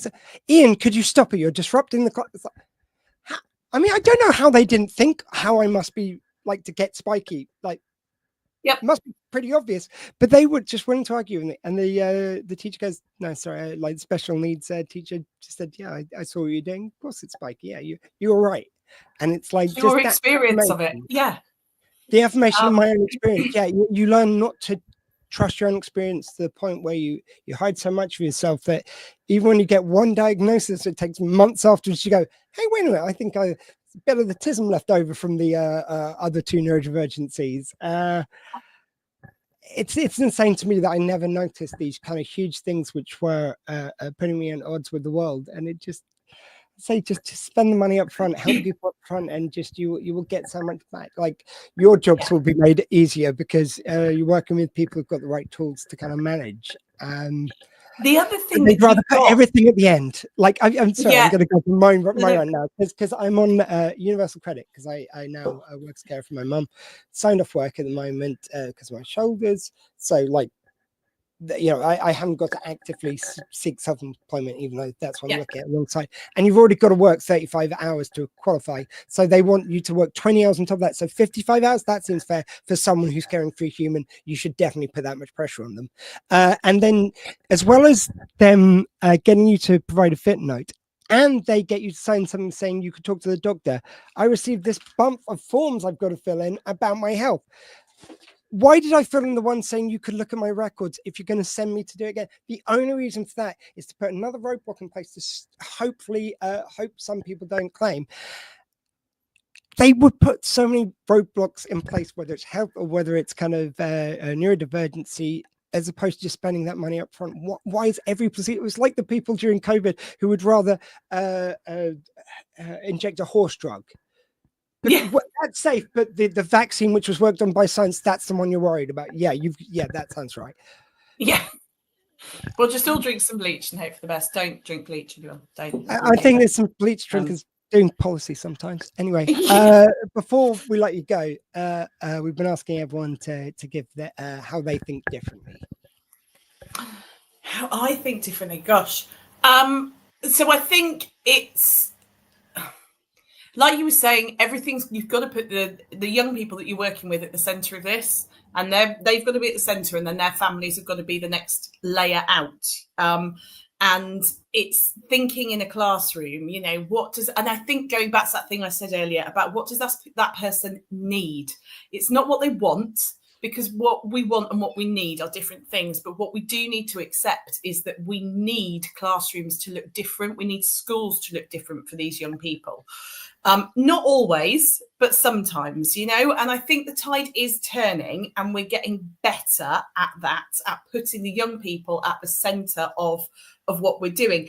But even then, you know, when it's trying to get that young person's voice, isn't it? Finding can they advocate for themselves? And if they can't advocate for themselves, which is the hardest thing to do in a room of, you know, strangers, professionals, grown-ups, whatever, who is that person who's going to have their back? Who's going to be that person who fights for them? And it doesn't need to be a fight. It can be an absolutely lovely, fun journey to go on.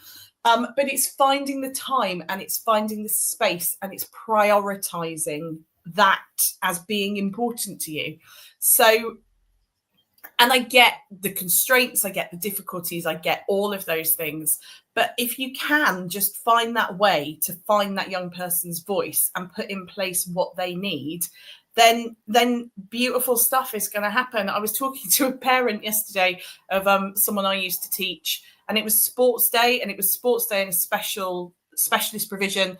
which was always going to be exciting because, you know, of all the myriad of stuff that went on. So my entire team dressed up as pirates, and we did, because they loved Swashbuckle. It's a program on BBC. So we did like a Swashbuckle themed sports day, because that's what the young people needed. They didn't need to start here and run 100 meters and end at the end. They needed us all to wear silly hats and do that stuff. And we had an incredibly successful sports day. Did it look like your typical sports day? No. Was it more work? Absolutely. Yes, it really was. But did we have a really fun, beautiful day where everyone came away covered in stickers and filled with happiness? Yes. And for those parents who had dreaded sports day, dreaded it every year because they knew there were going to be meltdowns and they knew that everything was going to be a nightmare for their young person, they came away smiling too. And they could put the photos on Facebook, the same experience as everyone else. You know, we were literally leveling the playing field for sports day by just approaching it differently. I think that's amazing. Yeah, I just, yeah, system needs to change. Just thank you for being part of this solution, though. Just anyone who goes in, works with a kid, you might be the one person they hear that day who says they've done something right and something valuable. And that can be a huge thing. I was so glad that I had my mum to advocate for me as someone who'd worked in mental health as a nurse herself. Well done, Mrs. Squee. But I hope she loves that that's taking off. You call yourself what? Anyway, it was just, it's, I wonder what would have happened if I didn't have just those small voices, just making me feel validated. Some people don't get that. And it's like, it is serious. It's life and death in a lot of cases. The suicide rates amongst neurodivergent people is much higher, especially around youth, where people are trying to work out who they are and they don't have the building blocks to discover that if they're not diagnosed. Yeah. Anyway, who knew this was going to get emotional? All right. Thank you very much for joining us. Keep doing what you're doing, and thank you to all the SENCOs out there, all the Mrs. Cooks, all the Ms. Edmondson, Mr. Brown, all those wonderful teachers helped me over the years and might help my son and everyone else. So thank you. Thank you. Speak to you later. Okay, well, I pull myself together for a second. And we're now actually about to talk about dyslexia, which was my start in neurodivergency, so I'm sure there's no emotions linked to that. Anyway, let's have a look at the title. We have had a bit of a rise in the last kind of hour. Thank you very much, guys. I'm just going to update it now to make sure we're going to the newest title. So, still like what I'm hoping we're going to get to, but we're £170. That's still going to make a difference, and I've loved that this is the first year that Squeefest has, as you can tell, it's been very emotional for me. But I know there's a lot of people out there who desperately need to kind of like get this help, hear this information, find out that there's a reason why they might feel pain more. That was just so eye-opening to me. I thought it was such a wuss with anything medical, and there's a reason for it, and just knowing this information makes a huge difference. So we're so thankful to our experts as we welcome our last one here to talk about dyslexia. We saved the best till last. It's Joe Holdaway. Joe, how are you? Hi, I'm good, thank you. How are you doing? You've had a long day. Yeah, it's I was saying in the last lot, it's I actually had to stop that conversation I had with my friend in advance. This was one I found out I had what she just basically said, it's like, have you thought about getting tested for ADHD? And we talked about the whole thing. It was extremely emotional, but I was playing it back and I had to talk to a comedian next. I was like, I just stopped. I go, sorry guys, if whoever's watching in this time, we're now going to go to the music video for our song because I can't go from that emotional retching to chatting to a comedian. And thank you very much for agreeing. I know it's not your primary area, but maybe we could start a little bit on dyscalculus, or is it dyscalculia? I'm always getting it wrong. Yeah. It's dyscalculus or dyscalculia? Dyscalculia, yeah. Dyscalculia. Yeah. Dyscalculia, which is easy for me to say. Tell us a bit about that, and because I feel like dyslexia is certainly better known about. Like we only know dyscalculia as as the numbers version of dyslexia, but not the real ins and outs. Yeah, I think definitely. I do think it's becoming more and more known, thankfully. It isn't my specialism. Dyslexia is definitely my specialism. But of course, it overlaps and we do a lot with it.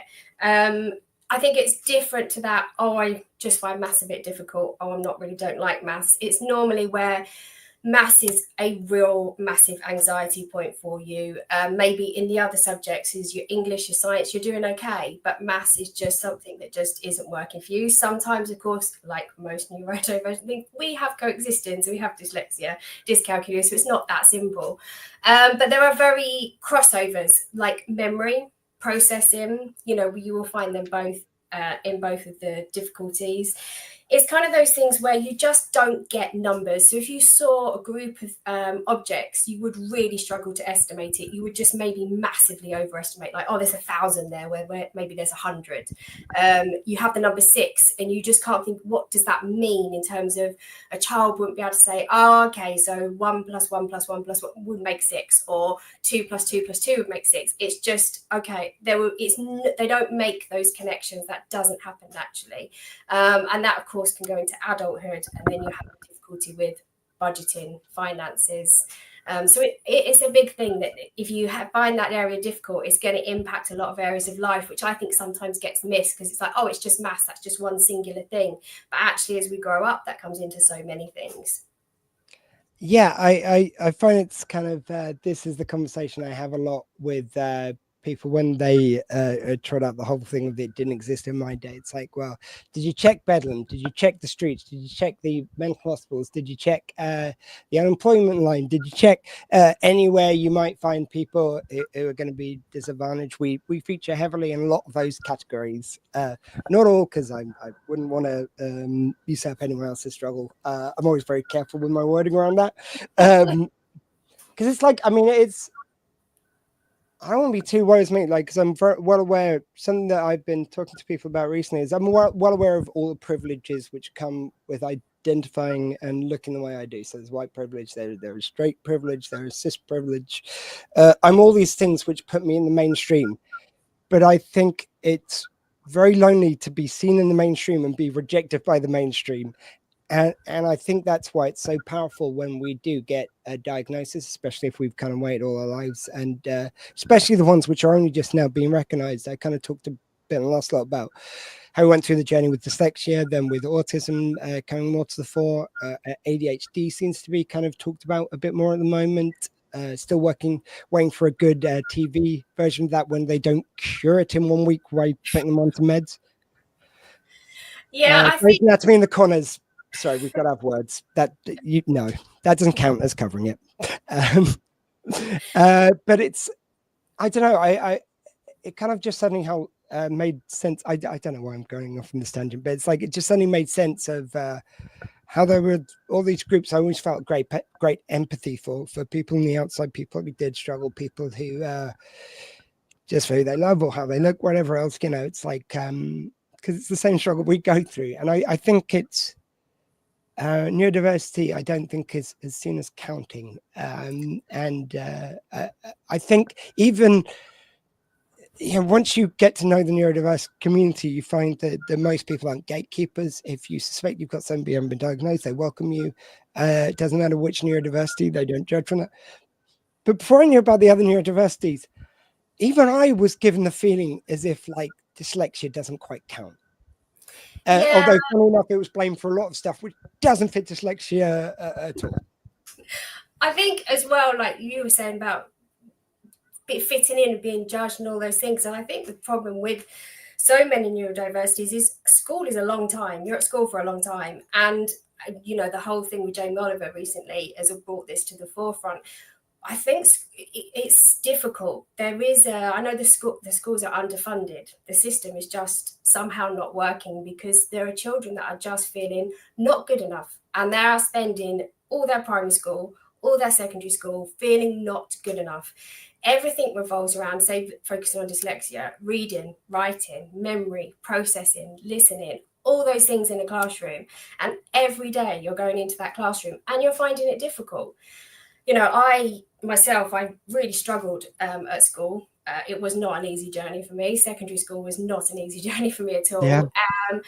And I failed my A-levels. So I did all right in my GCSEs, but I failed my A-levels. I always wanted to be a teacher. That was my dream from 4, was to be a teacher. And so my dream was get my A-levels, go to university, train to be a teacher. I didn't get those grades. So suddenly my dream was over and it was shattering. But I went to work in London. I had an amazing time working in London and being an events coordinator, working on some brilliant things. But it wasn't me. I knew I still wanted to be a teacher. So I applied as a mature student to university and got in that way. And at university, I had this tutor who said to me, I just think there's something not quite right here. Let's do some tests. And she did some tests with me and she said, I think you have dyslexia. And she said, and this is why you struggled. And she taught me some amazing tools and strategies, like incredible. And I came out of university with first my dissertation got put in the library as an example of how to write a dissertation. And this was someone who had failed A-levels because I got taught how to learn correctly. And suddenly I was doing something I was so passionate about and I achieved and I felt, do you know what, maybe I can do this. But I'd spent my whole school life, I realised now looking back as an adult, feeling like I wasn't good enough, always feeling like I was stupid, something wasn't quite right, and turning up every day thinking, I don't want to be here, but having to go every day. And that's hard. And it still comes into adult life now. I still have it where I think, can I really be doing this? Is this really me? You know, that kind of imposter syndrome. Am I really here doing this? Because this is just little me who failed things. I can't be, surely. Yeah, I mean, yeah, as I say, this, I mean, you've got to admit, as a midlife crisis, it was quite inventive of me with the song and everything. No, it's always amazing to me. Like I feel that same imposter syndrome. It's something I'm trying to get over. I'm trying to, alongside looking after my mum, I also do entertainment work. I'm so glad I got rid of the 9 to 5. I've never felt happier since that got off my plate. Because I was dealing with that, looking after mum, and they still, I think you were on the stream when we were talking about this, it's like they still want people to do 20 hours, and the threshold is 35 hours of caring. So why would you expect someone who looks after a human being to work 55 hours that you would put laws in place to stop someone who isn't from working that much?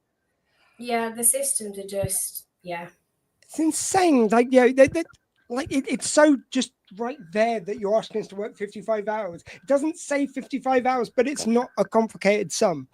But unless, sorry for anyone with dyscalculia who I've just insulted.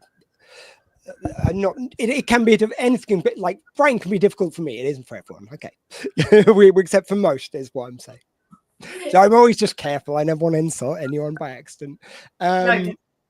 It's, it just seemed crazy though, because it's like, I mean, I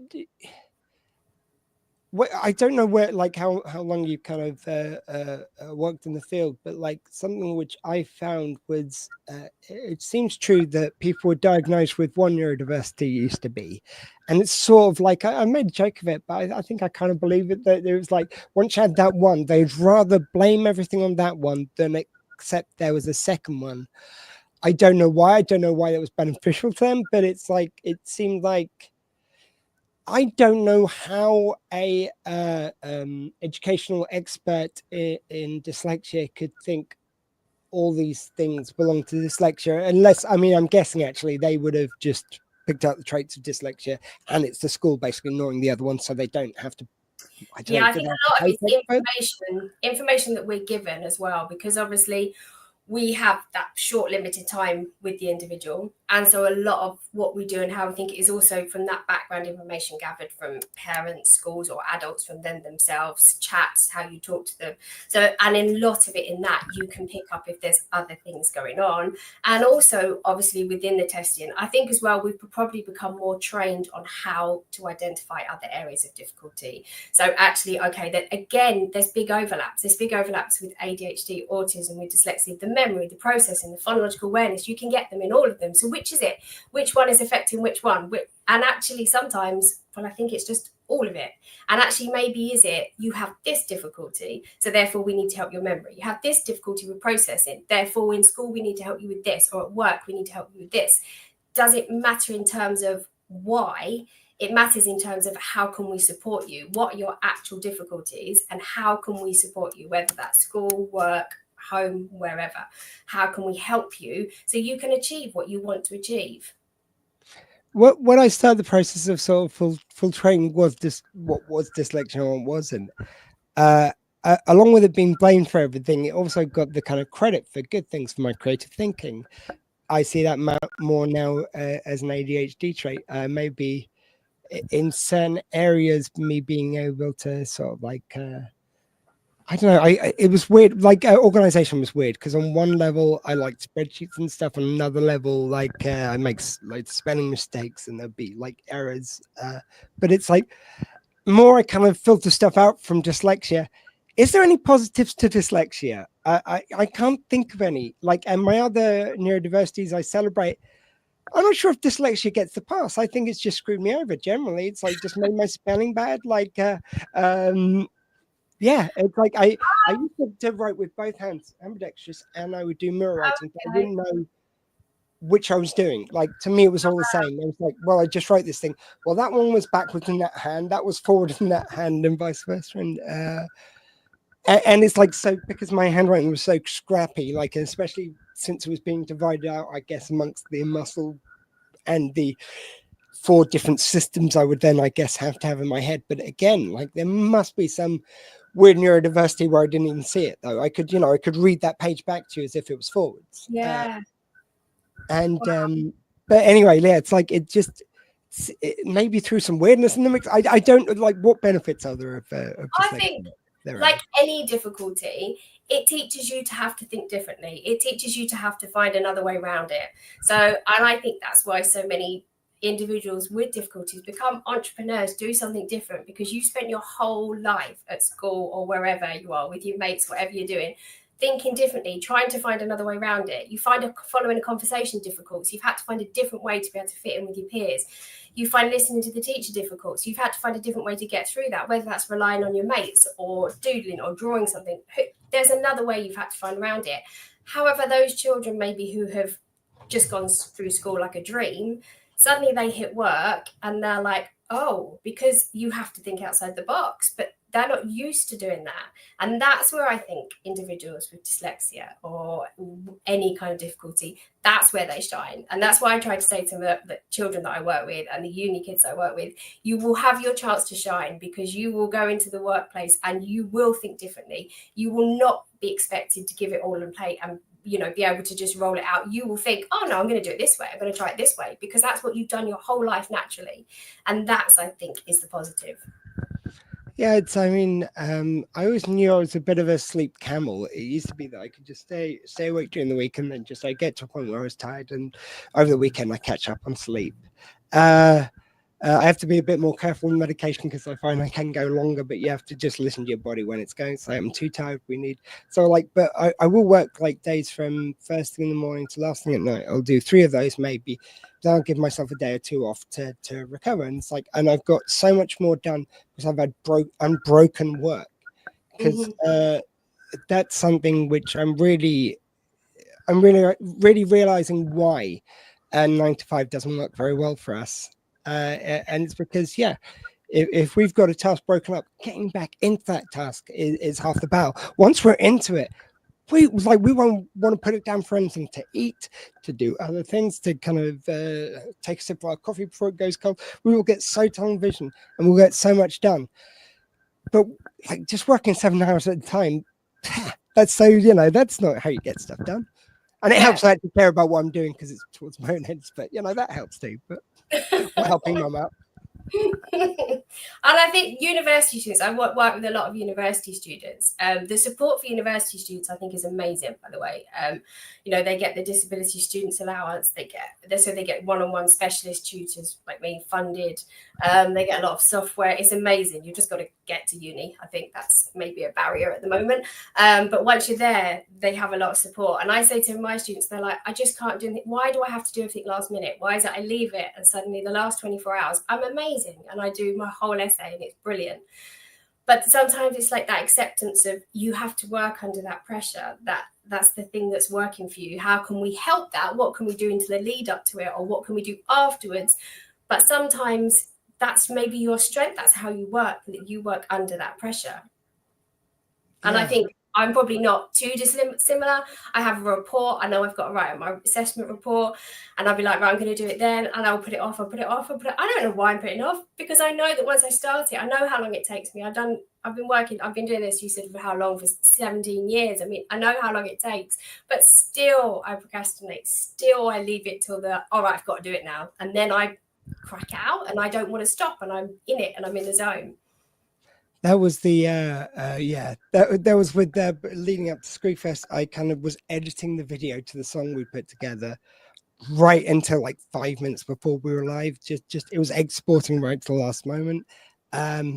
I hadn't actually put on, there's like a little sketch which goes in the beginning and a bit at the end, which I've added. So if anyone watched it yesterday, you're in for a surprise with a little bit of extra video, which we'll play in a bit, because we're about to have our music hour with the people who worked on the song with me, or some people. But yeah, it's I got so tunnel focused on it though that like there was loads of other videos I was going to chop up, and I'm still glad, because I want that video. Like it was always promised to be premiered here, and it kind of doesn't make any sense for it to be premiered afterwards. It had to be on this event. Whereas the other things, the videos, like basically it's hard to upload longer files anyway, so I've just used the presenter mode to kind of put anything through, and it's worked just as well. In fact, it's probably easier than uploading it. I've just kind of, if you stop it and leave it at the bottom of the screen, it kind of even remembers the place, so you can just play it by chunk. So it kind of all worked out. But yeah, although the one thing I did only when I was realized that I went to watch Mulholland Drive. Oh, I can't hear you there. The audio seems to have gone.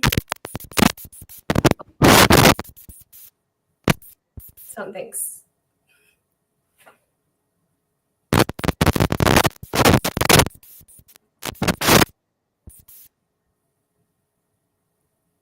No.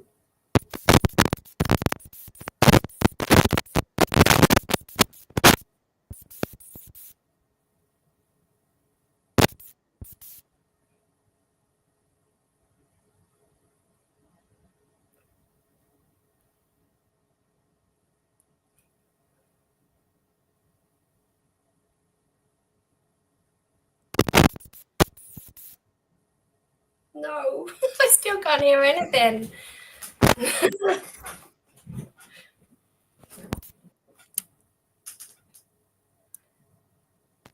Technical difficulties.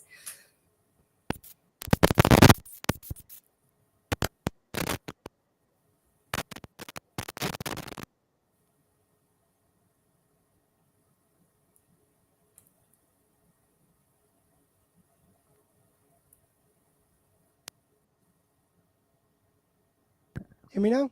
Yes, I can hear you. So weird. I don't know what went.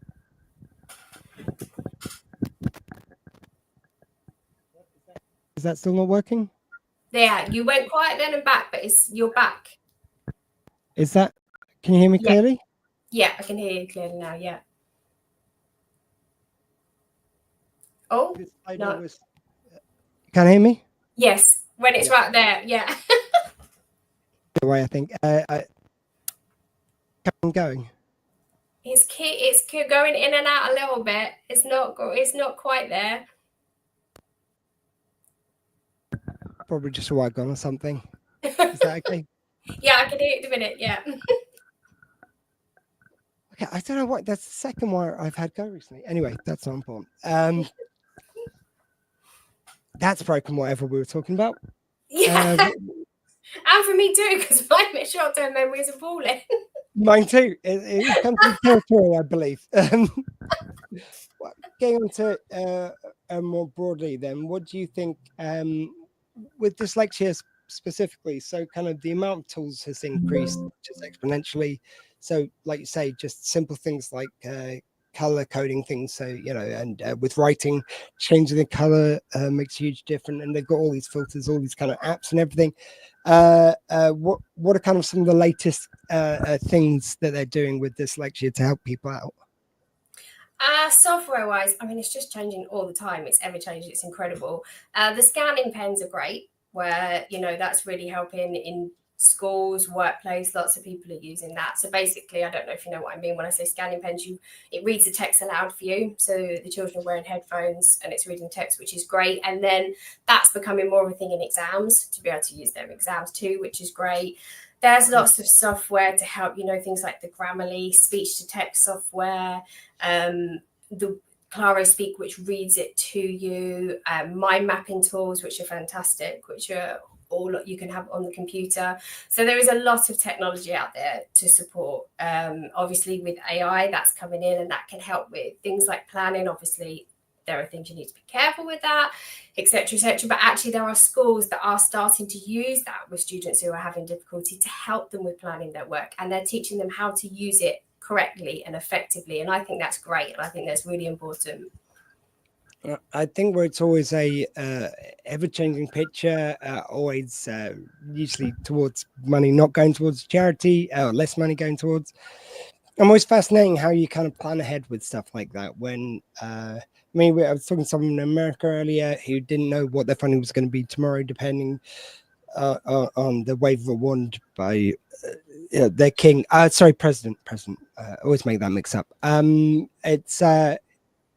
But like even this was in peacetime over here, if you will, and you always feel worried about what's going to happen next. And I know you charities never have any kind of surplus of money; it's always kind of coming in, going out. How do you manage in an ever-changing landscape?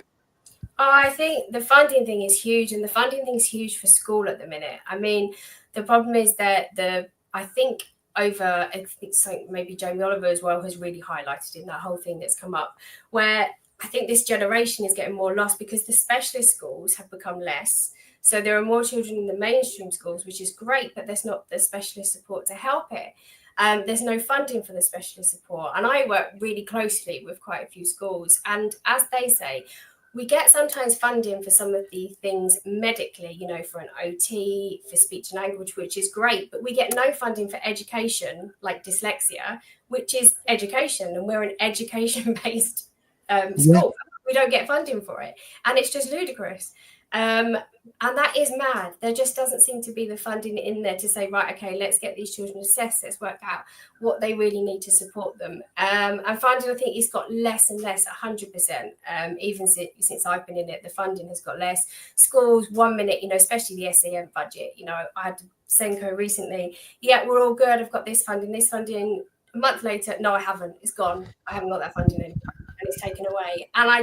So how do people do their jobs? How do people support? You know, teachers they're not trained, they're not specialists in every single difficulty. They can't be. And so unless you get the specialists in to support you, I don't know how, you know, there's this barrier, there's this massive gap where a group of children are being missed and lost. My daughter, one of them, we've pulled her out of school. She was really struggling in school, massive anxiety, very different things with the sensory, worrying about things. And she found school really difficult. And we had particularly about 18 months just going to it where school just wasn't working for her. And we worked really hard with the school. The school were amazing. The teachers were incredible. They tried, but you realise when you are in it as a parent and a specialist, I think it changed my view slightly. There's someone saying, well, you could do this. You know, you've got the local education authority saying this. You've got the head teacher saying this, the governor saying this, the teacher saying this, and they're all just doing their job, 100%. They're all just doing their job. But there's no wiggle room within that because no one can make a decision and say, do you know what? This child needs something completely different. Let's do this, because they're not allowed to. So we pulled our daughter out of school, and she does online schooling now from January. And it was the best thing that we ever did for her. Yeah, it's kind of interesting because I was talking to a pain specialist, chronic pain specialist, Ben Sims, yesterday, and he was talking about how that affects neurodiversity differently. And he was saying about before he let his team go near a patient, that you have to study their file back to front, kind of all the different things that go into it, all the kind of patterns you might pick up on, as opposed to just looking at one thing. And I think definitely educationally, we need to be better at that as well, I think. And that joined up thinking, like you say, with funding, right? Have we got that funding from where they are now to where they need to be, and not like partial, and then we got to find it some more of it somewhere else? Like, just give us a clear funding path. And as I've been preaching for the last few hours, it's like if you don't put that money in up front, it's going to cost you more on the back end. And they keep on just putting so many financial plasters over these things later, as opposed to just solving the root issue. And then these people are kind of, they will be more productive, they will give back to society tenfold. Like, I don't just give back to society as much as everyone else now.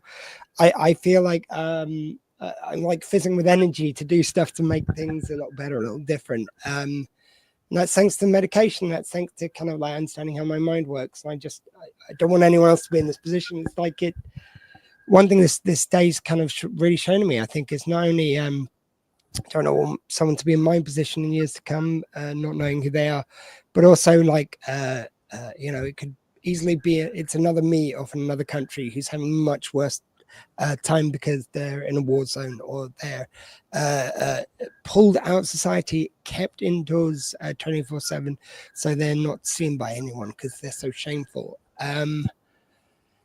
It just all feels like just like that could have easily been me. I don't know how people don't get more kind of compassion when they kind of, it's just Yeah, I think it isn't just the funding. You say we just said the funding, but I think it's also the system in terms of it's so rigid. So, we have to do this to meet the standards of the school. They have to do this curriculum. They have to do this. They have to do this. But it doesn't fit every child. It doesn't work for every child. And we're putting these children into a box, but they're not fitting in that box. And it isn't working. So it's like, what can we do differently? How can we help these children in a different way? But the schools don't have that power. They can't do that. It's not their fault. They haven't got the power to do that because they are so tight. They have to do this to meet Ofsted and this and this. And they have, everyone's hands are tied, and that's what is a huge issue, and how you overcome that is massive. But that is, you have your funding issue, but I think you also have your issue with the schools not being able to do things differently, not being able to say, okay, this isn't working for this child, let's do this, because there's too many different things coming in. The local education authority, this rule, and it is not working for the children. And how do you see kind of, I think now parents would be kind of wary of their children, like we say about the label model, about their children being labeled with autism or ADHD. Is dyslexia seen like that? I feel like it's been known of for long enough now that I don't think it's got the same weight as someone worrying their child is going to get labeled with some of the other neurodiversities. Yeah, I think by the time, to be honest with you, a lot of parents end up to me for the assessment, they just want someone to say, this is what's happening, this is how we can help you, and a confirmation that actually, I was right, there was something. And it's a massive relief for most parents, I think. And the children and the adults who are assessed, they'll be like, there was an adult assessed in their 50s, and they just said, oh my goodness, they broke down and said, thank goodness I now understand, I now get it, and I wish this had happened sooner, but I now understand myself. And it was purely for themselves. They wanted to just know and understand, and that's huge, is to just be able to understand why you found certain things difficult, or why you react in certain ways, or why certain things make you feel a certain way. Why does that happen? Because the more we understand ourselves, I think we know as we get older that happens naturally anyway. But if we can give younger people and everything more understanding of that, of why that happens, I think it just gives them a lot of confidence. And I think that is really important. I have a lot of students who I've assessed, and then I go on to support them and work with them. And they say, it wasn't just me. I get this now. And I wish I'd known that, because now I get why, when I was little, I now get why I did that. Or I now understand that when this is happening, why that's happening. And that's really important. And I think that's something that the assessment does, is it unlocks you, who you are. And I think you're probably right that dyslexia is very known. And I think, quite accepted. But I still think maybe the support and how we're expecting children to learn, and exams for children, but it's all memory. Exams are all memory. Why are they memory? Because we come into the real world, we start working, and we have the internet, we can search things up, we have books. So why aren't they allowed that in an exam? Why do they have to sit there and memorize everything? Because it's not a test of memory, it's a test of knowledge and how to apply it. So that's also something that is just awful for students with dyslexia. And it was so kind of like heartening to me when my son was in school and he was there was more, just I could see there was just he didn't go down this route, but I could see there's more available in way of vocations, in way of kind of different ways of learning everything. And someone rightly pointed out that Labour haven't overturned it, but the Tories bring in all this learning by rote again. It's just ridiculous. It's like you just had such a wonderful opportunity to diversify your workforce, who's qualified, who's more likely to get the jobs, and you chose to go back to having all the same people. It doesn't benefit anyone just to have people all think the same way. Diversity of thought is so important to any industry, really. Yeah, and let everyone shine in their own thing. If you have someone who's great with the animals or the world, the climate, whatever it might be, let that be their thing they explore. How can we bring that into what they're doing in school? How can we make that their passion, so that they learn all these necessary things through their passion? I mean, apprenticeships I think are great, and they're definitely much bigger than they were when I finished GCSEs. They weren't such a thing then. I think they got phased out and they're back in again. But they're, I think that's great. There's not the exam focus, on the job learning, those things, they're great. But again, you've got to get there. You've got to get to that stage. I mean, it's like it would never have been something which helped me. I just love the fact they existed, because people, again, a lot like me, like just they may not have had the particular quirks I did. That's people who kind of have suffered the way I did, and they were given an opportunity to shine at how they learn best, what they learn best, what they're best at. It's whenever they make it more prescriptive to be, it's very insulting, like on a basic level. It's like, we're going to make everything the way that, and to be honest with you, not even all neurotypical people, the top flying neurotypical people, we're going to just design it so it's only good for them. The rest of you, if you learn differently, you're not as good. It's like the judgment value that they love to put on it. But then when we start to explain, oh, actually, no, the increase in, it's more testing. That's why there's an increase in people being diagnosed. And they're the people you've just been insulting a lot. But why is it when we offer a solution that works, and I'm testament to it, why is it then you don't want to admit it exists? It's you only want to exist in terms of us being a problem. I don't get that mentality. No, and I think that me, once, as I say, this tutor at university who told me why I struggled, it just became, it was like, oh yeah, and it was like a light bulb moment. And I still was in the system, I was still writing essays, I was still doing this, but I got recognised, I understood myself, and I learned some other ways to do it. And that is why assessments and children having an understanding of why, whether it's dyslexia or ADHD or autism, whatever it is, they need to know, they need to have that assessment. Somehow they need to have that assessment so that they can have the understanding and begin to learn the tools they need to get through. Because there are amazing parents, teachers, SENCOs out there who want to support, but they need the knowledge to be able to give that support. I mean, it's yeah, I've always been interested in the arts and acting, all that kind of thing. And it's like, felt like, because like, that's what I wanted to do. That's like, I knew in my heart, like there was a belief just I could do it. But all the evidence seemed to the contrary, like in some of the acting I did, certainly. And I see now there was such a barrier to who I was. And it's like, if you're only good at the one thing and you haven't got access to it because of a block, that's pretty damning, because then you end up doing things which aren't something you've got any interest in, aren't something you're particularly good at, but it's something you can get away with just about making not too many mistakes that they'll fire you if you've got a generous boss. And it's those like million one compromises you end up taking to get there, just for lack of kind of like, I mean, even the way we diagnose seems a little bit mad. Like most psychiatrists don't just deal with one ailment, or and I'm not saying that neurodiversity is an ailment, but just in diagnostic terms. Why is it we have assessors for different neurodiversity? Wouldn't it make more sense where we're finding more and more that people have got more than one, having assessors who understand each of the conditions so they can do one test with them?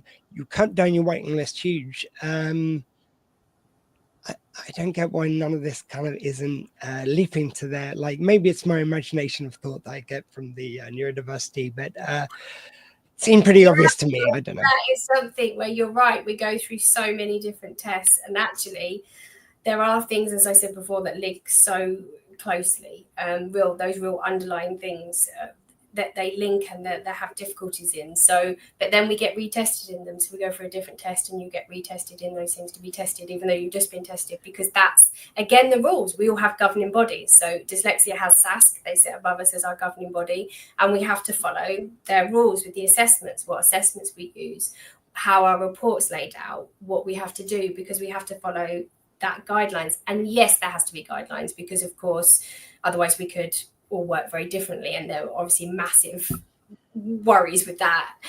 So I get there has to be those systems in place, but also you're right, it doesn't allow for that. Let's put everything in one pot and try and work it out. Yeah, and it's there's also the fact that I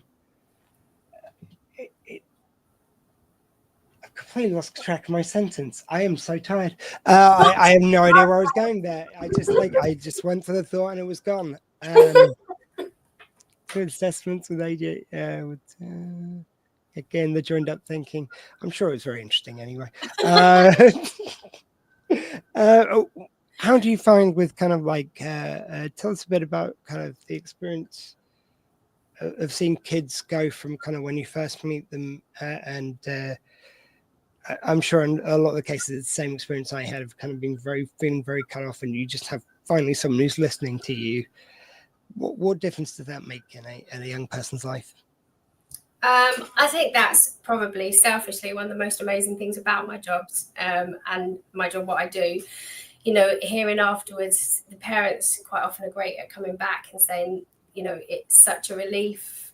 My child actually really enjoyed the experience because it made them understand what was happening.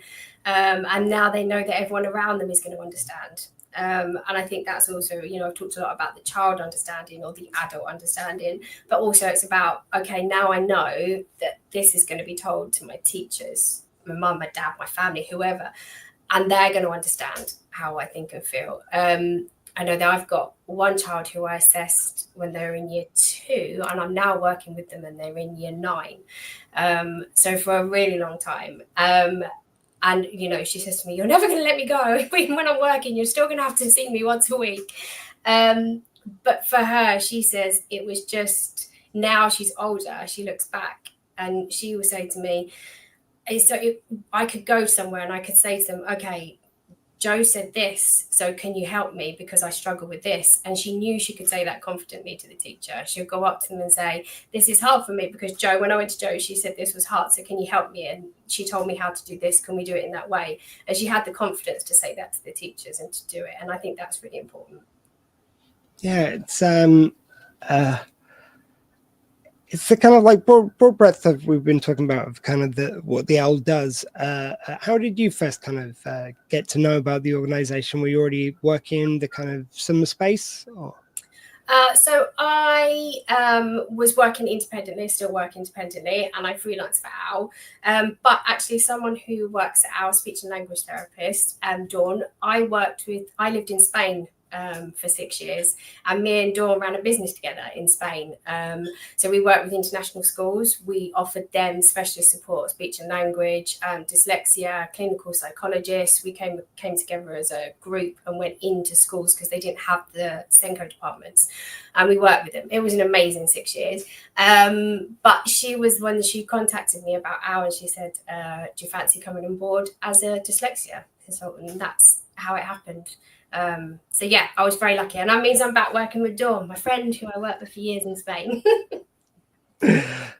And do you ever kind of hear back from the students afterwards? Do they kind of have you heard any success stories particularly?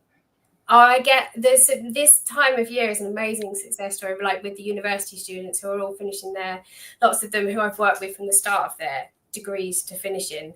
And those who get their degrees, and I get that phone call or the email saying I did it, I passed, and the relief, and they're lovely, telling me how much I helped them getting through it. And you become so invested in what they are doing. I will say that with the students, as at university, it's their passion what they're doing. They're there at university, they're struggling, they're finding it hard, they're doing it because this is what they want to do for their career, whatever it might be, nursing, whatever it is, and you're trying to get them there, you're trying to help them get to that. So when they tell you, I did it, I passed, and some are coming back to me. I had one the other day saying, you won't believe this, I got a first, and it was just incredible.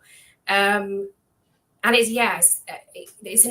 a feeling that's unbelievable. And to know that they did that and they've got that and they're now going on their journey and going into work is amazing. And that is the selfish part of my job that makes me feel amazing. We talk quite a lot for the other conditions, like how is the parent reaction kind of to neurodiversity? Is it getting better and other school, like it seems like kinder in school somehow.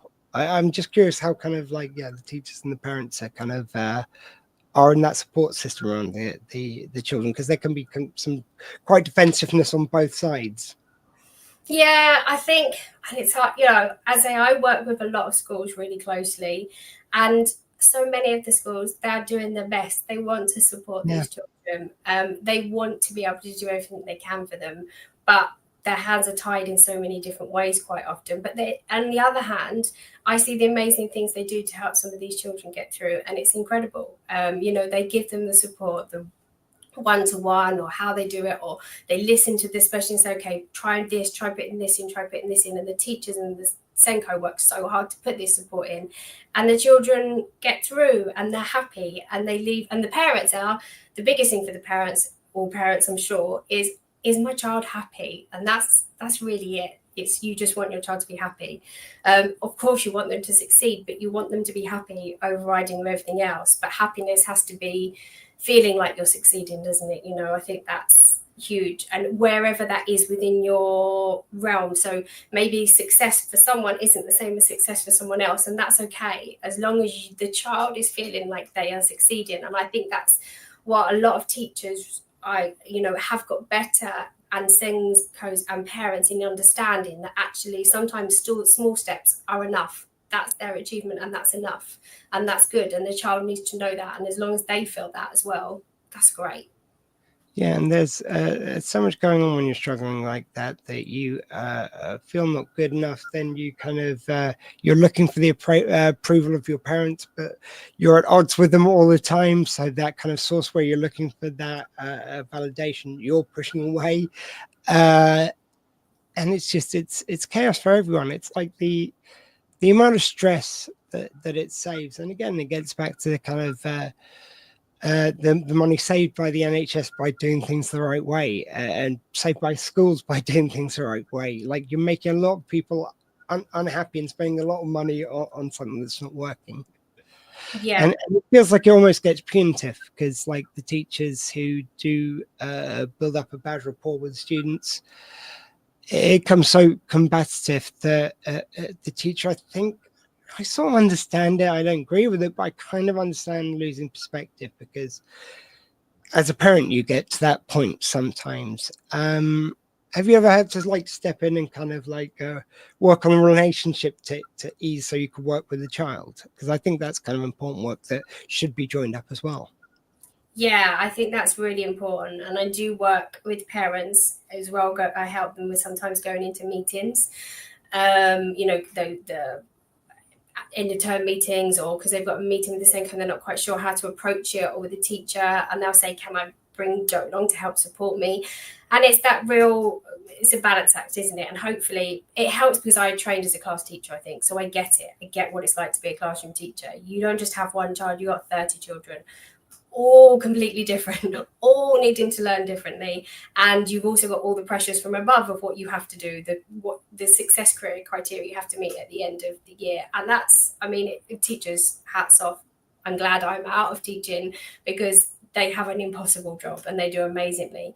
And I think it's that barrier to say, look, this isn't about what can you do more to the teachers, it's what could we do maybe a bit differently, and the parents understanding this is a joint thing, this is between all of us. So you need to put the effort in, your child needs to put the effort in, and the teacher, but it has to be all of us, because the teacher can't fix it on her own, the parent can't fix it on their own, and the child can't fix it on their own. So it has to be, okay, what can we all do together? And I think that really helps to say, right, okay, as a teacher, I'm going to take that responsibility. As the child, I'm going to take this. And as the parent, I'm going to take this. And if you can leave a meeting with that, everyone feels like, okay, well, it's spread out. It's not all on me anymore. And I think that's important. We're going to share this responsibility. Yeah, I just think the joined up thinking could save so much. And it's like the guilt and the kind of shame which people take away from this, because they feel like they're branded some way, kind of there was that kind of thing on Facebook, and you see it periodically, where it goes like, this is schools and this date, and it's like the teachers kind of the parents are having to go at the kid.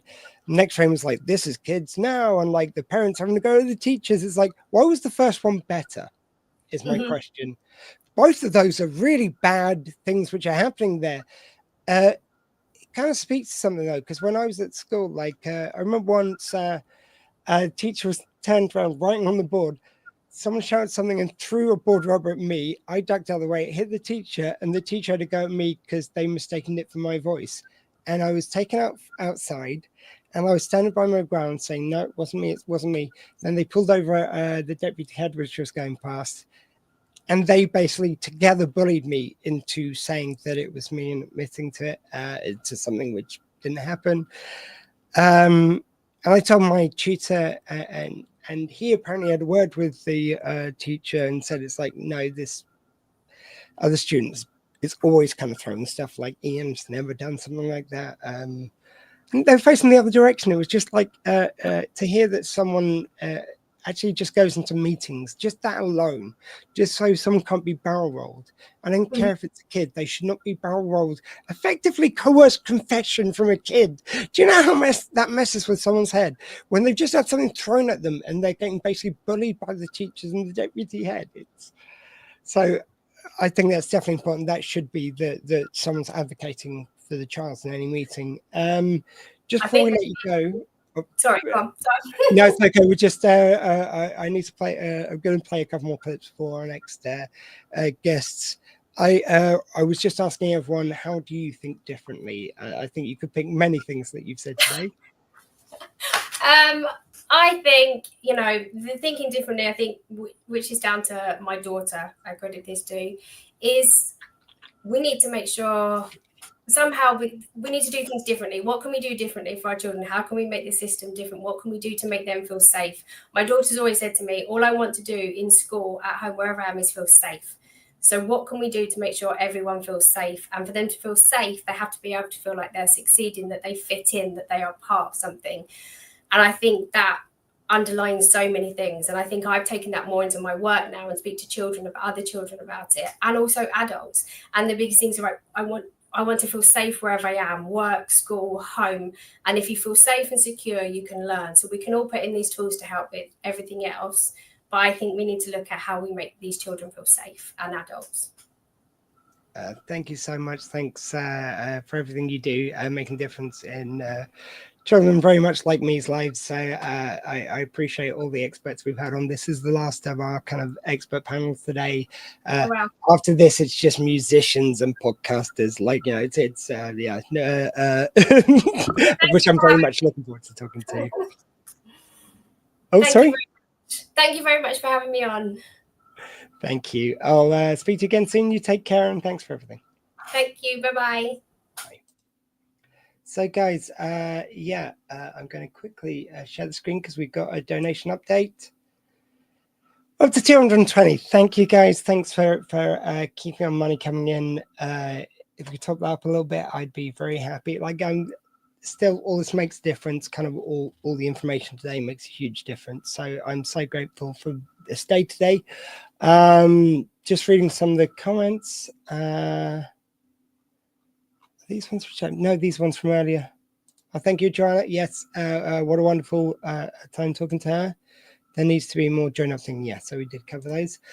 Thank you very much for the donations. So, guys, I'm just going to move that from the screen.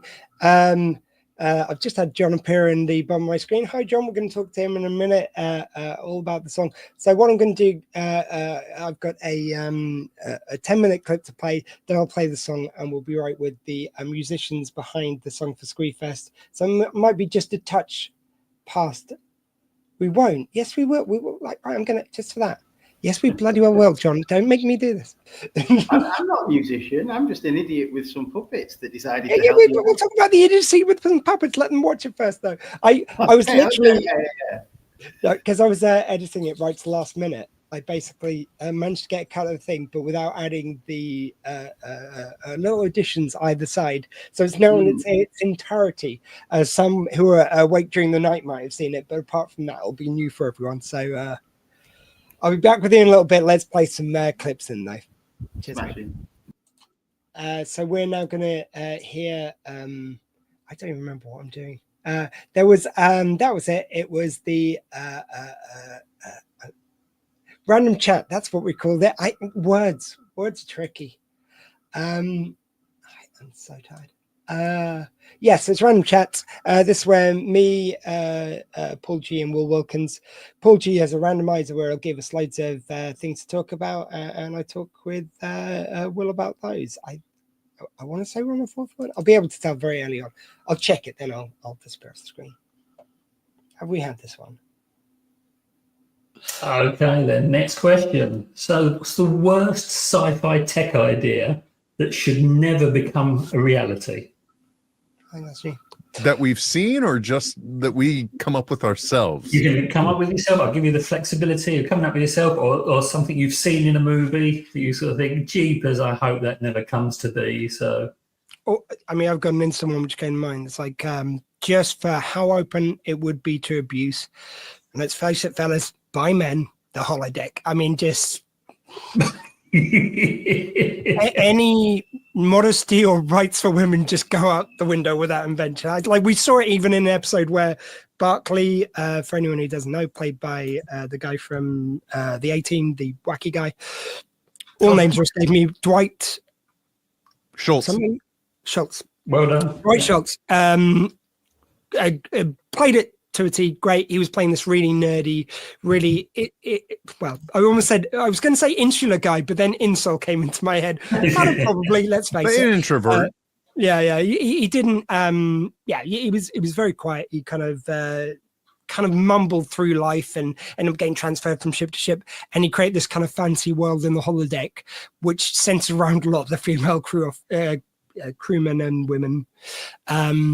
So yeah, I think that would be not a good thing to invent while men exist, to be honest. Sorry, my gender, but I'm not saying all of us. No, I saw another not all men today or yesterday. I was like, oh, come on, guys. You know, when they said men, they just mean it's men who do it, not all men. Sorry. No, I completely get that. There's a line in the NBC show The Good Place with Kristen Bell. Yeah. And Ted Danson, and there's one point where the Janet has come up with an interface so that way they can go through different scenarios, and instantly one of them asks about something, and they result to the fact that humans are disgusting animals and will always use technology for filth. So I totally get that. Honestly, I mean, like the only sci-fi conceptual thing that should never truly be made actually would be, I think, time travel, because it realistically speaking, it would potentially be the probably undoing of all reality. But on the flip side as well, I think it would also be the most tragic, because if you truly think about time travel, the reason why the TARDIS in concept works, because it's also a space vehicle, because objects are continuously moving through space. There are supercomputers that are required to calculate appropriate routes and velocity and locations.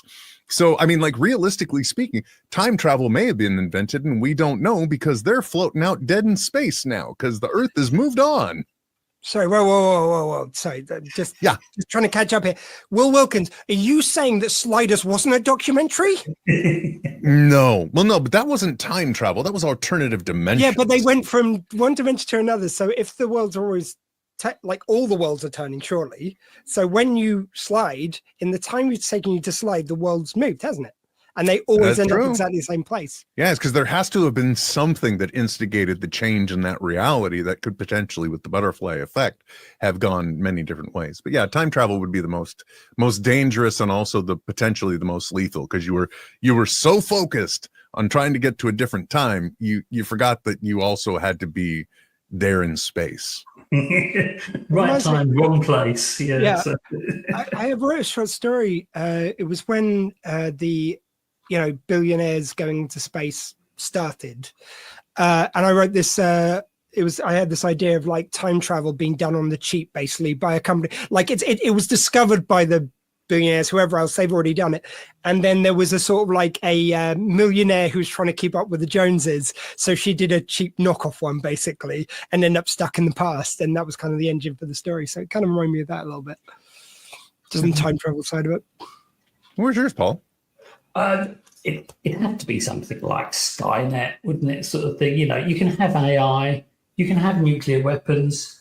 Let's try and keep these two things apart, shall we? Sort of thing, let's not give one access to the other. So it's that kind of stuff, really. So it's fine. Musk has left the White House now. We're okay. Exactly. He was working on Skynet. Was his next project? Don't get me started, boys. Let's move on to the next question. Oh, sorry, Skynet. It's Skynet. Who wasn't going to? Someone had to mention Musk when you mentioned Skynet. Sure. Anyone who's currently alive is going to do it. He was the one. I'm just saying. Actually, there is actually, I worked for the British military sort of like many years ago, sort of thing, and they do have a defence network called Skynet. That's poor planning. Yeah, exactly. Yeah. So that's no secret, but yeah, it is out there. Right. So if aliens landed and asked for one film to understand the Earth, what would you show them? Idiocracy? No, I'll come up with something better. Anyone got one? I'll kick this one up if you want, sort of thing. See, I would go with Escape from the Planet of the Apes. Because it would be a clear demonstration that as an alien visiting, you would be a celebrity, you'd be worshipped for at least 2 to 4 weeks before the human race was hunting you and shooting you. And basically hunting you down, sort of thing, because they got bored with you in the same way they sort of do with celebrities. 1 minute you're up there, next minute not interested. And to be honest, sort of think, given the amount of films that are all about it's an alien, it's going to land, it's going to be evil, we need to kill it, hit it with a stick. I think sort of thing they'd be best advised to stay away. I think I've got one. Yeah, I think I'm going to go with Hitchhiker's Guide to the Galaxy, the TV show, because I did not enjoy the end of that movie. I didn't enjoy that movie, to be honest. It turned it into a very samey romance. And the whole thing I liked about it was at the end, Arthur Dent, the really nerdy guy, didn't get a girl. And it felt like a bit more true to, a lot of our experience when we were young, certainly, especially. But yeah, it just seemed like a bit more realistic. And then eventually he did find someone, and then he gets torn from another universe with them. I think that says something about British kind of like pessimism right there. You've got the fact that he always just wants a cup of tea, and he's a nice guy, but he's a bit crap, which that's Britain explained. Yeah. Right, we're covered. Tea, a bit crap, but nice at heart. It's got kind of the Americans. I'm sorry, Will, and kind of pardon me if I insult you in any way, but I'm going to insult everyone who I mentioned in this, basically. Apart from, anyway, we'll get there. But yeah, Americans, I feel like that's safe for Beeble Rocks. He's about loud, big, flashy stuff, kind of big and impressive. Doesn't always think necessarily through how you get to that, but that's cool. Like, I think it wonderfully shows all the foibles of every country, as well as being celebratory of some things about them. Because I think Arthur Dent is a celebratory character. So Zaphod, he is big and flashy. That's kind of fun, but he's a bit of an idiot with it. Like, everyone's a bit of an idiot, apart from Trillian, who kind of keeps everything on the road, which teaches them about women. Like, basically, we ask about and do funny things, and they get stuff done. And, you know, hopefully we don't detract from that too much. I think it's just a good metaphor for all of us, really. And I haven't decided what Ford is. I mean, I don't know. Yeah, he's just he can be Belgian. I don't know. Just a guy who knows where his tail is. Yeah, yeah. He's just. I think he just represents kind of like the coolest side of us all. He's kind of just the one who, like, there's a great bit where he's kind of going in to meet Zaphod in the book, and they're both trying to look more nonchalant than the other. So, like, Zaphod is draping himself over something. Meanwhile, when he comes in and he says hi to Ford, Ford goes, "Oh, hi, Zaphod," which he hasn't seen in years, and he's trying to act like he didn't even notice him there, kind of thing. Whereas they saw him from the thing. I just thought it's just wonderful. I can think of worse testimonies to the earth than that. I'm going to have a toss up, and I apologize, but you know, like, you want me to switch the camera off? No, not like that. No, not a toss off. A toss. Anyway, your hammer pulled you off. I always loved that line from Thor Ragnarok. Yeah. It's a for a warning and a plea. It would probably be E.T. because it demonstrates that the adults might not be trusted, but please spare the children, their kind. Yeah. And the other one that just representative of the planet as a whole, and definitely the way that I believe we have been probably going since the start of the industrial age, would probably be Star Trek for the Voyage Home, because it has a representation of humanity that is potentially the best of us in the Enterprise crew, and demonstrating our self-destructive nature with the paths they have to go to save the whales. So it's one of those two, and for those reasons. Very clear and concise. I had a moment of panic while you were talking, because I'm like, oh, these are good, and then I forgot Star Trek 4. I'm like, okay, good, no, I got it again. You kind of remind me of, I don't know if you guys watched Prodigy, but they had a whale in there, and it was the kid of George and Gracie, because whales for a really long time. It was really sweet. It was great. I've been saying as the day's gone on that, you know, the views of those on Squeefest do not necessarily, unless explicitly said, reflect the views of the Untitled Charity. Am I allowed to disassociate myself from kind of jokes, which I just want to take back from? No? Okay. Anyway, guys, enough of my rambling. The guy's waiting in the wings. Sorry to keep you waiting, guys, but I do want everyone to see the video before we start talking about it. So I was just talking to John from Pop-Up Puppet Cinema. They did the additions, which are now on here. When I was doing it right until the second before Squeefest, I got the song edited, but not the front and back. So this is the, unless you're up in the very wee hours of the night, this is an exclusive for you guys. And if I can find the file, sorry, just 1 second, guys. I'm struggling to operate buttons at the moment. Okay, here we go.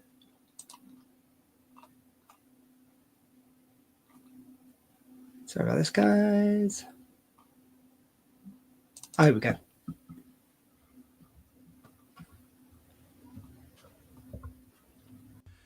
Hello, Doc Squee, come in. Can you hear me, Doc Squee? Did you get him? I'm trying, Marty, I'm trying. Hello, guys. I'm sorry, I'm just about to start Squeefest. Doc Squee, you gotta listen to us. It's important. Oh, no. Is it about the future, Doc? Hello. No, not you, future me. Future Squee. Fair enough. Doc, you gotta warn him, Doc. Guys, look, you're frightening me. What is it? What happens? Does he still have a face? What? I lose my face? I think so, Marty. It's difficult to say. Hey! No. You look good for your age. The iron one. Hey, look! Sorry, we've come to warn you about the show. Oh, no, not another nip slip. Sylvester McCoy still won't take my calls after the last one.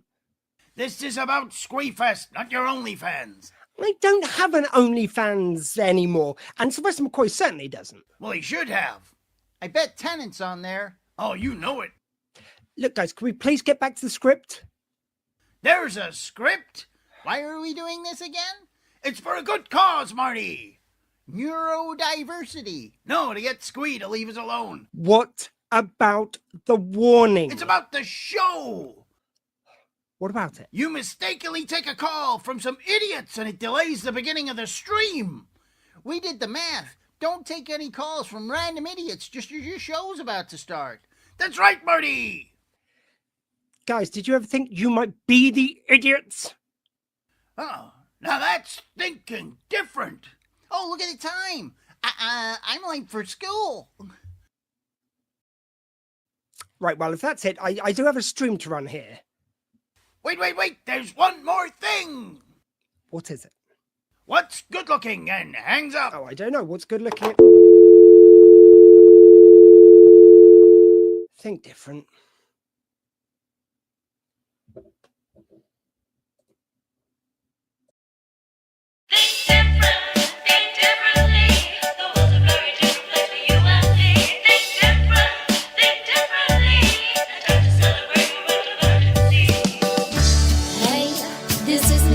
I'm new to the club and it ain't easy. The journey I've made's taken a different way, and I've ended up here, just gotta spend my days growing in ways, blending the haze, fitting the quitting, accepting the change, to embrace a new norm, fit a new form. But sometimes when I cry, my brain feels worn out, and I shout and I shout and I let it all out of my brain. So much pain and it's drowning me out. No control and no hold, and I cannot climb out. And I cry and I cry and I don't know why. Being restored and ignored, no matter how hard I try to show my way up. But enough is enough. Support and love.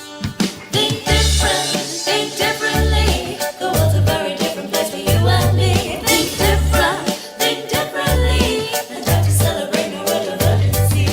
Different, think differently. The world's a very different place for you and me. Think different, think differently. And try to celebrate the world of urgency. Hey yo, full disclosure, I was a bit of a loner. The weird one, the odd one. He's probably just a stoner. Reality flex, should I get my sanity checked? Cause if I say what I'm thinking, then I'm probably gonna get decked. I try to fit in, man, you gotta believe me. But other human beings give me the heebie-jeebies. May I introduce, please? It's your boy Matt Lees. Can only be what I be, so you can take me or leave me. I think so far out the box, I can't even see the box. I'll make the box into a hat. Maybe I will be the box. I used to feel like what I wanted wasn't real and I should stop. Then I rearranged it all to fit round me, now I'm on top. It was quite a shock at first, but honestly, I'm cock-a-hoop. Drop these verses about beauty, diversity and truth, and my tribe is all of you. Now we ride to somewhere new. All I ask is you keep smiling, it gets better, I'm the proof. Think different, think differently. The world's a very different place for you and me. Think different, think differently. And try to celebrate the world of urgency. Different, think differently. The world's a very different place for you and me. Think different, think differently. And try to celebrate the world of urgency. Different, think differently. The world's a very different place for you and me. Welcome to my show. This is me, Doctor Squee. On podcasts, interviews, and laughs. That's always been my territory. But sages are calling. Nights are posted boring. Gotta tell a new story. Dyslexic, hectic with ADHD. But it's just me after diagnosis, a painful process. And I reviewed my past, so at last I come out in front. Now I choose to think different and appeal to you. If I'm not appeal to you, well then you're a divergency, Dr. Squee energy. I've got a deal for you. Let me reveal to you. Refuse to see the real me and make me see through. We've got to stick together, respect me and I'll respect you. So from Squee and the crew, if you please, from Prof, Misfit, me and Mr. Lees, please think differently.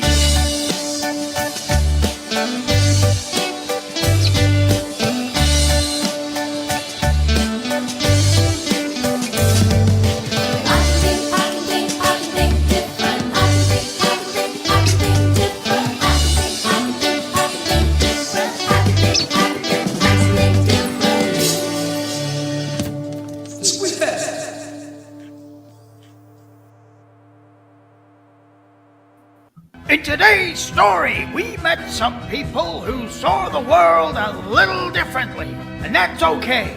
You know, we all think in our own way. Some people learn fast. Some take their time. Some are great with numbers. Others with pictures or words. That's called neurodiversity. It means our brains work in different ways. What matters most is being kind, patient, and understanding. Because everyone has something special to offer. So remember, being different doesn't mean being wrong. It just means you're you.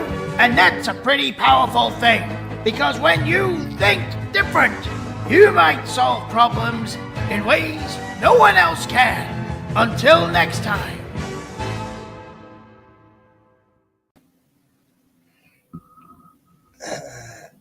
So guys, we're now going to welcome just some of the people who make that song happen. So we've got from Pop-Up Puppets, John, we've got Kenton Hall from the guitars and the backing music, and we've got Madam Misfit from a lot of the other stuff.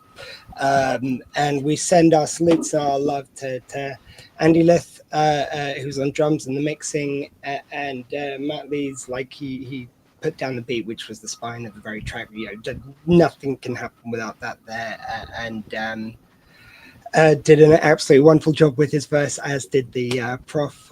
And Prof is very sparing with the amount of video he sends you. Is something that I've discovered from working with him. You get the exact bit and about 2 seconds worth of extra footage, which you've got to splice and selectively use to make him feel more present in the video. Now it's quite fun actually going through the old interviews, because I've interviewed most of you guys. John, I think the puppets are the only one I've got on my hit list. And so it's like it meant I could edit all in that stuff, and it was really nice to have those kind of shots of the puppets dancing to kind of involve them into the song bit. But someone else talk now. I'll start with. I will start something off. When I was kind of putting stuff together, the only thing I didn't have time to put in, and it was like I didn't want it to have like 10 beginnings and endings and stuff. I'm going to get upstaged by a puppet. I just knew this would happen. Yeah, so it's I watched the original video of you and me talking about it, Sarah, and I did the thing different, and it was pretty much the same as the tune went. Like you just kind of wrote some better lyrics. You know, you made it more of like actually a tune as opposed to my cat's rolling. But it was surprising how kind of similar it was. I had imagined you changed it a lot from what I kind of originally, and that just that bit was the only thing which everything got strung together to. By the way, it was like so ropey the premise I came in with. The beautiful part for me, I mean, I think the chorus is catchy as hell. But it was actually written, part of it was when I was in Lanzarote. We were discussing, I was on a sun lounge writing this by the pool with a couple of cocktails. So it's fueled on that, which is great. But I absolutely love it. I was bopping in the background then listening to it. I don't know about you guys as well, your involvement as well. I think it's a fun little nugget of dopamine right in there. So my kids love it. My car, literally, every time I turn the engine on, it's one of these cars that's overly clever for me. But for some reason, that's the last song that was uploaded to my phone. So straight away, Mum run in the morning, the chorus comes on. I was just like, okay, this is the school anthem now. I think it's like everyone's like verse was very different, very kind of like germane to them. I did find it funny, like, and this is a rap thing, not just an us thing. 3 out of the 4 of us had to announce ourselves entering the room. Like it's a very rap thing. You got to go, hey, this is me, and then drop your name in there somewhere in the first line. I think that's tradition. Probably the only one who didn't do that. And then I realized Matt Lee's out of the 4 featured artists on there is the only one who's using his actual name. It's Professor Elemental. When I'm telling this to people, it's Professor Elemental, I'm under Doctor Squee, and of course there's Madam Misfit. It's like, what are these words you're presenting to me if they're people outside of this kind of particular world? Sorry to digress. Kenton, you actually wrote a kind of a verse just off your own back, which would have been totally usable. It was so annoying I didn't have an extra place to put it. I'm being a lyricist. I couldn't hear a beat and not end up writing something. So after I'd done the guitar and the backing vocals, I just threw it over. So I noticed it's a little bonus track on its own, which is fun. which is lots of fun. I've been working on an album for a year, so to have done all of my bits for this in one evening was very relaxing, really. I found it ludicrous the amount of things that I madly asked people to do on a kind of whim of a tune of like liking charity records as a tradition. Like I'm amazed all that happened, let alone just side bonus quests of you just going, yeah, here's a verse as well. Like you got nowhere for it, but enjoy it, and like it just makes a nice little extra that there's. I think it kind of shows something with this song as well. It's like anyone who kind of feels on the outside, I feel like could do their own version of those verses. Like I've been asking everyone how they think differently,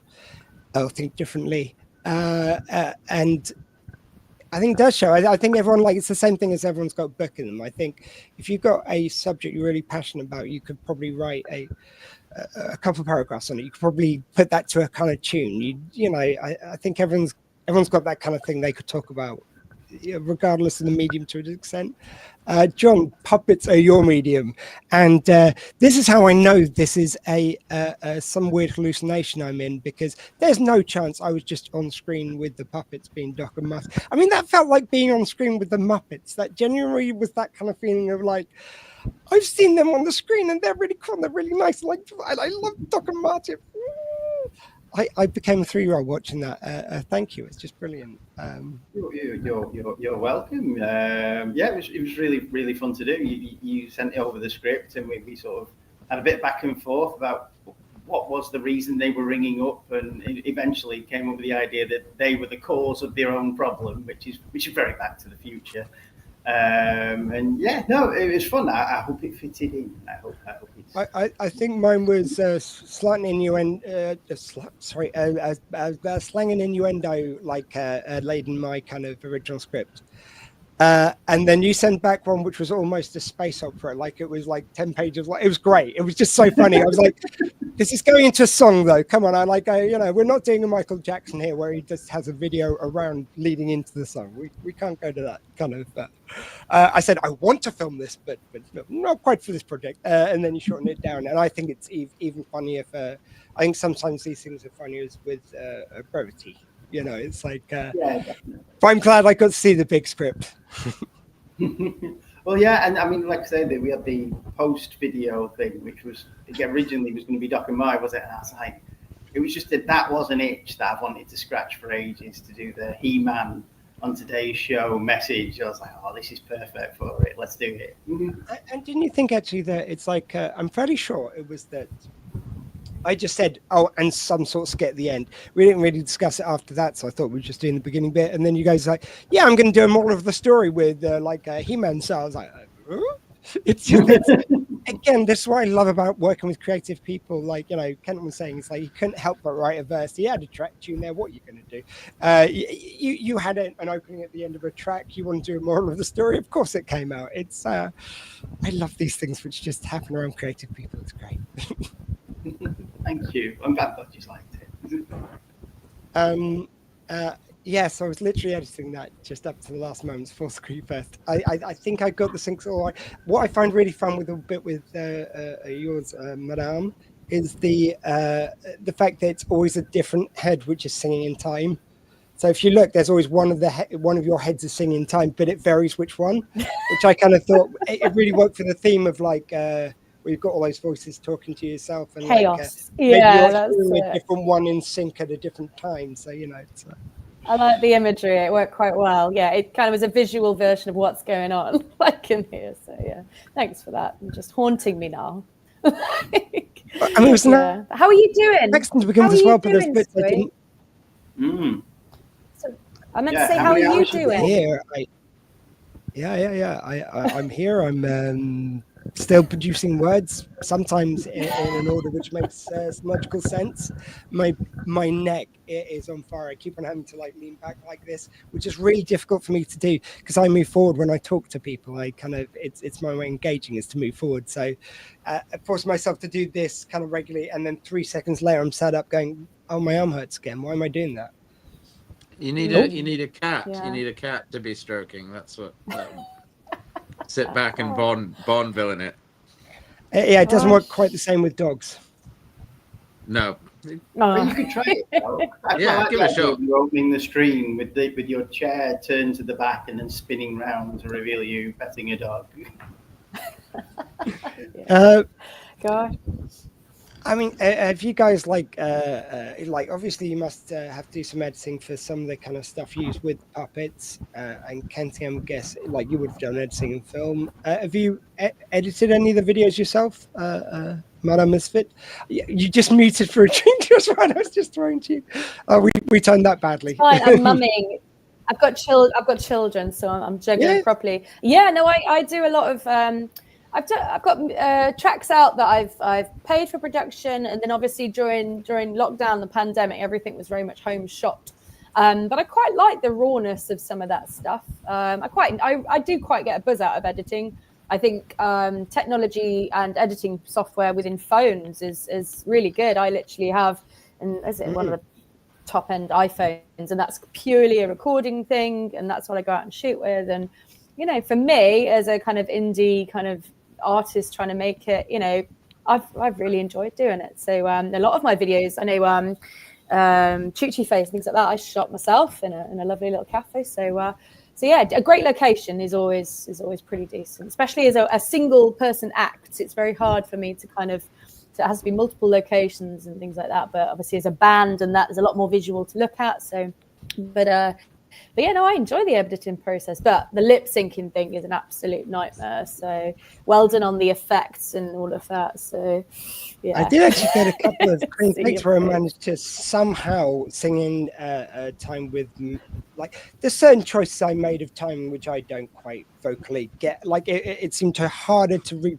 it seemed hard to reproduce. How did I naturally do it? It's weird. But yeah, when I was trying to copy it, I actually got a couple of clean takes, but there was kind of different energies in the takes. So where I used the cutaways, it was kind of nice to cut between the different kind of angles and ideas I had, including, like, I did so many versions of this spring up from behind. I did one version where I was dropping the t-shirt. I just thought that laugh had to have a dynamic action to it. It was kind of like an ADHD was going to go on screen. But I think it beautifully represents what we're talking about. So I think like a beautifully polished studio shot thing would just be the wrong impression we were trying to give. So I think actually, it comes across quite well. Absolutely high budget wonderfulness. I don't know what you're talking about. I think the kind of fun, I do like kind of, it's funny because I had all your tracks to match the music. It was finding clips of Matt because he wasn't available to record the video. He's been busy, been subbing for his manager at work and a few other bits. He's just been on holiday.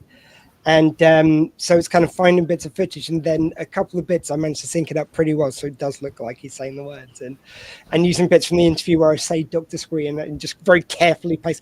I like all that finicky work. I like it when kind of just you sync it up perfectly, and it sort of gives, like, everyone knows that's copied from different videos because he didn't change 5 times during the shoot, but it kind of works. I think it kind of gives just enough of the kind of feel with him. And discuss. Well, I've sat and edited feature films, and worst was editing a feature film that I was in, because it meant I had to watch my own performance for actual genuine weeks on end. So I empathize with all editors everywhere, having spent many weeks in editing suites. Like I said, it was great to be part of something that all came together in such a relatively short period of time, because working on big projects that just sprawl onwards, it's nice to have a gang effort for once. Yeah, it's I don't know. It seems insane to me how, like, there was such different styles and it can just all comes together when you listen to it on the record. Like Madam Misfit style, kind of Prof. Like there's always different flavors, which, and especially where it goes from Matt to the Prof. That was the one I was most nervous about. Not that they wouldn't both be good, but it's like just would they work? Like literally the last syllable of Matt, Prof is straight in. There's no daylight between their things, and I was very pleased with how it all worked together. It's like an eclectic mix, certainly, though. I'm running out of words, like just desperately, guys. I'm going to be honest with you. I don't know what I'm saying anymore. I lost the Are you running on fumes, Doc? little bit. There was a couple of questions where I kind of stopped halfway through because I just didn't know what the rest of it was. It just you froze a little bit, Sarah. Yeah.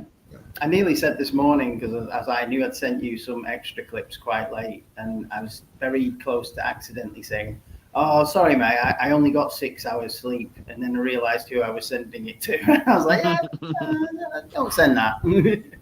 Actually, it was a fun one. I was going to ask Kenton about, also talk to Kenton about. I thought it was great because where you've done the little shots with the guitar for me, and you're fully making love to that guitar. It's beautiful. But like, there's one motion you collapsed against the guitar, I think is what you're. I mean, I get the feeling by the last motion, maybe like you weren't truly playing it, but it's the last motion which I really love. Like your hand is like a mile apart from the guitar, and you do this huge swing across it. And I put it in there, but I hit it enough that I don't think it's like super obvious. But I had to include that since you sent it to me. It was just too much fun. That's the lazy man's Townsend spin. It's just. But I mean, it's like this because. I find like having shot music videos and stuff, both with like syncing vocals and syncing guitar, you just have to play. You have to sing along out loud, and you have to play along out loud. Otherwise, it doesn't sync properly. So I just played along with the track and then cut a piece out that looked like I was actually doing. But so I'm back. I think part of the reason was I was leaning against the guitar. Well, it wasn't just because I thought it looked like all emotional and sexy and that. I was just real tired. I didn't have the energy to set up anything standing, so I just sat in my studio and just. I just think it might be the first time I've seen someone do air guitar with a guitar there. It's a new experience for me. Yeah. But that's actually how I play the guitar, so it's not inaccurate. John with the puppets, so like the syncing up of them. So like you sent me 4 separate tracks, and like I could only really visualize them when they were put together. But I was like, yeah, that sounds like someone doing dialogue. But until I had them together, how do you keep all that in your head? Is they kind of you just used to the pace of your voice, or do you time it out? Yeah, I'm going to confess it's making it up as you go along. I mean, obviously we wrote the script and everything, but it is going with the flow. Once you start doing, I don't know, Doc's voice or Marty's voice, and you just sort of play with it, really. So it's hello, how are you doing? It's nice to see you all on the screen. But then with more structure and more writing and less waffling. But yeah, no, we had the script ready. We knew where you were fitting in, and puppets, and the way when we were deciding to do the glitching meant that we had leeway, so that if your bit didn't fit quite right, we could glitch it so it looked like there was a pause in the stream, or go back a bit and sync it up that way. So, you know, we designed it so that we can cover up our mistakes. Yeah, there was it was very nice to kind of edit together. I love just there's a couple of moments where it's like you sort of created an edit point because there was a pause I left which was slightly too long, and you'd have the pop-up puppet thing go off the screen at that second. So it looked like I very politely waited for that to go, but it works. It kind of tricks the eye a little bit. It's just kind of nice like that. Well, I think that's our show in a nutshell. Is that if we can do lots of stuff badly at once, maybe people won't notice. So how do we decide who was doing what part of the song? I think I always kind of put myself at the end because it was almost like you guys kind of established this. It was kind of introducing me at the end was kind of just the feeling. And it's like, if I'm going to put my name to a very vain 24-hour kind of talkathon for myself, then it feels like I should, I don't know, put myself somewhere where I'm kind of put myself out there, not burying myself in the middle, or, you know, that felt like chickening out somehow. And I thought because Sarah was involved with the chorus and the rest of it, it made logical sense to us bookend, and when the guys were sharing a verse for them to go in the middle. So I think it was always the structure in my head. And there was one stage where I really panicked because I thought we'd left it between me and Lizzie that we were doing 3 verses. And he sent me a version with 2, and I didn't notice for a while. I was like, wait a minute, what? Lizzie, are you able to? Because yeah, it's cool to add another one, but like sometimes Matt will deliver his part of a project, and then when he's got other stuff on, it's kind of just with anyone, when they move on to the next project, it's kind of getting hold of them again. I was like, I really hope I haven't missed the boat on this one, because it's like I couldn't have trimmed anything kind of down from that. That would have been torture. It was torture enough putting Kenton separately. God damn it. Yeah, I thought you bookending it was kind of was really important. I think that kind of gave a lot of structure to it, Sarah. Yeah, I think it worked well because my style's a little bit different. I'm moving away slightly from chap hop, and I'm really enjoy singing. And I think I really enjoyed the chaos, and it worked. I think it worked nice, because mine was a lot more subtle, kind of sungy, and then it funked up, and it built, and it grew, and it grew. Yeah, I think it worked quite nice as a balance of the flow. I think if I'd been dropped in the middle, it wouldn't have hit. Yeah, I think it works pretty well. I was happy with that, so very much so. Yeah, because we I think the only thing I said at once was, can you just speed up a little bit to add the energy to it? But my first it's going to be really slow. I was in Lanzarote writing it though. Yeah, she was drunk at the time. Let's be honest with you. No, only kidding. I just thought it was kind of like, because I think my instinct to begin with was like, because just I was thinking that hip hop mindset. So when I heard yours the first time, I was like, oh, that's very different from anything I'd heard like anyone else do to the beat and anything.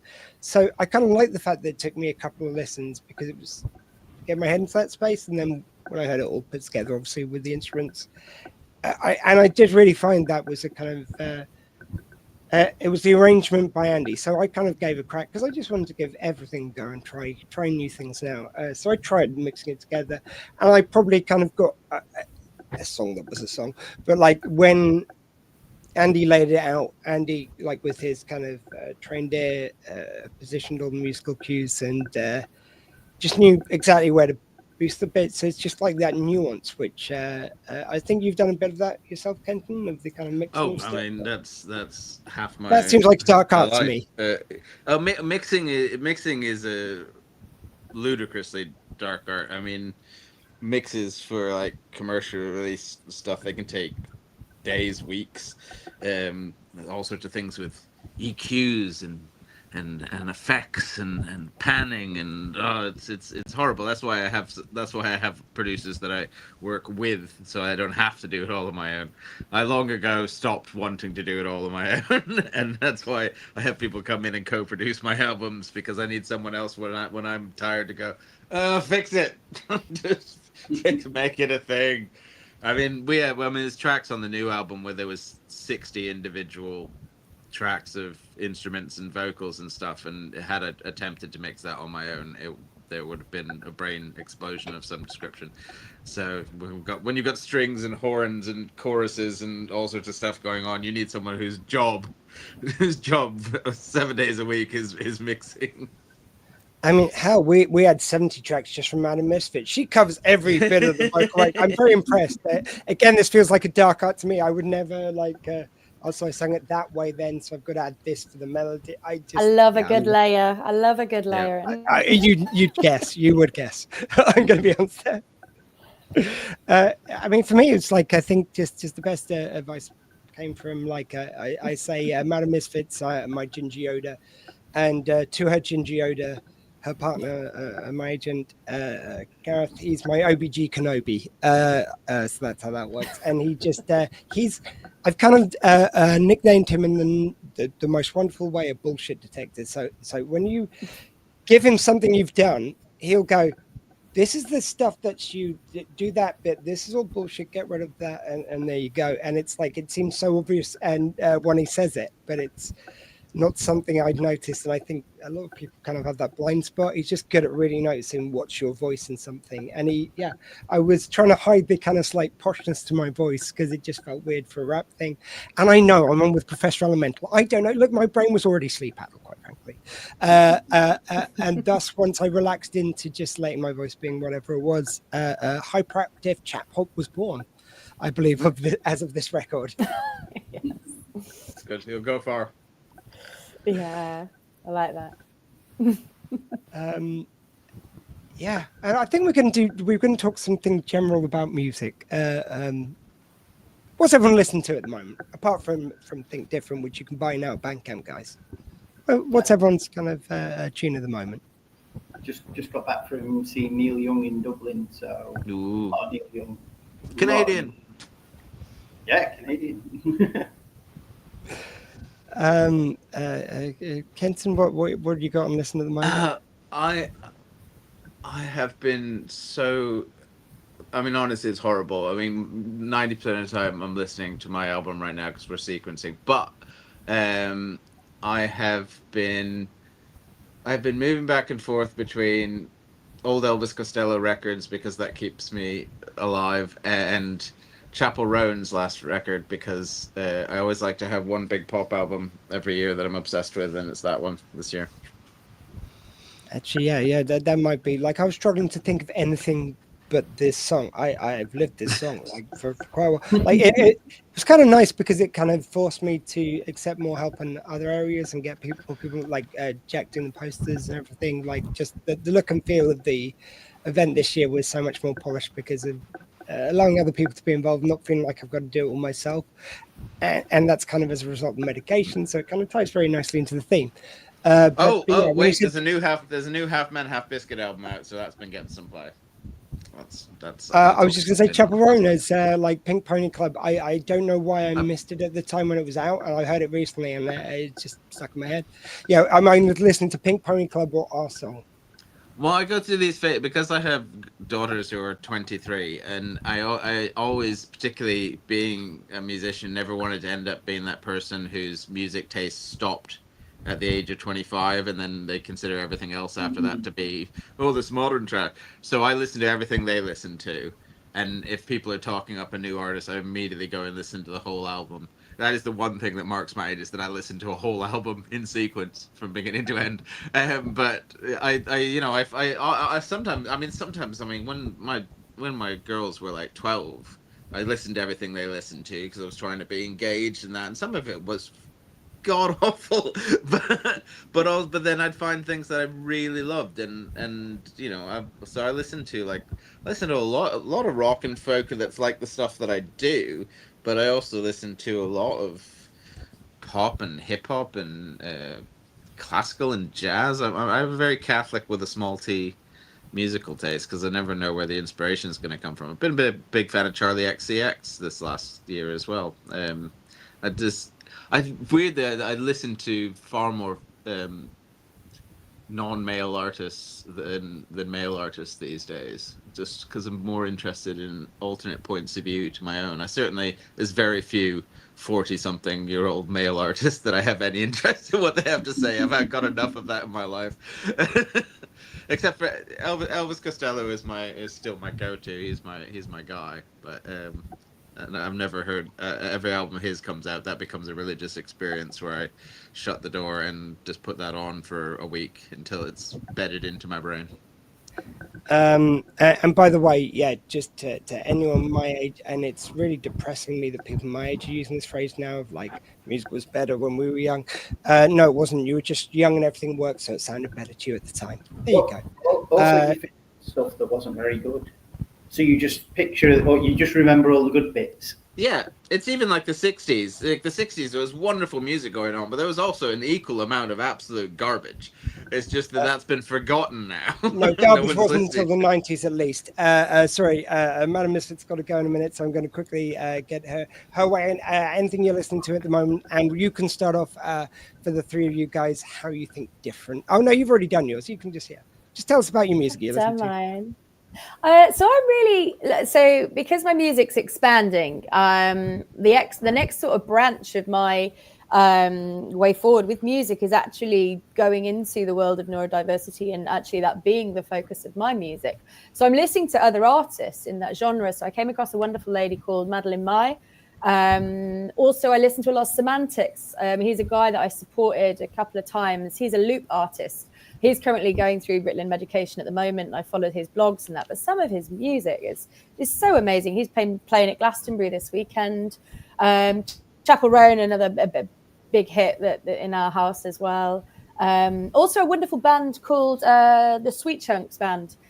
Wonderful group of guys, Southampton based as well, which I'm playing with. They've got a wonderful album called Blunderbuss, and I'm playing with them at the end of the year. But I love listening to those kind of little niche, and especially if I'm on a lineup with someone else. I really like to, you know, kind of, because again, my music's always changing and evolving, and it's nice to kind of, you know, grab those little eye-catching bits from other little artists and have those little chats, and it gives them the respect and the honor as well before you actually do the show. But Madeline Mai is a big one actually. She's on Spotify, and I give anybody who's of the ND environment, go and listen and watch some of her stuff. It's pretty cool. She's just brought out a song called What's Going On, and one of the lines is, "I am an alien with bones made of skin and flesh," and she just basically goes on about how she's, you know, an alien in her own human skeleton floating through the earth. It's Oh, another one of those songs. I'm sick of them.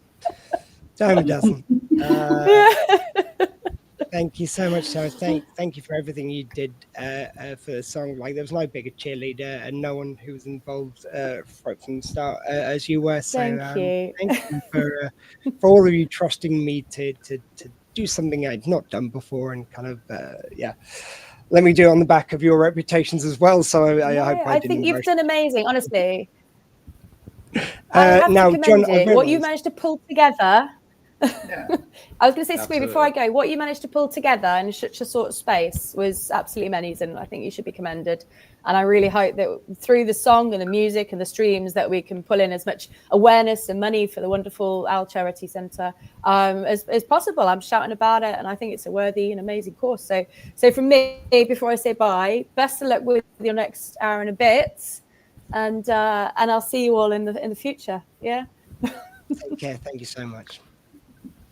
John, I've realised because Kenton was also on a previous stream, you're the only one who needs to come up with a think different. Like, I think differently because I don't know if I do think differently, and I'm sure I do, and I'm saying that to lead into something, which is, I think there's a lot of people who will dismiss terminology as being. There's a lot of dismissiveness out there that are neurodiversity or dyslexia. Before people get used to them, they will see it as just kind of a made-up thing, which is really important not to, because these terms are there to explain not just to those who deal with them and as mechanisms for them to understand themselves, but for others to understand how they behave and act, and in that understanding be able to connect to them in a deeper way. And as He-Man Doc says at the end, you know, just be nice, be full of love to one another, and that's all you need to do, really. And that is our last thing different, because Michelle, who's joining me for the next slot, was on last night. So what a beautiful one to go on. Thank you, my friend.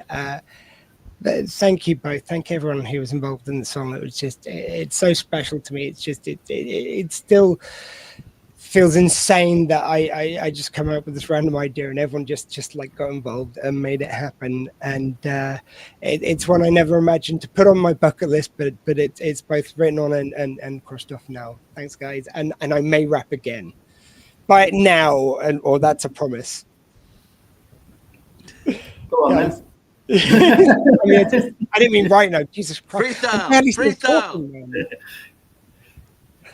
No, thanks for having us on it. Thanks for inviting the puppets to do their silly bits and bobs at the end. And it was a pleasure to be part of. Well done, guys. It's great.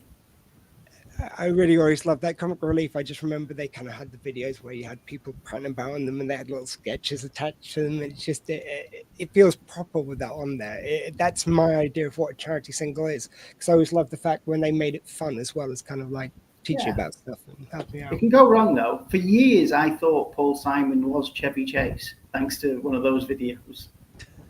You can call. I mean, have you seen them both in the same room? I just thought, because I was a kid, I was like, oh, that's him. That's Paul Simon. I was like, oh, why is Paul Simon in National Lampoon's Vacation? I don't understand. It's actually Danny DeVito in an outfit like playing Paul Simon. Chevy Chase is the actual Paul Simon. It's a whole Kaiser Soze type deal of some description. So it's like Avril Lavigne conspiracy theory nonsense then. Yes. Did you listen to the Joanna McNally? She did a podcast about it. She did one series was about that, and then she did another one which is about Furbies listening to amazing. Thank you so much, guys. Have a wonderful weekend. I'm about to go some videos in a second, guys. I'll speak to you both soon. Thank you so much. You too. Bye. Take care. Bye, Bye. Doc. So, we've got a little while until Michelle gets here, so I'm just going to put, I feel like I've gone into late night host voice, so I'm just going to put a little video for you guys to watch while I go and have a drink of water. I'm still trying to find the video file there. Yeah, I have finally cracked it, by the way. That's what you're wondering. Where are all the videos? I just don't know what I'm doing anymore. Okay, here we go. We're going to go for another one of our random chats. This random chat, round 4. Here you go, guys.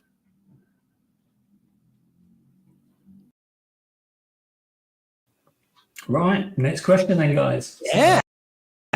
Most These are good, Paul. Thank Yeah, you. very good. Yeah, I love these. most iconic piece of music from a fantasy movie or science fiction movie or a game. So Oh, can I go and can it be a TV show? yeah, it could be a TV show. Yep. One of the things that I missed incredibly during the Chibnall area was the beautiful music of Murray Gold. And there is no piece of music that impacts me more when I hear it than I Am the Doctor from Matt Smith's era. I hear that music and I can, if I'm listening to it as a soundtrack while I'm walking about getting my groceries, I am transported to moments of Matt Smith's run, and I am brought to goosebumps. I am on the precipice of tears, remembering Amy Pond connecting the wedding idiom to bringing back the Doctor. There's so much in that, and it is a beautiful combination of urgency yet whimsy and fantasy all in one. So yeah, I'm sorry to jump in so fast, but man, you touch. Other than that it's the Back to the Future theme, but it's because of my favorite movie. But yeah, I was going to say that one. Stop nicking my one. Sorry, well, a great one there. Then run with it, man. But no, I Am the Doctor. That particular one from Murray Gold, just that really reaches in and touches the human heart. I mean, only because you mentioned Doctor Who there, it does make me think of the 5 Doctors, and there are so many iconic bits of music in that. Every time I hear that, it just stirs my heart. I'm gonna go plural, and like I've got it on the on shuffle on my thing. So every now and again, and for some reason, with like I haven't told it to do this, but it just plays that more than any other album on there. And I'm not gonna complain, but it's just like suddenly, yeah, a bit of that comes in. But yeah, I think more objectively, yeah, it has to be the Back to the Future one. I can't think of another. There are so many other wonderful bits of it, like Terminator 2, you can go Jurassic Park, like any of those ones. Basically just go through the Spielbergs, you're pretty much good. But that one, there's something about it that, especially in the longer version, where each bit is a different mood, a different feeling. Like a one bit, you feel like the DeLorean's about to go to 8, and then it's got this kind of sweet, and it's like a lighter, you feel like that's Mike coming home at the end of the film, or him kind of discovering Jennifer on the porch. You know, those moments are so well keyed to that music that I like to think, even if you didn't know what that piece of music was, and you might obviously wouldn't picture that, but I feel like you'd get the feeling being conveyed by every moment of that, and every moment feels different, even though it's kind of the same tune done in a different tone on a different instrument, but it just creates that different feel. Whereas Jaws kind of feels like a Jaws moment every time. Yeah. Jurassic Park feels like a massive dinosaur is about to get you pretty much for the whole thing. It's got so many nuances to it. I think that's why, to me, like, and it is one of my favorite films, but I think objectively the music does that where not a lot of others do. It starts with whimsy and earnestness, comes into some seriousness, and then resolves back. So I totally get it. Or at the end, I feel like I can travel in time. Genuinely, like, I'm not even really being sarcastic. It's just that's the feeling I get in my heart. It's like it turns me into a kid. I love it. It's why I say, like, I think kids watching Avengers Endgame now, that's their Back to the Future. We will never be kids watching that film. Yeah, and both Alan Silvestri. Yeah, but it's like there's a specific relationship, the films which were big and your favorite when you were a kid, and I've got that connection to Back to the Future, and I think Avengers Endgame is totally that for the generation who were kids then. Paul?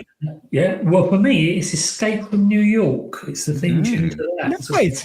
And I think it's probably just because I didn't have that many VHS tapes growing up, but I did have that one sort of thing. And so it was like a weekly watch. And so it just got burnt into my brain, basically. And it just get that sort of that slow build up at the beginning of it's just, one, it's a film I love sort of thing, because it's quite tight cast, it's quite small. But it just sort of like, it's that slow build up, and it sort of just builds up to a bit of a crescendo, but it just ticks along. So it's one that I can always sort of like go back to. So it's, I love it, and please move on quickly before I hum any more from Back to the Future. Otherwise, I think YouTube will take this down. Okay. So what's the one obscure show, game, film, or whatever sort of thing that people need to experience? Oh, that's a scratcher, isn't it? Yeah, I know there is one. There is a perfect one, and I just can't. Yeah.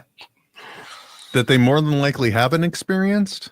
Yeah. So something that's probably just slightly off of the mainstream. So I know there's another one which is more obscure, like somewhere in my head. I know it's fighting to get to the front, but one which not a lot of people these days will have seen. It wasn't repeated very much, and it's an amazing show. Due South. I even do a podcast about it. It's it was 4 seasons in 4 seasons in America and Canada, and over here it's released as 3 seasons. Bizarre fact. But yeah, they sort of changed the second character halfway through, but it's just so much fun. It's the classic fish out of water story, but it's done with a Canadian who's a Mounty who ends up in America, and he never stops being Mounty. He never stops being who he is and being this kind of wonderful person. So there's so much humor you can hear from that. And the 2 Rays, because they even named the guy the same name, who was the second guy, who was the detective in America. He was always nice at heart, but he was always trying to do a scam or game something, and you felt like Benny the Mounty gave a bit of himself to Ray. So he kind of as the show moved on, you can sort of slowly see him being a bit kinder, not trying to scam people. Like in the first episode, he's locked in a prison cell trying to sell some Armani shoes to a guy to entrap him.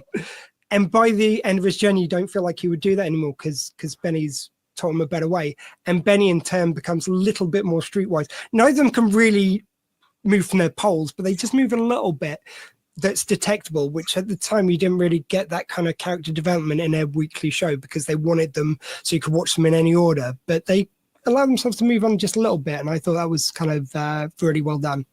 That's a good one. You know, I'm gonna have an eclectic choice because I think it is a television show that, although problematic, it really presents a lot of food for thought in the nature of people and what makes us us. And versus experienced and suppressed trauma, and kind of falling back again into Jed Whedon's wheelhouse with Dollhouse, with Eliza Dushku, and it, like I said, the themes of it are somewhat problematic in that people have the ability to have their entire personalities, memories, and everything else rewritten to fit this character narrative, so that rich people can live out fantasies or do things. Again, poor use of technology, but it really does. It really causes some introspection on what is it that makes you you. Are you just your spirit, your soul? Are you the thoughts and experience, the thoughts you have and the experiences you've had up to this point?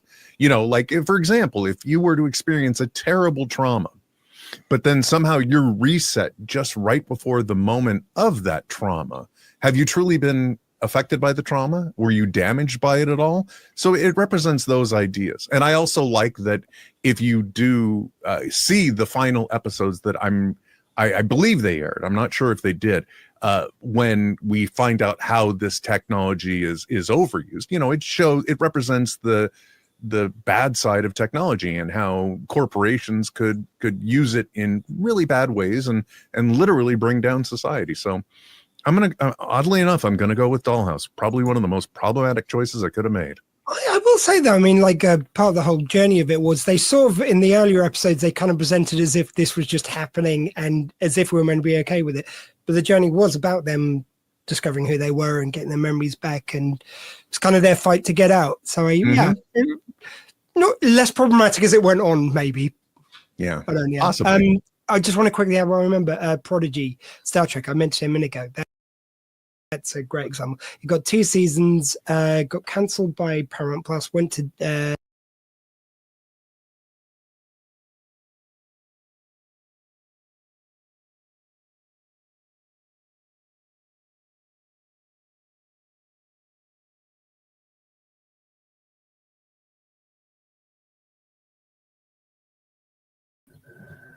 hey guys, hopefully the oh, am I playing now?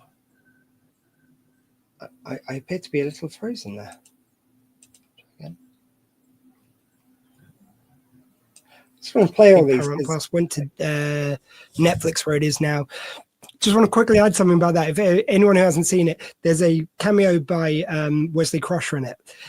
And in the card, he says, I have to be really careful about what I said because I accidentally said the wrong thing once and everything, you know, I nearly wiped out a timeline or something like that. Watch Prodigy, that moment's in there. Oh, now you see, I thought when they wrote that in Picard, I really thought that they were alluding to the fact that he had spawned off the Kelvin universe from the J.J. Abrams films. Oh, no one's officially said that happens. Yeah. But if you watch what happens in Prodigy, he almost destroys the Very good. By making mistakes. So it fits perfectly. I assume that was an Easter egg in there, but I've never heard anyone say it. And I'm not saying no one else has, just I haven't heard it. That's all. I'm sure internet, you've said it. It's fine. Well, we've blathered on. Paul, how about you? Okay, you might not have heard of this one, but you may have, I think so, which was a 1995 American Gothic, which has got Gary Cole, Sarah Paulson, a very young Lucas Black sort of thing. I only did, I think, something like 13 episodes before it got cancelled. Really short, sort of like set in small town America. But, you know, a real evil undertone. The story built, you really wasn't quite sure who was the good guy, who was the bad guy, sort of thing. So yeah, it's worth digging out if you can find it. So it's and the little tip for the DVD, if you manage to get the DVDs are out of order, sort of thing. So you have to dig out the official sort of like, you know, what order you should watch these things in. Otherwise, the transmission order was just all over the place, and that's what they stuck on the DVDs. Which show was it? Sorry, I didn't. It's called American Gothic. Oh yeah, sorry, yeah, no, I know the one you mean. Yeah, just made me think of The Lone Gunman. That was kind of 13 episodes, and the first episode showed a plane going into a building at the same time as 9/11 happened. Yeah, and so they never showed the first one. It sort of screwed the whole series because that explained everything. And it's such a shame because the last episode, that is amazing. They basically, they sort of did a backdoor last episode in X-Files where they sacrificed themselves. It was just so sweetly done. Completely agree on that one too. Yeah. Oh, an honorable mention for Pushing Daisies. Sorry, now I'm thinking of all of them. Oh my gosh. Why didn't I say Pushing Daisies? Oh, the Pie Maker. Pie Maker, and everyone was dead and only he could see them. But if he touched them once, they came alive. If he touched them again, they died. And he falls in love with this woman. And she was in a soap opera over here where she was had the first lesbian kiss on British TV and ended up killing someone and burying them under the patio. There's your little random fact. And Pushing Daisies also has one of the most tragic things for foodies because he discovers he can take like spoiled food, and when he touches it, it becomes alive and vibrant again, and apparently just sacrifices other food rather than, because if he touches someone dead, they can come back, but it's at the cost of another life. But if he touches them again, it'll revert back to being dead. So the fruit would be bad. So he apparently is making these amazing pies and pastries, and he doesn't get to taste a single one of them. Oh, hidden tragedy. Guys, and just like that, after all this time, we're on to the last hour of Squeefest. We are just waiting for. It was ironic that clip should be the one that plays. I had one more to play that unfortunately we didn't get to, but I will again. I'll release all this stuff together later. However, guys, we have a total to give you. Let's remember to do that. And funnily enough, in that one that played, there was mention of Armani when Ray Vecchio in the pilot of Due South. Sorry, this is going to get a bit nerdy for Due South, but he plays. He pretends to be someone who's selling Armani stuff in a jail, and the other detectives lead Benny, the Mounty, down to the south and go, "Hey, it's Detective Armani," and these like guys who was just selling some stuff to kind of like just look menacingly around him because he's doing entrapment. And we nicknamed John in our podcast because we all had our little Due South names. He's Armani John. So yeah, that was a long walk. Michelle, how are you? Yeah, I think I'm doing better than you. I think that shirt's going to wake me up. Yeah, that's the plan. I think I've got the right microphone here. Oh yeah, one of them was. Yeah, is it sounding all right at the moment?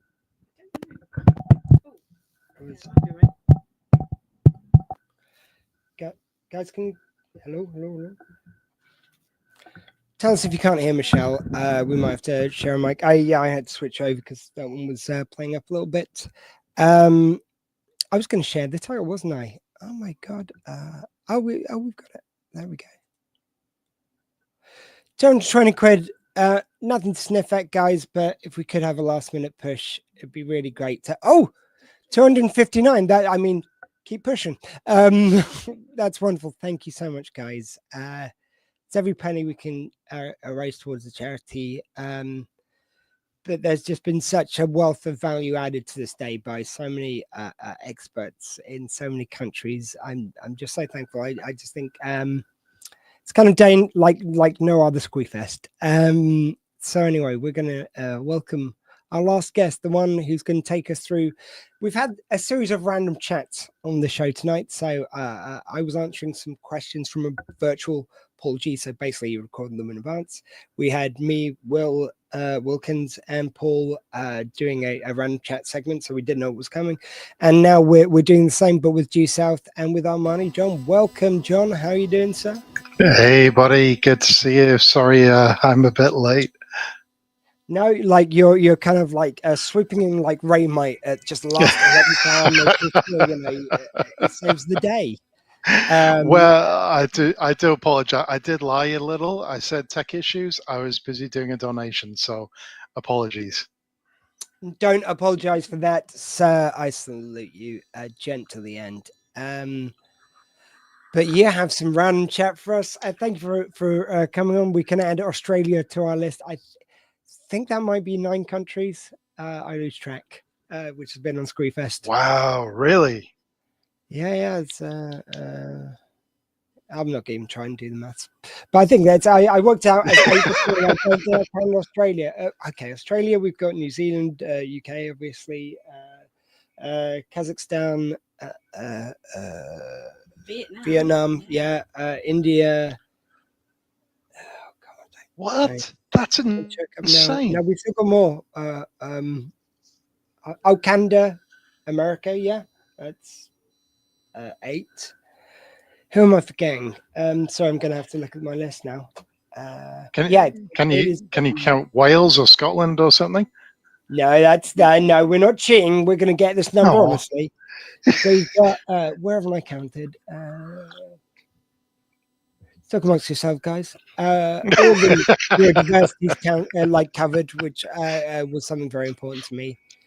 It's going to annoy me now if I don't see it. We'd have someone who couldn't make it, but I'm sure. Sorry. San Diego's America. No, it might be 8. It might be 8 because we did have someone who couldn't make it. So it's still 8 is amazing and just ridiculous and just spectacular to have. There's something that I just kind of I don't know. Yeah, it's madness. But thank you everyone for the beautiful madness and all the loveliness. The logistics of those time zones alone is a nightmare. So I congratulate you, mate. Only 2 time zone mistakes, which were sorted in time, and I'll take that with 8 countries. Moving parts, like it's sort of like that. I mean, this is definitely the admin side of it, and that side of it, which I think a lot of neurodivergent people struggle with. I want to show what someone who was has been on the medication since October and made so many changes to my life. This is what we can do when we're given the right kind of facilities to know ourselves and to get the help we need to thrive. We can pull off something with 8 time zones. I would have been too scared to do that, too scared to do the kind of really honest conversations with experts around the world. The celebrity version was fun, but this is something else. This is really special, what we've done today. Awesome, mate. But we've still got an hour to go, so come on, earn your wage, Marnie John. No one's getting paid, by the way, just to be sure. And as always, just one last time, expenses. The people on this podcast do not necessarily reflect the views of the views of the Al Centre charity, and swearing may be involved at times. Do you think we're going to say something offensive? No, I'm not going to do it like forced. Only if one naturally happens. Like if I start talking about the tourists. Okay, so I believe. Oh, we've got a dog in the studio too. I believe you sent me a bit of a task anyway, to come up with some fiendish and devilishly cunning questions to ask you both. I never said about fiendish the and devilish, just questions, but I like the initiative. Oh. Okay, all right, mischief then. Okay, that'll do. Yeah. So I came up with 25 questions. Whether we get through them all in time, I do not know. But I guess we can just go with the flow, keep an eye on the time, and send this Squeefest home with a bit of a hero's lapse. So, do you want me to just hit these out in no particular order and pose these to you guys? Random chat. Okay. Throw stuff at us. We don't know what's coming. We haven't seen any of these topics. Same was true of those videos overnight and all the other little bits under random chat. Cool. Excellent. All right. Here's the first one. If you could choose to be a due south character, who would it be? Michelle, I don't think your microphone's working. I'll pass the microphone back and forth. That phone was playing up. Microphone was playing up. Sorry, say that again, please, sir. If you could choose to be a due south character, who would it be? I mean, Diefenbake gets some pretty good snacks over the course. Always get some well with the ladies. That's true. Outstanding action hero, kind of, he knocks doors down with the sheer weight of his body. By the way, if no one's ever seen this is insane and brilliant. The wolf playing Diefenbaker throws itself at this door. It is such a dynamic move, and it's under the dog's own weight. I've never seen a dog move in that way. I'll go with Diefenbaker. That's cool. And yourself, Michelle? I think I'd maybe be Thatcher. I think I like a little bit of authority. You get to work very closely with Benny. Exactly. You think about that train scene. I think she probably enjoyed filming that. There was a story behind. There was a story behind that. I remember on one of the conventions, Camilla was on the panel, and they were asking, obviously, Mounty, what the hell was the show? The episode? Oh my god! Manhunt? The one with the kiss on the train. Yeah. Sorry, I've got a mental blank. Yeah, I mean, I can pitch the episode. Red, White, Blue or something. No, that was the follow-up episode. And anyway, we'll come back to it. But obviously, her and Benny are tied up together by the terrorists, and she's sort of semi-dressed. They gave her a unlimited budget to get any bra that she wanted, and apparently, it cost a fortune. She got this designer bra made, and then when it came to filming, it didn't work. And so no, don't like it. Just put, we'll just go with your regular bra. So they spent an absolute fortune on this designer bra for Camilla Scott, and she never got to wear it on the set. That's so weird. The exact same thing happened to me before Squeefest. I couldn't use it. Like the Diamante number just they screwed up something in the sizing. Well, I was looking for the sponsored by Victoria's Secret logo. So it didn't happen then, I'm afraid, mate. No, it's just my old Marks and Spencer's bra. That's a thing, yeah. I was like, do they make bras? I don't know. I had no confidence in that joke. I'm that tired. Well, I'll tell you what, let's move on to the next one before we go down a rabbit hole. If you could, this is a fictional time machine, so it could be anyone. If you could cast an actor into Due South as a new character, who would you pick? Not necessarily about the character, more so about an actor to join the cast. Past, present. Yeah, I mean, I feel like I want to kind of draw upon someone. Like, it would be really cool to pick someone from today. Maybe like with all the actors, the age they are now doing the reboot. So you introduce like the son of Benny. I think seems like a natural kind of thing. So I'm thinking who could be a good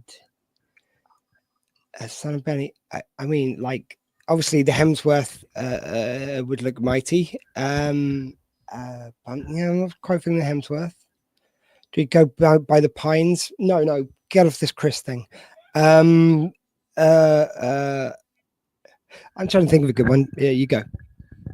I think for a bit more comedy into show, we always enjoy the comedy. Maybe someone like Ryan Reynolds, and he could just be like another. Is that what you were thinking? And he's Canadian, of course. So maybe he comes down from Canada. And I think there could be some very interesting scenes between him and Benny, the two Canadians, but they're very, very different personalities. Yeah, that could be quite fun. Wow, you read my mind. That's a bit. John Krasinski, he's American, isn't he?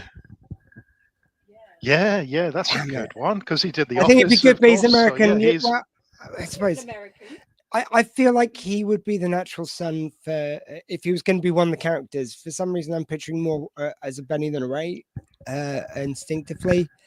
Yeah, I feel like there's got to be some kind of cool actor of today. I don't know, someone who could play it that straight. Kind of bug me now. I don't think they should go too comical because the reason why I think it worked was because they had.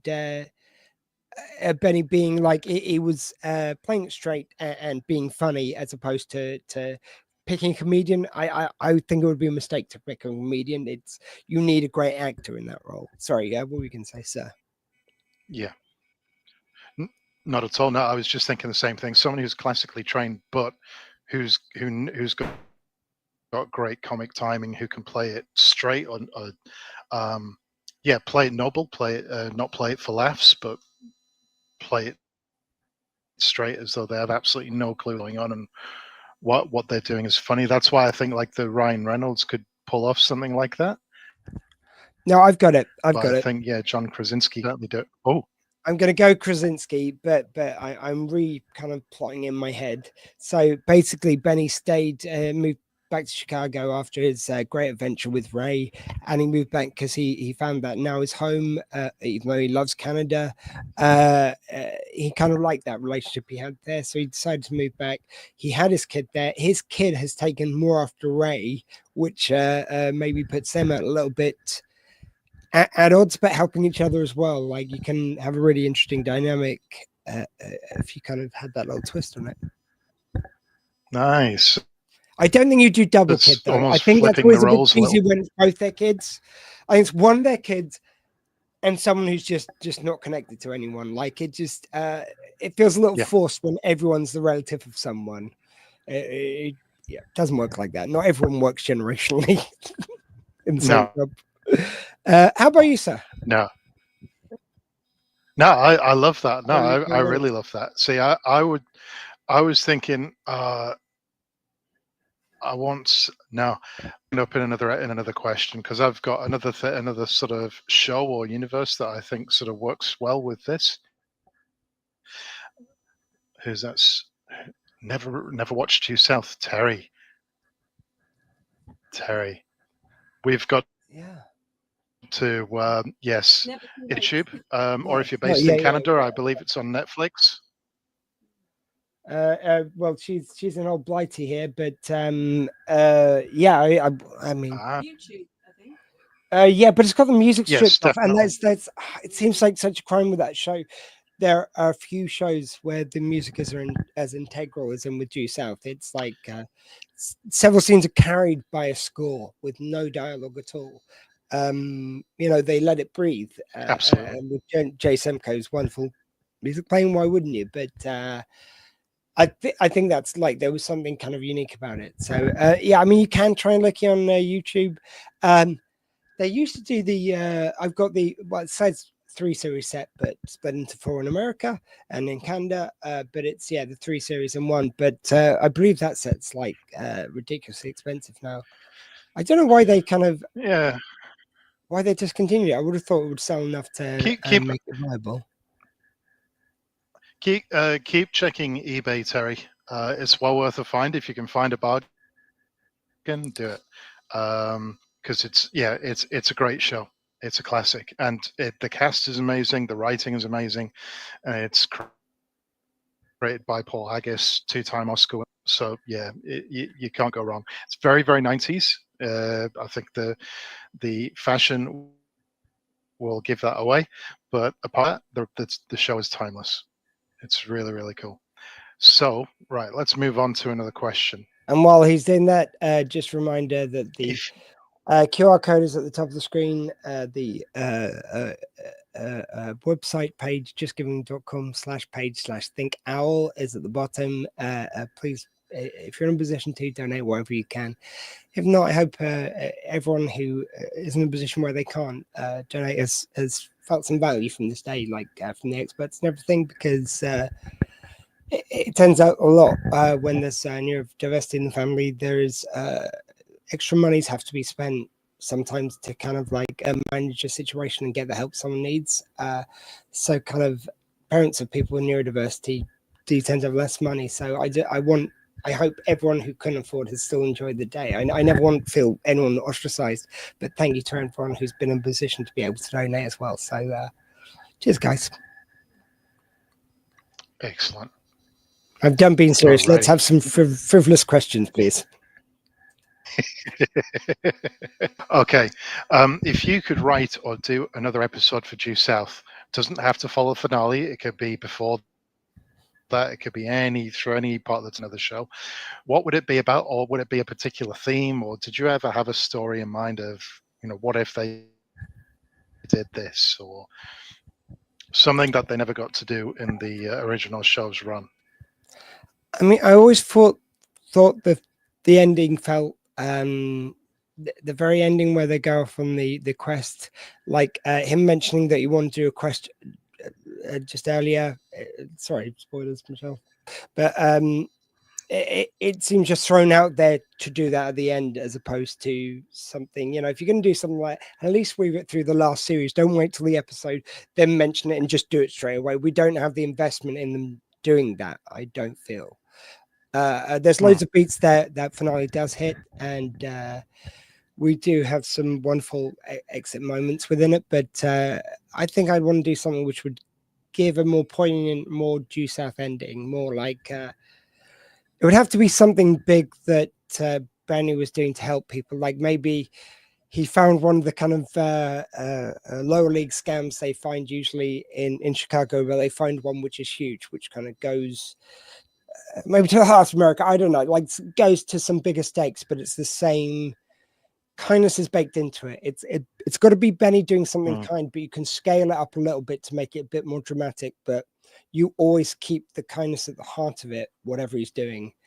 I think that's key. Like the episodes which weren't as good were the ones where they didn't really think through emotional reason for Benny, and that didn't happen very often, but there's the odd one every now and again where they just play it for laughs too much and they don't quite give him like the reason why he's doing it really is as solidly.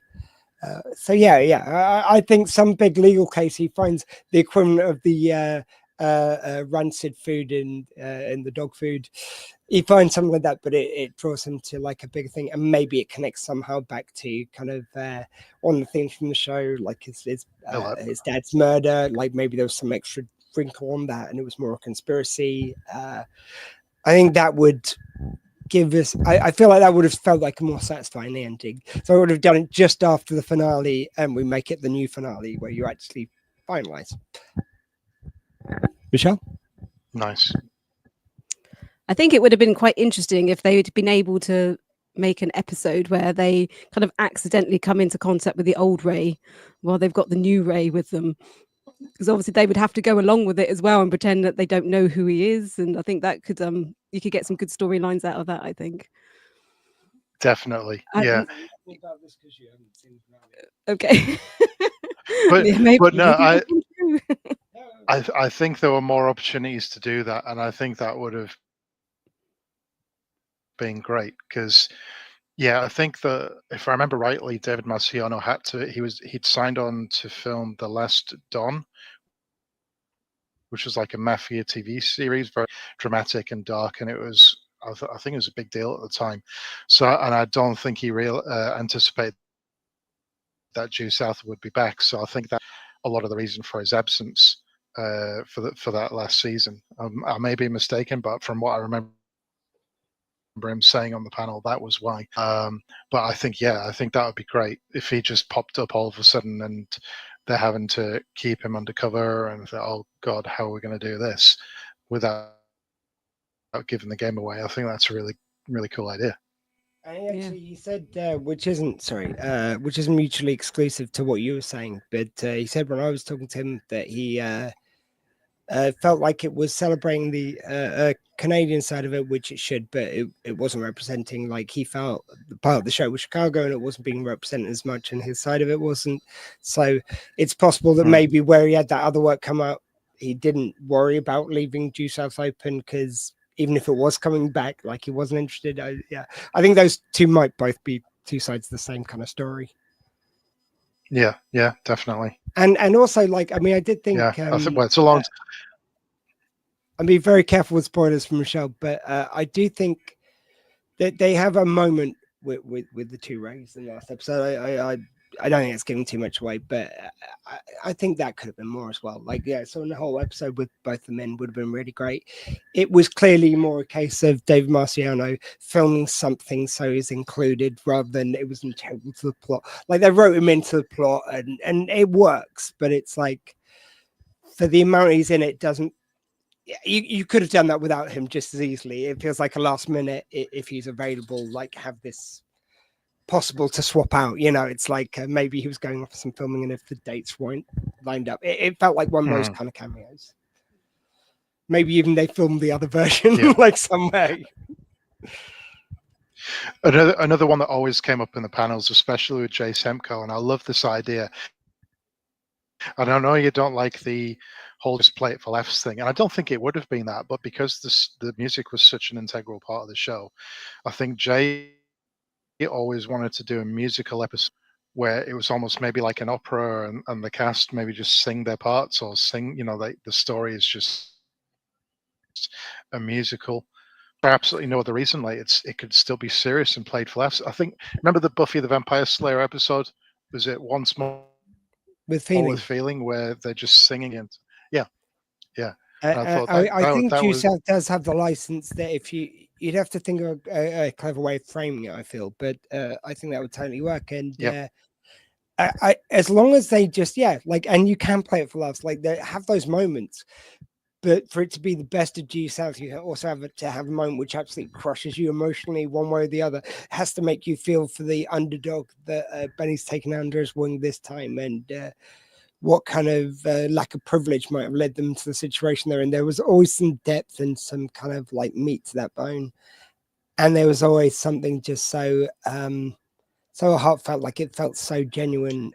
When they got that mix just slightly wrong, it was okay. It was still better than a lot of other shows of the time, but it just wasn't quite Due South magic when they didn't get that formula right, I didn't feel. Yeah. God, I'm on hour 24. Right. Why am I so chatty? I've joked before, like I'm the kid who sent to the shed, and you're going to smoke this whole can of cigarettes, and you better learn something. And then I do it, and I go, oh, that was awful. Got any more cigarettes? I don't know my lesson. I just keep coming back for more of these Squeefests. And it's brilliant, by the way. I love it, guys. I'm amazed she's still got a voice, buddy. Here's one out of left field for you. You know, worst thing So, is, sorry, a little aside, but I always lean forward when I'm talking to people, and I like that. I enjoy it. Like, it feels very engaging. I'm bad with people's names, but I can engage with someone physically. Not like that, Michelle. Although John always for you. But it's the but my like shoulder's hurting, so like I've got neck nerve pain. So I keep on having to go back like that. 3 seconds later, I just find myself like this. Like, for Christ's sake, I wonder why my arm's hurting again. I don't know. You're tired now as well. You're not okay. Yeah, I'll be making hijacks about you next. I wouldn't do such a thing. So, my friend George Coppin did, though, didn't he? Yes. A friend of mine who's a comedian. He is an actual little person, and I got him to say how short Michelle was. It was one of the finest months, perhaps, in my life. I'm just so used to it now. Yeah. It literally just goes over my head. No, but you're a fan of George's work. You look up to him. Look up. Oh, dear, yeah, I got it. After 24 hours, are they? They're getting better. The Fly too. I wasn't the Fly. All right, here's a few. Benton and Franny, Benton and Thatcher, or Benton and Victoria. So give me them again. So I'm just. Okay, you have 3 pairings. Yep. If Benton had to end up with one, or got together with one, would it be Benton and Francesca, Benton and Thatcher, or Benton and Victoria? All the above. They had a party. Way. Well, how very modern. Yeah, I think it's the one area at least Benny gets very kind of more carefree. He's a freak, is what I'm saying. See, I naturally, first of all, I just want to rule out Victoria because she hurt him so much. So I just want to kick her to the curb. I know there was a lot of deep feelings, but I don't know. So I'm because he's got a fairly modest sized bed with 3 of them, it would fit better. I understand. Yeah. Logistics. So I think I'm a little torn between Franny and Thatcher. I think it can never quite be Franny. I think it's always got to be Jason. I like when I talk to Mona Milano, and she talks about that, and I said, it's like, do you think they did? Do you think they didn't? Because there's some ambiguous scene. She goes, oh, like as much as I kind of want them to have, it's like, I think we all know they didn't, it's like Benny just wouldn't cross that line, but he wouldn't also cross the line of not kissing and telling, because even that's talking behind a lady's back, and he's just doing it to Jen, even to put his friendship on the line, but know that he's going to have a tense few days with his best buddy, and he will go that far to be a gentleman, and if Ray feels the need to punch him for that, he'll take the punch and then just move on. They'll be friends again. It's just, maybe for long-term goals, Thatcher is the one. Yeah, I think could be. But I think Thatcher went off and she she became probably Prime Minister of Canada. Yeah, that makes sense, I think. And she wasn't she always lost it for Benny, but it was never going to work out because he always just wanted to be a Mounty on the beat. And maybe he works in her guard. That would be a good spin-off. Ooh, but they would have to declare it to HR. You could do a kind of version of the show where she's PM of Canada, he's on her official duty. You have a reason for America to be involved, so you get the kind of American cast. And just as a special, that would really work. So it's kind of like The Bodyguard or something. Well, maybe they ended by having that agreement after so many cases which were solved by Benny in Chicago, and like for all of the captain, the lieutenant, sorry, protestations, I think he was very fond of him by the end of the show, and he admired what he had done. And so I think, yeah, they maybe signed a pact of friendship, and it's just once a year they like come to each other's country, like they just something like that. It's I feel like that could be easily justified why they kind of kept in touch, and they have a cultural exchange thing because of what he taught America and what America taught him, and that became a nice thing that they kept that going. And from that spawns new adventure, and like, you know, and maybe Thatcher is using the example of their friendship as a platform to have more cooperation between the countries, and like they're using them as the poster boys, so it brings them back together. Maybe they haven't seen each other for a while. Like you could get so much out of that. There we go, a relationship and a spin-off. I don't think you even asked a question on that one. I just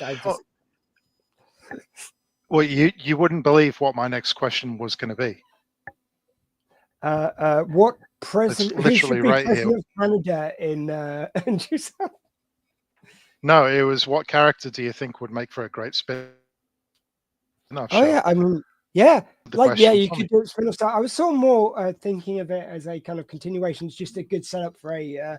But I think you could frame it as a spin-off. Like maybe it would be actually really nice to have Camilla Scott being central to the episode, because there was like a few episodes where she was, but like if you're doing a movie of Due South and featuring her kind of prominently, I think would be really great. So yeah, you could tell it more from her and Benny's perspective, from the Canadians' perspective. Yeah.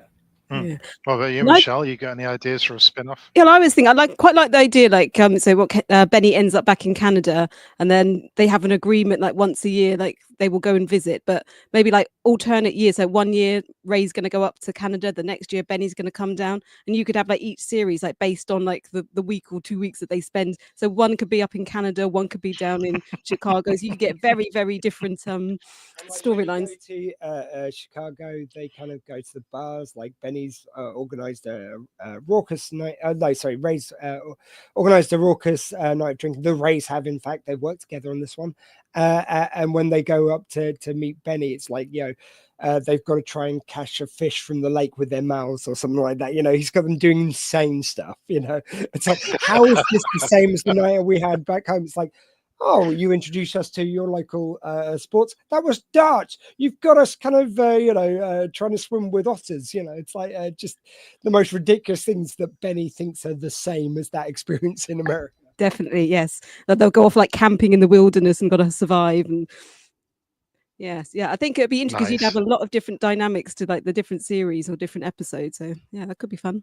And we've got a question from Terry now, so we all can play with this one.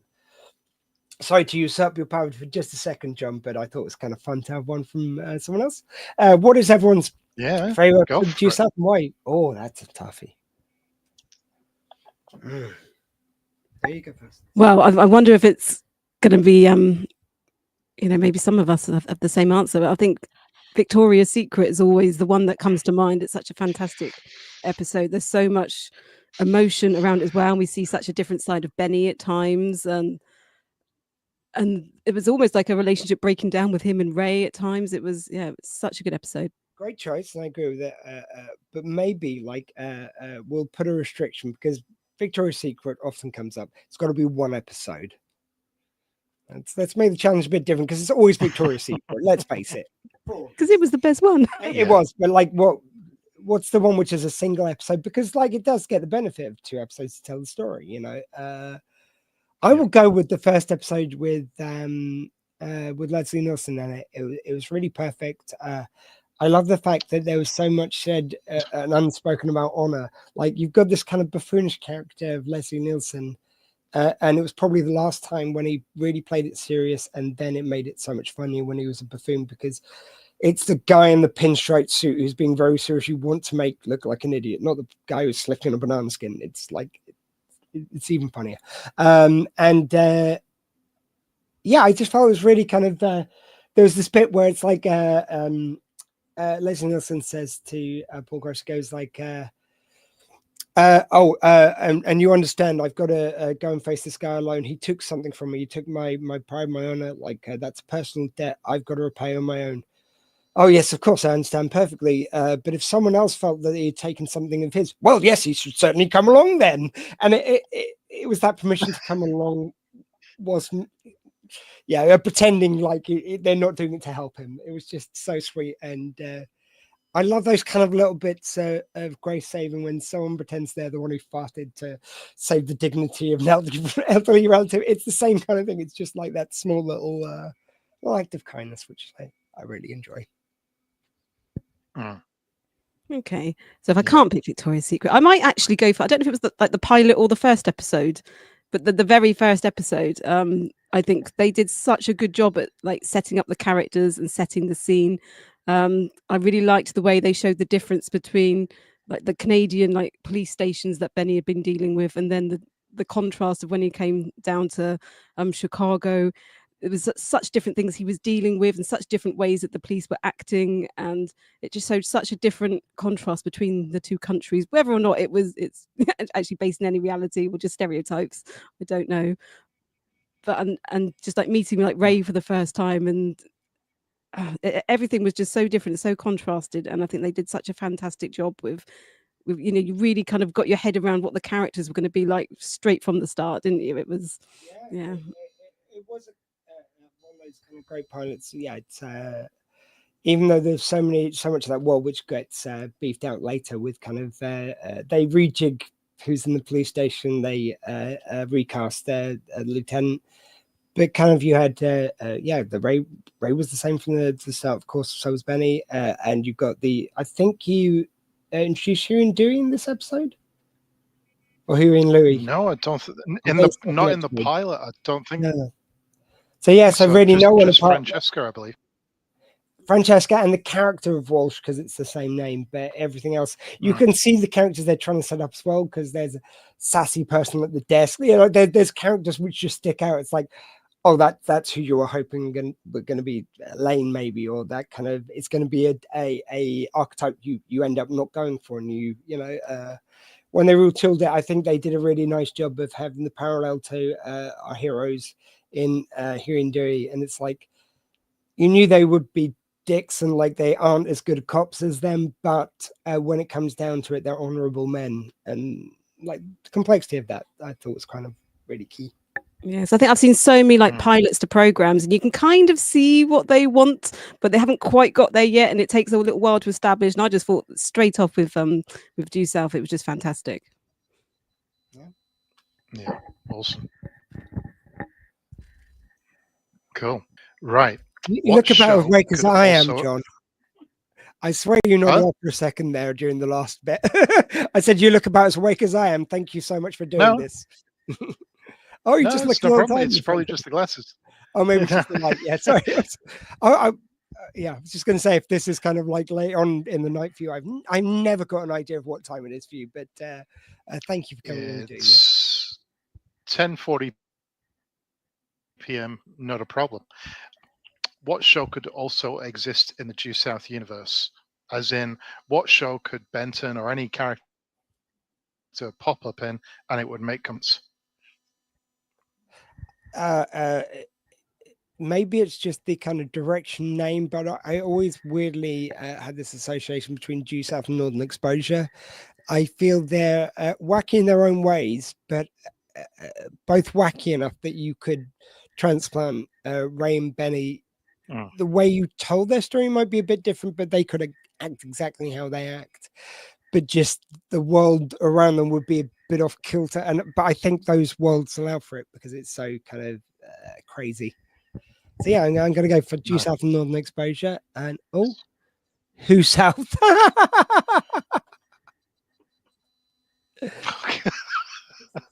Don't. Russell T Davies will hear you and do it. Well, God, I actually have no idea. I don't watch a lot of programs. Most of the stuff I watch is comedy and silly stuff. So I don't know. I might even have to come back to this one. What if they popped up in View Universe? In the what? Sorry. View Universe. Kevin Smith.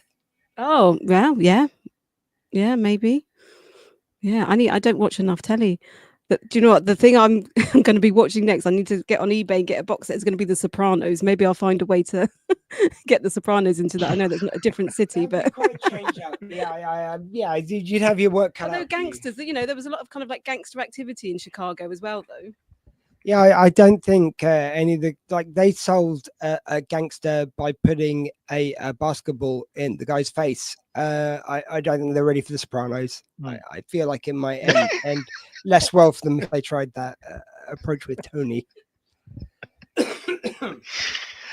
I do love that episode. The end of that episode is one of those like fist pump in the air. Yeah, you show him that was such a great episode. Essentially, that is what Due South should always be. It should you go on a journey with a character. The when they're saved or the bad guy is who's been tormenting them is brought to some kind of justice, and that in that case was the only justice he was going to see because he kind of brought the law. It just always was so satisfying. Like that, yeah. That's when you know you're watching Due South at its best. Definitely.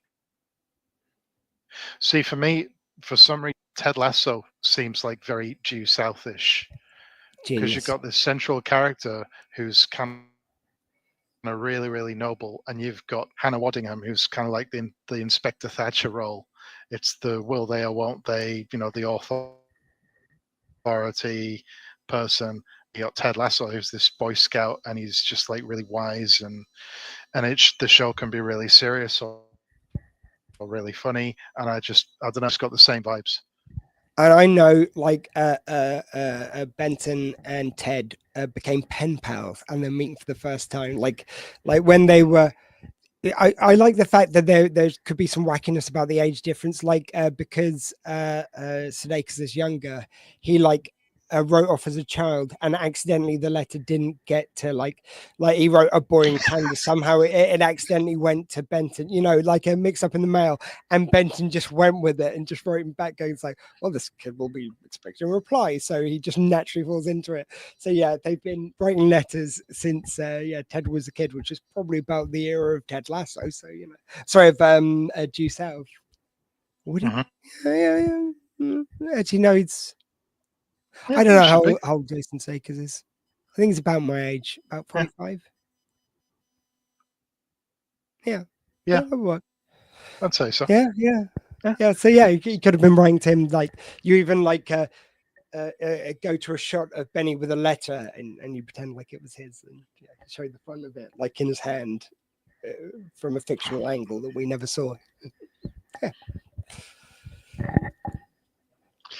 Yeah. Here's another one out of left field.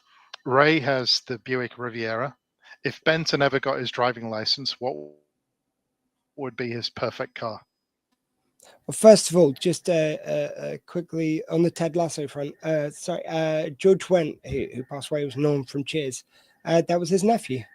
So if everyone knows that, I love that little fact. Yeah. Okay. So someone who was one of the main characters on a sitcom, which was like the Friends of Its day. That it was that sitcom, and someone who kind of did a show which was kind of in a very new form of sitcom, and they're uncle and nephew. I just love that kind of thing. Anyway, sorry, what was the question? Oh yeah, car. What car? Is there a Canadian brand of car? See, I might need your help on this one. Oh, I wouldn't be hooked up on brand of car. Okay, I one. can't think of anything.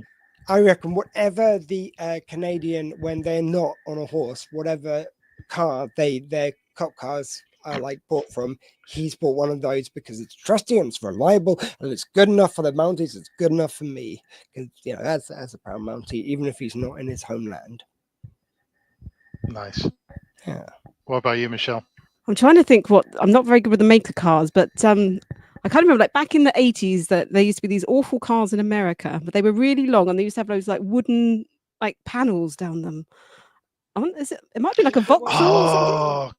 Vacation. Yeah, like the Lampoon stuff. Yeah. So they crushed the car and give him an identical car.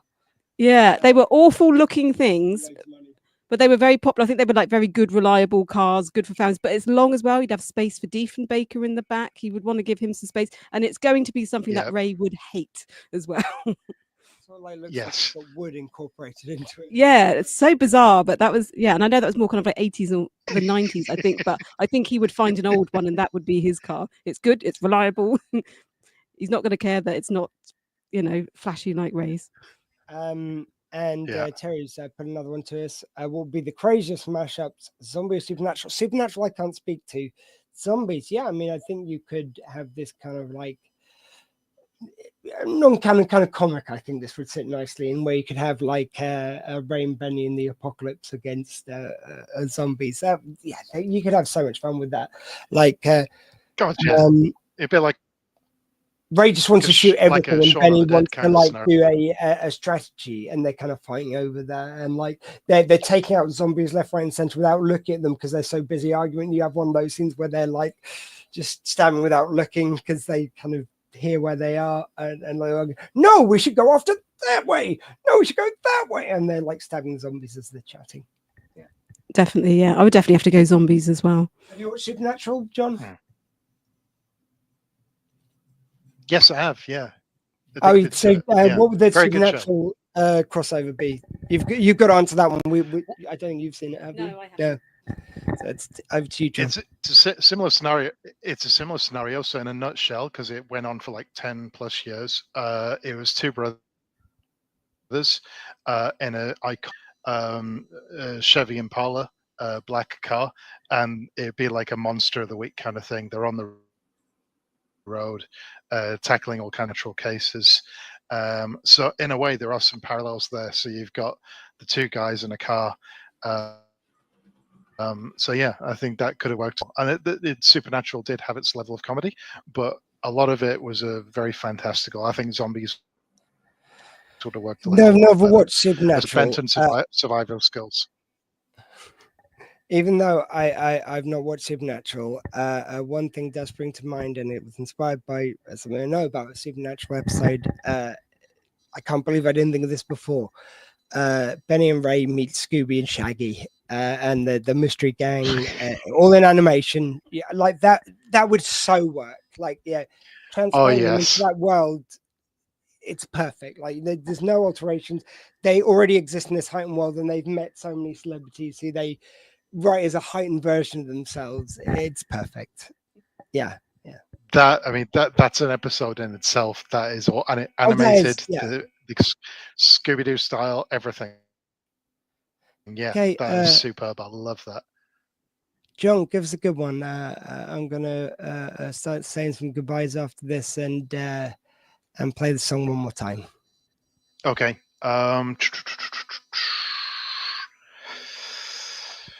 Okay, who would make the best presidential candidate except Benton? Obviously, I could technically go the Thatcher as president of Canada, which I already pitched, but no, I'm going to think it through a little bit. I mean, I could see a kind of storyline actually with Huey, he worked with doing Louis like they did. They went what they did in the last episode. I don't want to give away, but like maybe eventually he just got tired of that and just. I feel like it was someone who cared. Like, as I say, they were already showing at the show at the end of the day that their rival sibling, much like American Canada used to be, and you know, he was a good cop still. So I could picture him one day running for office, and yeah, who knows, maybe getting as far as president. Maybe he ran on the ticket of like a good, honest cop. You know, it's like I wore a badge, so you know, I'm not going to put cops in danger, and you know, maybe. He and Ray's now working with him because even though they may bicker, he kind of really respects what he does. I could see this all working. Yeah, that's nice. And also makes up for the BBC not wanting to work with our buddy there. Absolutely. And one very, very quick, final, poignant question: if you could only have one clothing wardrobe for the rest of your life, would you pick the RCMP uniform or the Detective Armani collection? I think I'd go for the Armani collection. Look, I'm wearing a lot of colour today. I'm kind of starting to get there already. I'm going to go Mounty. I really hope this doesn't switch this off. It sometimes does with the wire, but see Quark there's wearing Willow's Mounty hat and an outfit. Now let's get off nice. And wallpaper. No one needs to see that. Yeah, I'm looking like the Ray here, and you're looking more like the Benny here.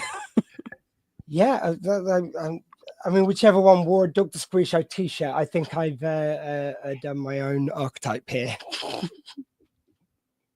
mean, this is Benny, very casual. Okay, guys. Yeah, we're nearly at the end of Squeefest, guys. I want to thank everyone who's been involved in the day. Sorry, I did make a little list for myself, which I'm just going to consult. So hopefully I won't forget anyone. If my computer wants to play ball, that'd be lovely.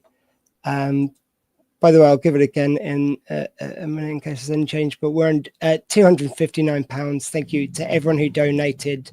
I believe there's a little bit more money that we raised on the other fundraiser, which, long story short, basically, because only the charity could see that I wouldn't be able to give updates, so we had to re-raise the link. So thank you to people who donated that money in the last link. That still goes to the charity. Everyone who's bought the song, still available. You can still donate after this.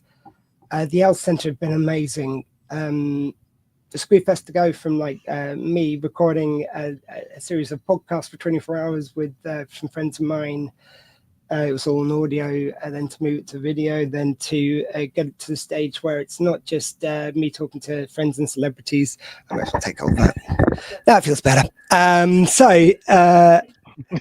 Just to expand to what it is now just seems incredible. And when I come up with a foolish notion that let's just do a song on top of it as well, all my friends who, a lot of them do that as a living, and they were kind of willing to take a chance of me giving something a go. And I wanted this to be a testament of what people can do when they give a go to things. After years of feeling like I couldn't achieve, I stopped trying things because I was going to fail anyway, so why would you bother? And the medication and learning about what environments I thrive best have helped with that. The conversations I've had, I'm sorry I can't name everyone, but going to try with the countries. We've got Australia right there. We've got New Zealand. We've got Kazakhstan. We've got Vietnam. We've got the UK. We've got America. We've got Canada, India. I think it's 8 countries. Sorry, girls, if I missed anyone, but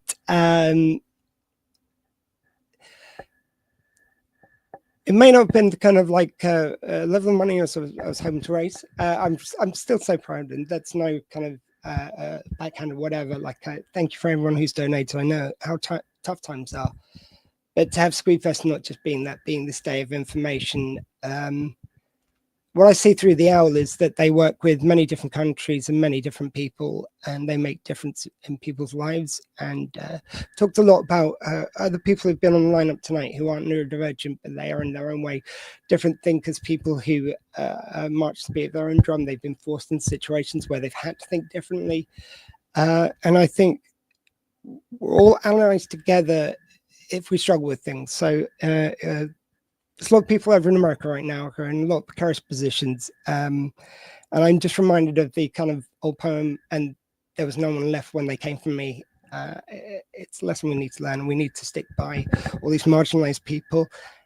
And we can't be there for all of them all the time. But I want to thank the OWL and their affiliates around the world who gave up their time today. I am deeply moved. And to hear that when I went into this, I just didn't want the next me to go through 45 years before they learned how they work best, how they operate as a person. They're not failing being neurotypical, they're neurodivergent. But after hearing some of the stories today of other countries where people are just locked up, essentially treated much like when people say like, and there was never all this neurodivergency in my day. Who are the people in Bedlam? Who are the people in the streets? Who are the people who are kind of in the unemployment line? That was us. That was just you denying us in another way back then. just accept people and be there for their struggles. And thank you, all of you, for being here today. This meant so much to me. And to see Squeefest go to these heights and have all of you involved is such a proud moment. Thank you specifically, I've got to say, to Rid from the Owl Centre charity, and mostly Nicola. I met her on a random interview. I was basically put with her through this this company called Edible. They kind of hook up people like who are doing campaigns with people to interview them, and I could just tell the passion and the deep joy of helping people that Nicola radiates, and something I've seen in everyone today. Thank you so much. Thank you for watching. I'm in Doctor Squee. That was my fest. And if you give me a second, I'm going to play the song one more time. It might go slightly over the time and cut out because of streaming times, but we'll play as much of it as we can. And as soon as it finishes, I'm going to put on my talk. It's the second coming of TikTok Jesus from a conversation we had the other day. But first, here's as much of the song as the stream will let us play. Thank you so much. Everyone live like you've got two hearts, and please be kind. And I'm now going to not. You see, that was so like that was the perfect exit line. There's the song. There you go. Bye.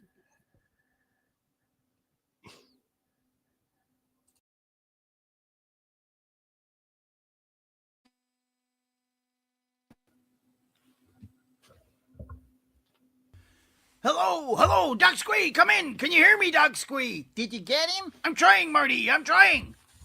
Hello, guys. I'm sorry. I'm just about to start Squeefest. Doc Squee, you gotta listen to us. It's important. Oh no! Is it about the future, Doc? Hello. No, not you, future me. Future Squee. Fair enough. Doc, you gotta warn him, Doc. Guys, look, you're frightening me. What is it? What happens? Does he still have a face? What? I lose my face? I think so, Marty. It's difficult to say. Hey! No. You look good for your age. The iron one. Hey, look! Sorry, we've come to warn you about the show. Oh no, not another nip slip. Sylvester McCoy still won't take my calls after the last one. This is about Squeefest, not your OnlyFans. I don't have an OnlyFans anymore, and Sylvester McCoy certainly doesn't. Well, he should have. I bet Tennant's on there. Oh, you know it. Look, guys, can we please get back to the script? There's a script?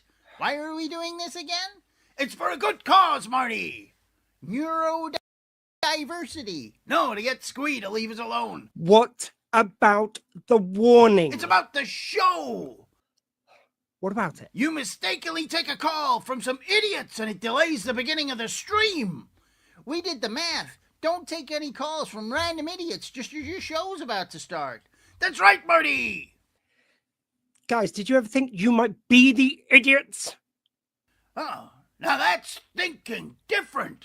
Oh, look at the time. I'm late for school.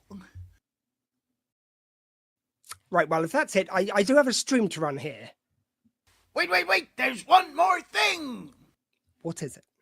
What's good looking and hangs up? Oh, I don't know. What's good looking? Think different.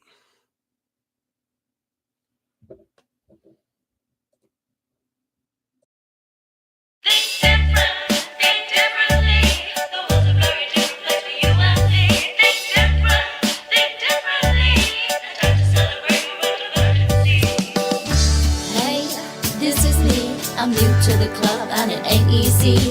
The journey I've made's taken a different way, and I've ended up here, just gotta spend my days growing in ways, blending the haze, fitting the quitting, accepting the change, to embrace a new norm, fit a new form. But sometimes when I cry, my brain feels worn out, and I shout and I shout and I let it all out of my brain. So much pain and it's drowning me out, no control in a hole, and I cannot climb out. I cry and I don't know why. Being restored and ignored, no matter how hard I try to show my way out, where enough is enough. Support and love.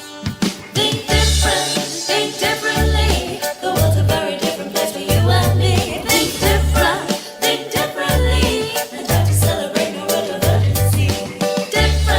Think differently.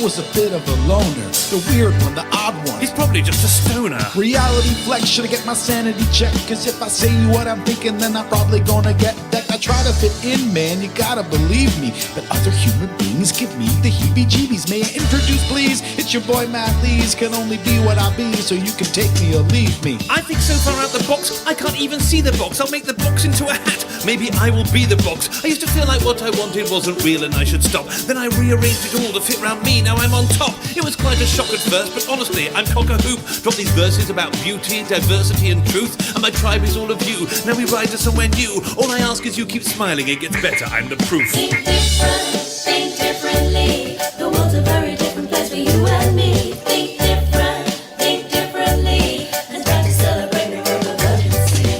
Different, think differently. The world's a very different place for you and me. Think differently. It's time to celebrate the birth of urgency. Different, think differently. The world's a very different place for you and me.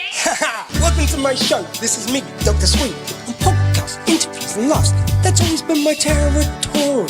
But sages are calling. Nights are supposed to be boring. Gotta tell a new story. Dyslexic, hectic with ADHD. But it's just me after diagnosis, a painful process. And I reviewed my past, so at last I come out in front. Now I choose to think different and appeal to you. If I'm not real to you, well then you're a divergency, Doctor Squee energy. I've got a deal for you. Let me reveal to you. Refuse to see the real me and make me see through. We've got to stick together, respect me and I'll respect you. So from Squee and the crew, if you please, from Prof, Misfit, me and Mr. Lees, please think differently.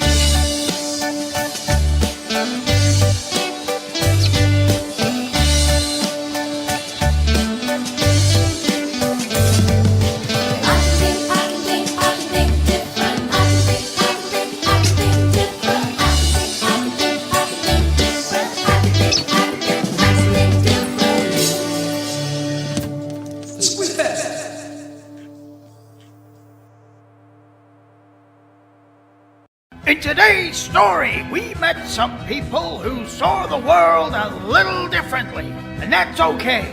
You know, we all think in our own way. Some people learn fast, some take their time, some are great with numbers, others with pictures or words. That's called neurodiversity. It means our brains work in different ways. What matters most is being kind, patient, and understanding, because everyone has something special to offer. So remember, being different doesn't mean being wrong. It just means you're you. And that's a pretty powerful thing, because when you think different, you might solve problems in ways no one else can. Until next time.